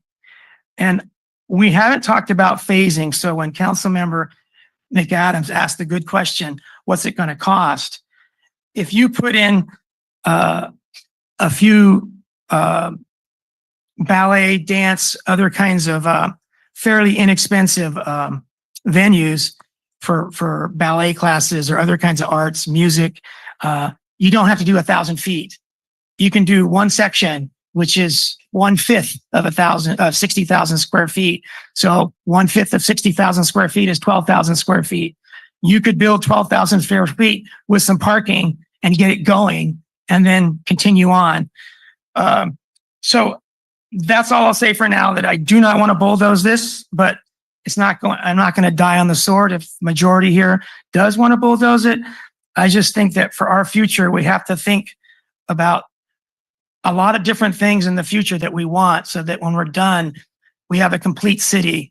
And right now we lack sports venues, we lack cultural venues, we lack tourist venues, we lack certain kinds of shopping venues, and we're trying to make progress on all of those. At the same time, we're trying to do better with our streets and our parks and our fire response and our city hall, but they all have separate funding. This funding can't be used for those things I just mentioned, other than the aquatic sports center.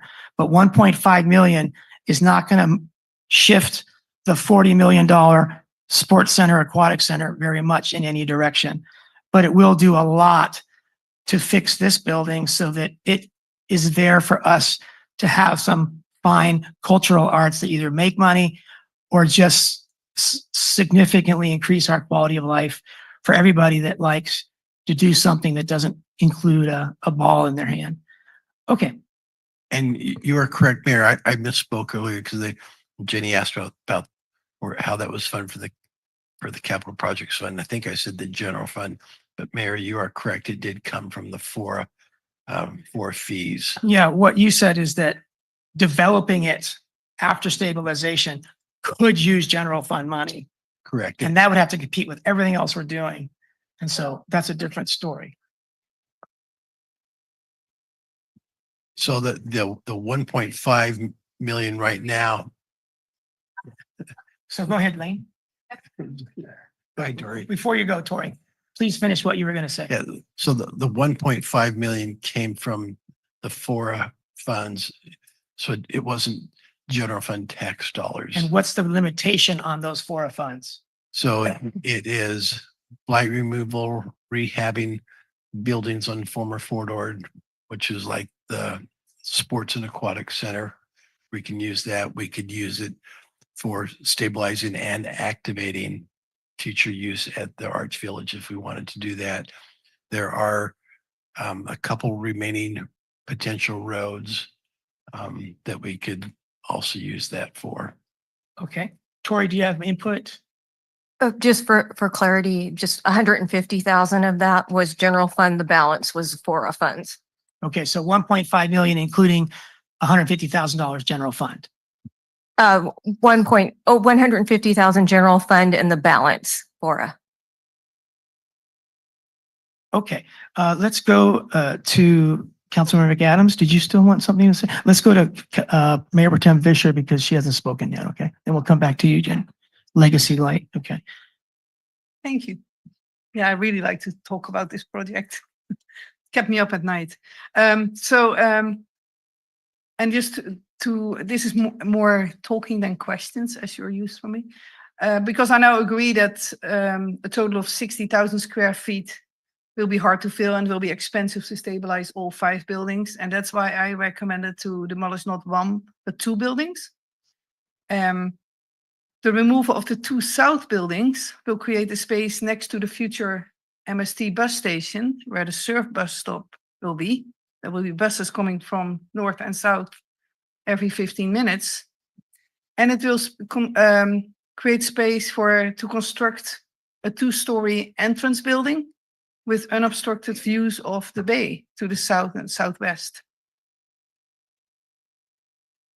And I hope that the city can require that views from the linear park perpendicular to the arts, to the center building will be unobstructed, because at the moment the park is on a hill and it's so high and the buildings are so low that you can just look over the Arts Village buildings. But of course we know that Tempsey owns property right behind it to the west.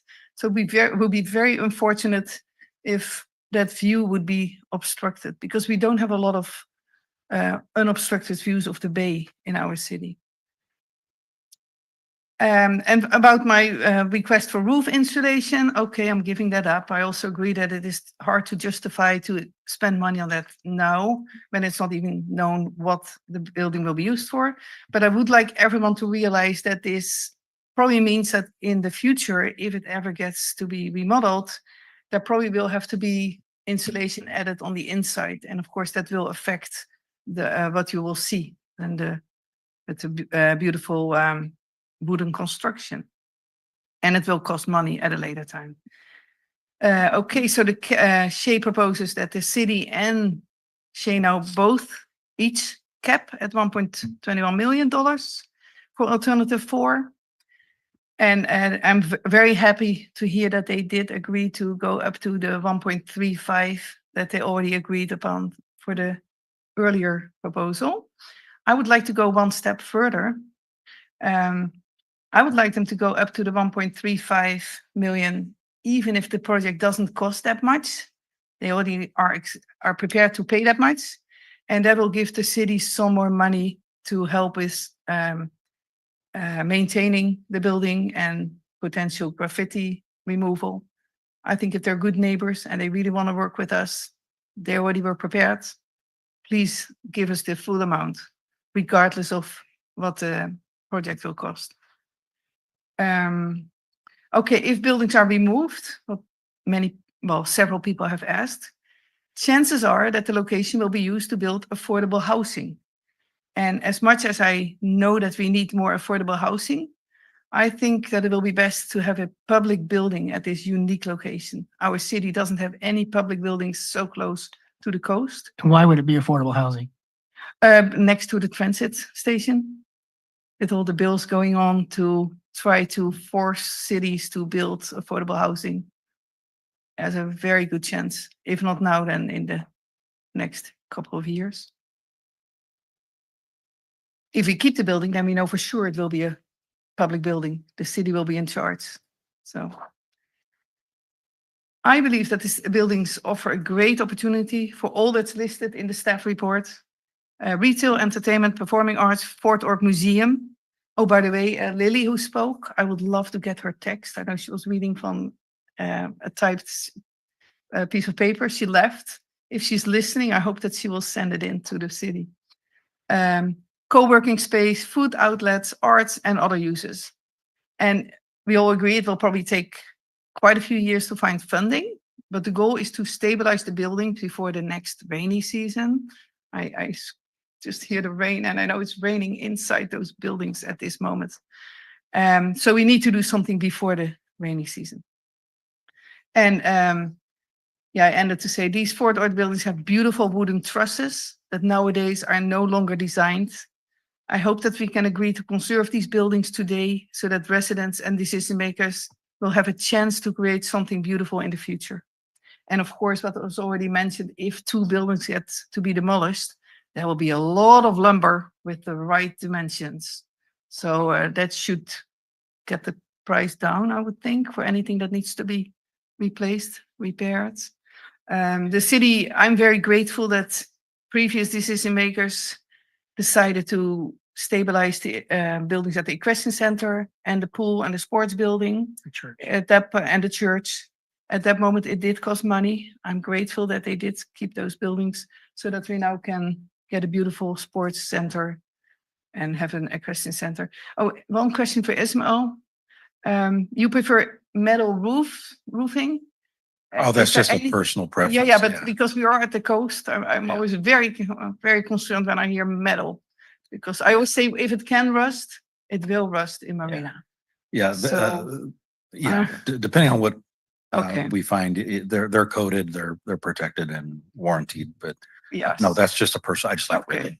Would that be a cost savings or a cost excess? My guess would be a cost excess. And we also need to think about, it lasts longer, but we need to think about solar panels on the roof and blah, blah, blah. So, but staff can work on that, I'm sure. And then, of course, buyers, Shay, they need to be aware that views can be obstructed. It's in their disclosures. The city will have the right to design something there. Like I said, a 2-story building so that our residents can enjoy the bay, views of the bay. Oh, and then somebody mentioned the plan was from it was Mike Muller. He said the plan was from 25 years ago. No, that's only from 2019. And I really like that plan from that architect that drew that plan. It's only 6 years old, I think. Okay, and this is my final thing, I'll stop. We had a site visit with several artists. They were all very enthusiastic.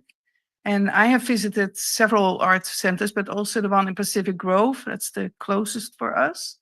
And in Pacific Grove, they do have a wait list for their art studios. And they told me it was a short list. So I said, oh, it's short. They said, no, they on purpose keep it short because the moment they have a vacancy, the studio fills up. And their art center is, you can only reach it by going upstairs. It's on the, you call it here, 2nd story. So it's not even ADA compliant. We have the chance here to build something that will be accessible for everybody. So thank you very much. Thank you. Let's go to Councilmember Biala. Thank you, Mr. Mayor. This is an extremely difficult decision. I feel really torn and I have vacillated over the several times that, we have talked about this. I want to clarify just if other people can verify this, but it seemed to me that of the public, 7 people spoke to alternative 5 of tearing the structure down. Is that kind of where the count was? Was anyone taking a? That sounds about right. Yeah, that's it. I almost felt like it was becoming the majority of speakers out there, which I was kind of surprised about. There was some neutral that were just kind of saying, we need an engineer report or whatever, but I couldn't. 7 pluses. I did plus on mine. Okay. So it seems like it's evenly distributed by your count. And I was surprised at the number of people, going for option 5, quite frankly, because we didn't hear those voices before. I think Mike Muller maybe was the sole voice at the last one. I want to say my concerns, obviously the last time I was leaning more towards preserving the building for historical reasons, et cetera. But Councilmember McAdams basically asked my main concern is that even after stabilization, what kind of money would we be looking at to maintain this thing just unused for maybe 10 to 15 years, and then after that, when we finally decide to sink more money and to actually make it a viable arts village, how much is that going to cost? And so it sounds like we're estimating that to be about 10 million, right? The numbers were jumping all around, but that's a concern to me. And I think one of the public speakers said, is the city in the business of developing retail or commercial property? I think that, this is essentially what we'd be doing. We would then, once we get the facility actually habitable by businesses, then it's up to us to seek the retail businesses and to keep leases and the whole thing. I mean, that becomes hopefully a break-even proposition, but we just don't know. One of the things that I have always thought about is we can't compare having an art village next to the peninsula, where in Carmel almost every other site is a well-known artist, and there are very high-end art shops, and they have worldwide tourism there, so that attracts that kind of money to buy art. Art is very subjective. I've always found I buy art, but it's maybe somebody, next door might think, I don't like that and I don't like what they do. So I think it's a very subjective thing. I would not want us to pour money, the kind of money that we're talking about, not only now just for basic restoration, but 10 to 15 years. Also then the maintenance during that 15 years, plus finally getting to a place where it's habitable, and then another money, and then the work of recruiting and establishing businesses there. That's a big undertaking. So I do really have some concerns about all of this. I think historically, preserving the Fort Ord history is important, but I think we have a lot of things like that already. Even our Sports and Aquatic Center is preserving those buildings that were obviously from Fort Ord. We have the chapel still left. We have, I thought we're going to get a museum at the Dune City Park. Is that still on the table? All those buildings have been demolished.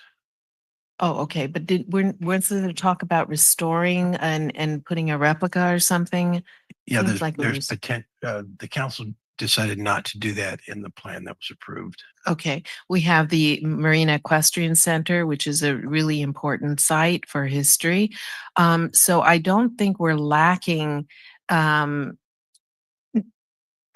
or future sites to keep Fort Ord memory and history within Marina. So when I try to balance all my concerns, we would save $1.35 million in this, and that would be not spending it. So in some ways, we have that money. If we're willing to spend that now, we have that money to dedicate even to the Sports and Aquatic Center. I know we've kind of covered it by borrowing from ourselves, but even that 1.36 million can help defray some of those costs, and we can use it. It's Fort Ord property. So, I have a feeling that at this point I'm leaning more to demolishing it, because we have to dedicate it. Everyone knows how much I have said as a priority for our city at this point. Of all the things that Measure U was about, we have to have a new police station. We have to have a new fire station. We have to have our civic centers. And by the way, I think it was Angie, you talked about an art center. In some ways, that mirrors what my thought is of our community center. That kind of activity, to me, goes into that community center that will also house our city hall and our city offices as well. So I don't see that as different from, this building that's going to have several different sections to fill with either office or stores or whatever. I see that as being consistent with our idea in Measure U of the community center idea. So I would like to see that as our priority. We don't have a lot of leeway to say that these portables are going to last us another 5 years. They shouldn't be. It is way over. I think, Ismail, you said that in your area, there are, for the educational facilities in the Central Valley, they have a cap of portable temporary structures in the school system of 20 years. We're now at how many years? 40, 50 years? I mean, that's shameful. This is beyond repair. So if we have that kind of dire need, then any amount of money that we can put into it is a good thing.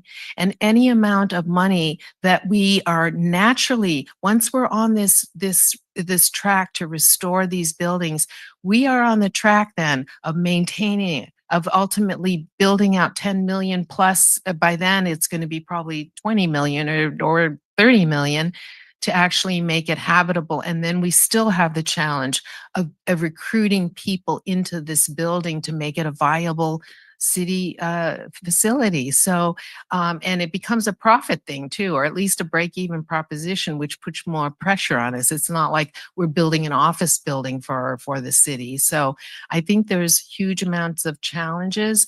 And I have listened also to the public, which surprised me about the support given to demolition of these buildings. So I would say that I am at this point leaning towards option 5. All right. Thank you very much, Kathy. Let's go to Councilmember McAdams. Thank you, Mayor. So for me, when I think about where we're putting our investment decision-making, allocating the taxpayer dollars, I focus on measurable benefits, like what is the community benefiting, tangible benefits, or our employees or our city.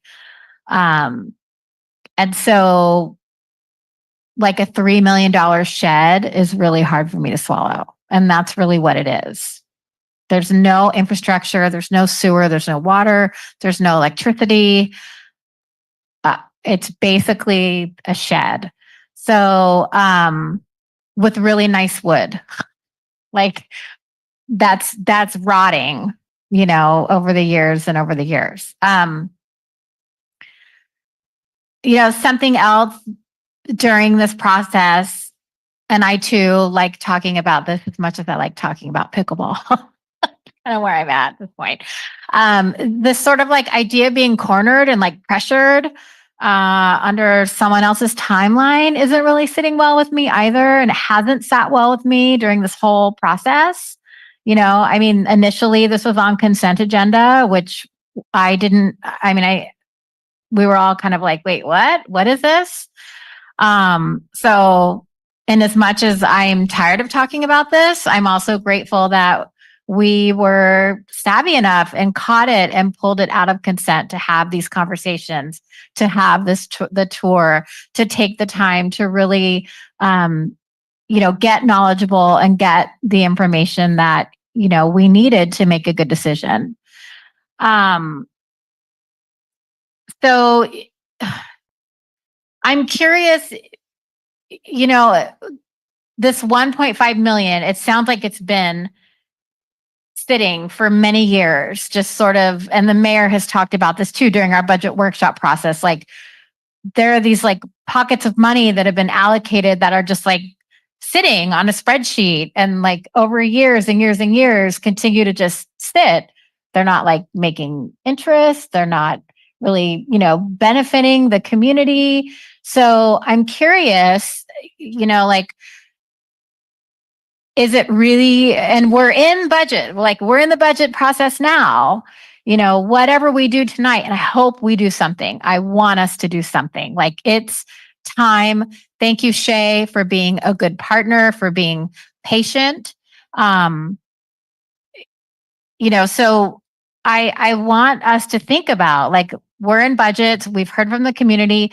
We've heard from the community through workshops and through surveys and outreach.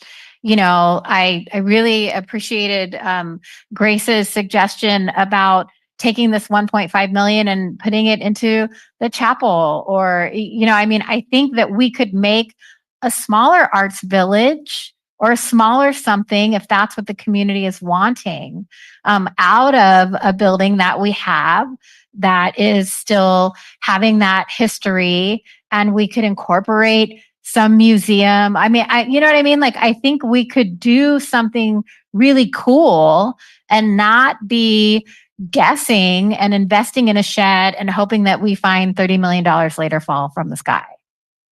And so for me, and thank you, Councilmember Biala, for like being brave and bold and saying that the hard thing of like, yes, I think the building needs to go away. I just from a decision-making perspective, to have Shay step up and say, we will cover the entire cost of the demo.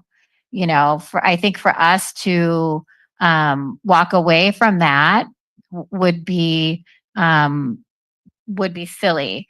I also understand the connection to the building, or having that respect and wanting to hold space for the building. And I also think that we can make that somewhere else. We can still keep this vision of community and joy and art and culture and put it somewhere that's not 60,000 square feet, right? And really make something beautiful. So I too am going to support option 5, and I'm happy to make a motion whenever we're ready to do so. So thank you. Let's go to Mayor Pro Tem Vischer. Thank you, Mr. Mayor. Yes, of course, Shay will be prepared to spend $750,000 to get rid of that ugly building. We all know that they are selling their homes there. So that's not a surprise for me. And I do appreciate it. I appreciate the 1.3 million, but I have said in the past, it's less than the cost of one home there. So we all know that's why we try to find out how much it would cost to only do the roof, because for us as a city, we know we need a roof before the next rainy season. Anything for the siding that is to make it more beautiful, that will be for Shay. But after having spoken with Ismail and our city manager, I do believe that the Shay's proposals have been vetted and that our own staff believes they are reasonable and that we can work together. So, and by the way, most of the wood is not rotting. If you walk those buildings, you can see from the floor, you can see that some parts will need to be replaced, but most of the wood is in good condition, but you can see from the ground. So I did not ask any artists tonight to give public comments. If I knew we were going to keep track of pluses and minuses, I would have asked them to write letters, and I know they would all be in support of stabilizing the building. If Plan B doesn't pass in November 2026, I know we need to do something. We cannot keep this longer here. We could look at this building, at this 36,000 square foot, to redesign a civic center there. I would rather have it in downtown Marina, but we already have a structure here. We need something. I think we need to be open to any options to look at it. And as you said, if you demolish it, once it's gone, it's gone. And the sports center, our city manager can probably agree that it was cheaper to use the existing structures than to start all from new. Like people say, it might be more cost effective to build new. That's probably not the case here either, because the structures are pretty sound. Yes. And we can try to find sponsors for an art center. And this area in the next few years will be so different. There will be, of course, more homes built, more businesses, and also medical offices. I really believe in the potential.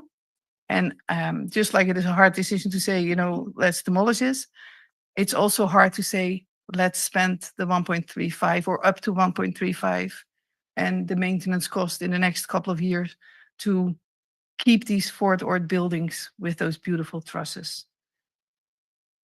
Thank you. Okay. There are good arguments to demolish and there are good arguments to keep it. The public is fairly well split. We've had some difficulty, we've gone back and forth. The public wasn't split when we had our tours. They were overwhelmingly impressed and in favor of saving it, doing something, making it something great. If we do demolish it, I hope that we think about finances and getting the best bang for the buck for the city. We know that Shea is capped at 1.35 for some options. The demo option, they spend 750,000. We know that if they spend 1.35 million, they're going to make much more than that because of spending that 1.35 million. So they have been good community partners in many cases. And I think that if we demolish it for 750,000, we should ask Shea to give us the 500,000 so that they still cap it at 1.35 million. If it actually costs 900,000 to demolish it, then they give us the delta.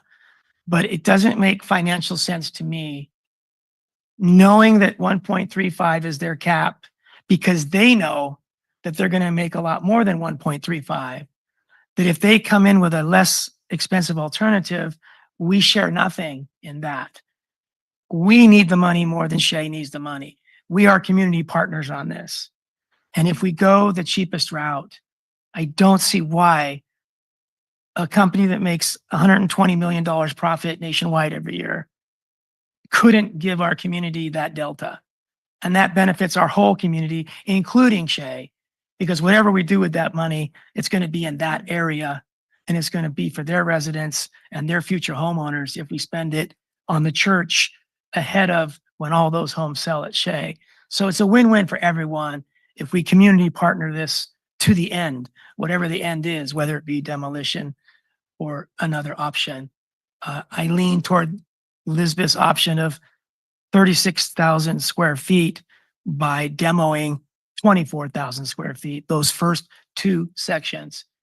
And I would guess that MST would modify their design of their 4-acre bus station so that we could have something on our south end that gives their customers amenities like a small cafe or something. They put in the parking on their property and we put in something that brings in people and dollars on our side. So I love the idea of preserving 36,000 square feet of future vision for a lot of different things it can be. And I am concerned if we keep it, what kind of fencing we have around it. If it has no fence around it, it's more likely going to be harmed than if it has some fence around it. I would guess that Shea wants no fence around it because it would look worse to a new homeowner who's wanting to buy a home. So I am concerned about rehabilitating it and having no barrier to wrongdoers. So, okay, now we'll go to Councilmember McCarthy and then to Councilmember Biala.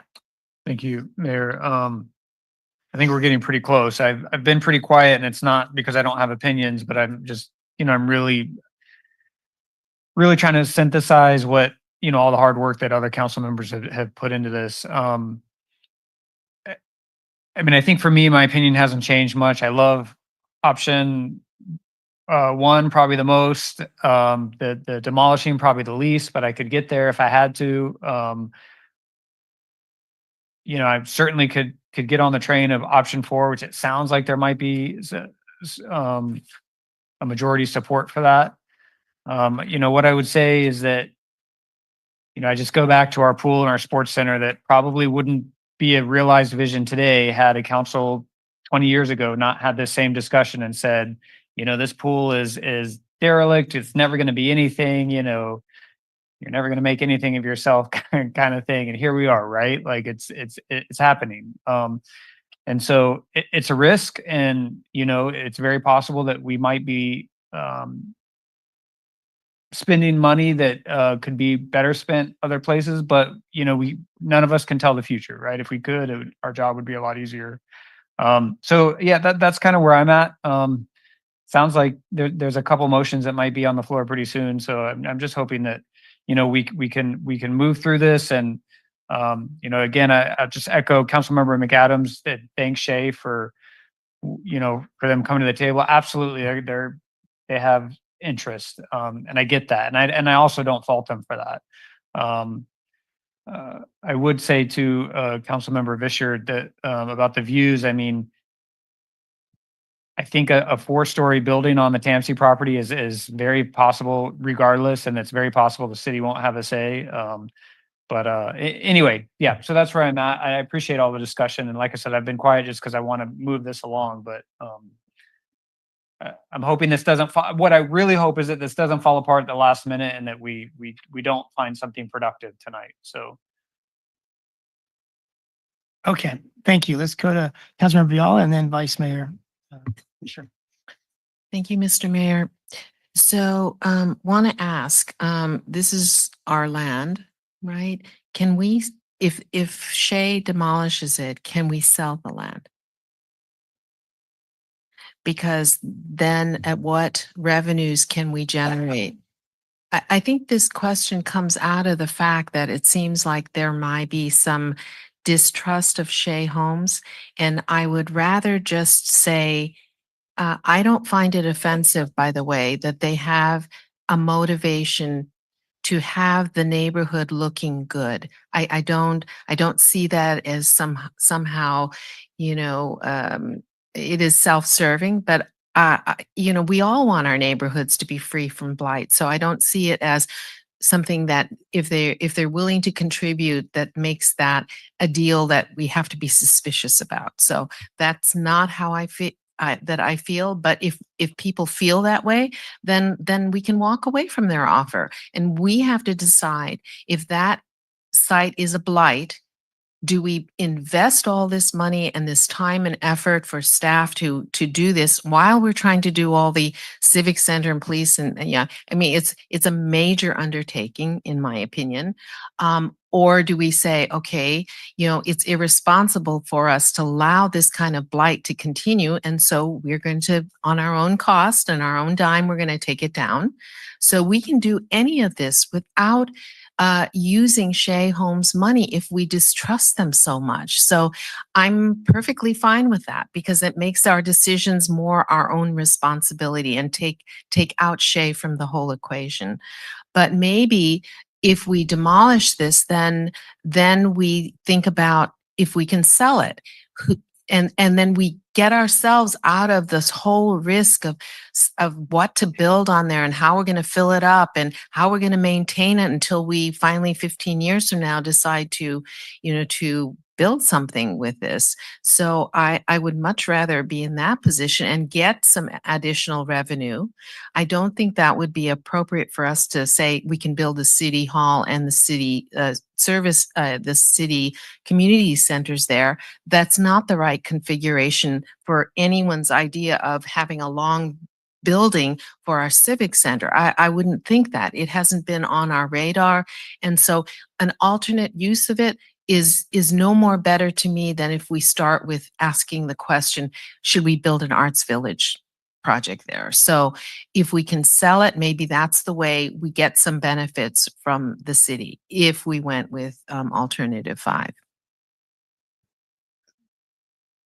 The property is still part of the Dune specific plan. It still has the constraints associated with the Dune specific plan. So if you're looking from the context of just selling it for the highest dollar, you still have the constraints of the Dune specific plan. If you wanted to change that, you would have to go through a process to change that, to amend that. And the Dunes, so what would what under those restrictions, who would buy it? How would anybody be able to buy it and do something productive on that property? Like for affordable housing due to state law. No, it's not zoned. That's not what the Dune specific plan is. So we still have to be consistent with the Dune specific plan. Okay, so if you can give me an idea of what kind of building could be there so somebody would buy it? I mean, Well- what would that be? It can't be only an arts village. Once, because we have something from our city attorney and sometimes we might be doing okay. something wrong. Oh, thank you. We just have to consider also the applicability of the Surplus Land Act, which would require us just in sort of very briefly to offer it first to developers of affordable housing if we were going to sell the property. Oh, So in addition to this, some of the constraints that have been discussed by oh, city manager. okay. Which likely means not getting top dollar, in my opinion. Okay, Kathy, please continue. I'm sorry to interrupt you. I just thought it might be important. I think that's it for right Okay, now. let's go to Mayor Pro Tem Vischer and then to Councilmember McCarthy. Just to repeat, anything that would be built there, if this will be demolished, we can know almost for sure that it will be higher than what's there now. Higher? It will be higher, taller, higher, the building. And for me, it's so important. If you walk there, go to that linear park. It's already constructed. You can see the views, and those views will always be there. The rest of First Avenue will be blocked by those homes. So for me, this is so important. And for the financing, just to explain, the FORA fees are at this moment roughly $25,000 per home. The $11 million that will need to be borrowed for the sports center will take 440 homes to pay that back. So homes that get sold at the Dunes and at Sea Haven, each home, $25 goes back in FORA fees. So then when that loan has been paid back, there will still be about 650 homes, the city manager thought, will be sold after that. So there will be an extra $16-17 million coming in. And we can be pretty sure that those homes will be sold. It might take a little bit longer now with the economy being uncertain, but over time those homes will be sold. So for me, that's an acceptable financial risk to take. And I know after talking, we now have a public works director, which we didn't have last year when this deal was made with Shea. I now feel confident. We now have our own staff who is knowledgeable, and I feel confident working with Shea for the option 4. Thank you. Okay. And I want to say one thing. We'll go to McCarthy, Councilmember McCarthy, in a minute. I am not suspicious about Shea. They're doing what's in their best interest, and we expect that, and we respect that. We need to do what's in our city's best interest financially every step of the way, because they're going to do financially what's in their best interest every step of the way. Everybody should. That's what we expect from business and government. Community leaders need to put their best foot forward. And so we come somewhere to the middle.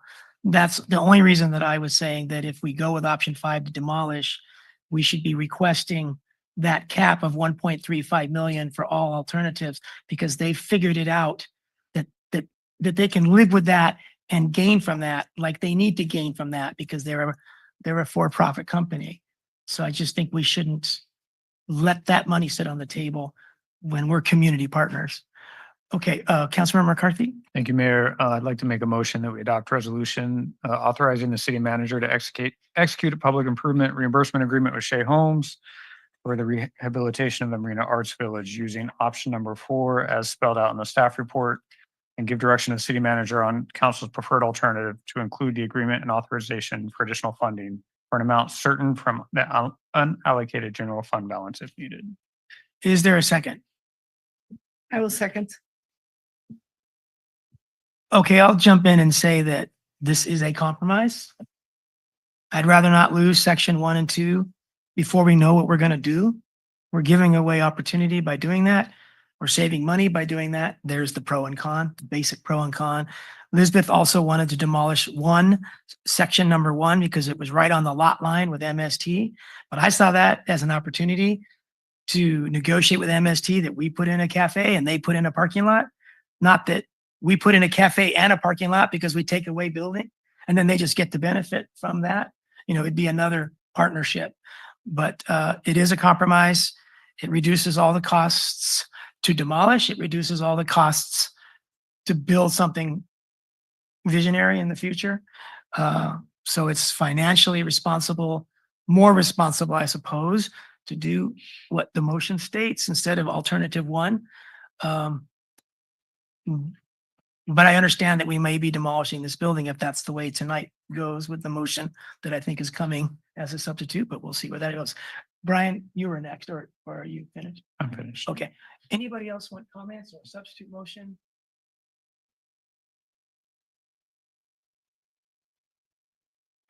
Councilmember Biala. I know it's a futile motion, so I'm not going to even make it, but I do want to say that if I were to go with keeping the building, then I was going to vote for option 4 because it sounds like that was crafted by Councilmember Vischer, having kind of moved along from option 1, but I still feel like I would vote against the motion on the table right now because I do feel much more, not much more, a little bit more comfortable with not undertaking this at this time and over the long haul for 20 to 25 years. So I would vote against it, but I'm not going to make another motion. Okay. Any final comments, questions before we go to a vote? It's only 11, so it's still early. Okay. All in favor of the motion, please say aye. Aye. All opposed to the motion, please say Kathy. No. All right. Thank you, everyone. That motion passes 4-1 with Councilmember Biala in opposition. We'll go to the consent agenda, which I think is going to be quick. I move to approve the consent agenda. Second. All in favor, please say aye. Aye. Okay, thank you, everyone. This meeting is adjourned. Good work, Ishmael, Guido, everybody had anything to do with this? Okay, I'll make a motion that we reconsider our last vote to take the roll call on one item. Is there a second? Second. Okay, let's vote yes if you want to reconsider, no if you don't want to reconsider. Aye. Aye. Yeah. Okay, now that we've voted to reconsider, I'll motion that we approve the consent agenda item minus the roll call item. Second. All in favor, please say aye. Aye. Okay, now I'll motion that we approve the roll call item 10L1, which regards the ordinance about the Yield and extension. Yeah, all the blah, blah, blah. Yeah, that's fine. Yeah. second reading It's all of good. appeals and extensions. It's all good. It has been seconded. Okay, all in favor of, well, let's get a roll call. please. Councilmember McAdams, Aye. Councilmember McCarthy, Yes. Councilmember Biala, Yes. Mayor Pro Tem Vischer, Yes. Mayor Delgado. Yes, that motion passes. So we'll adjourn. Thank you, everyone. It's been a long night, productive night.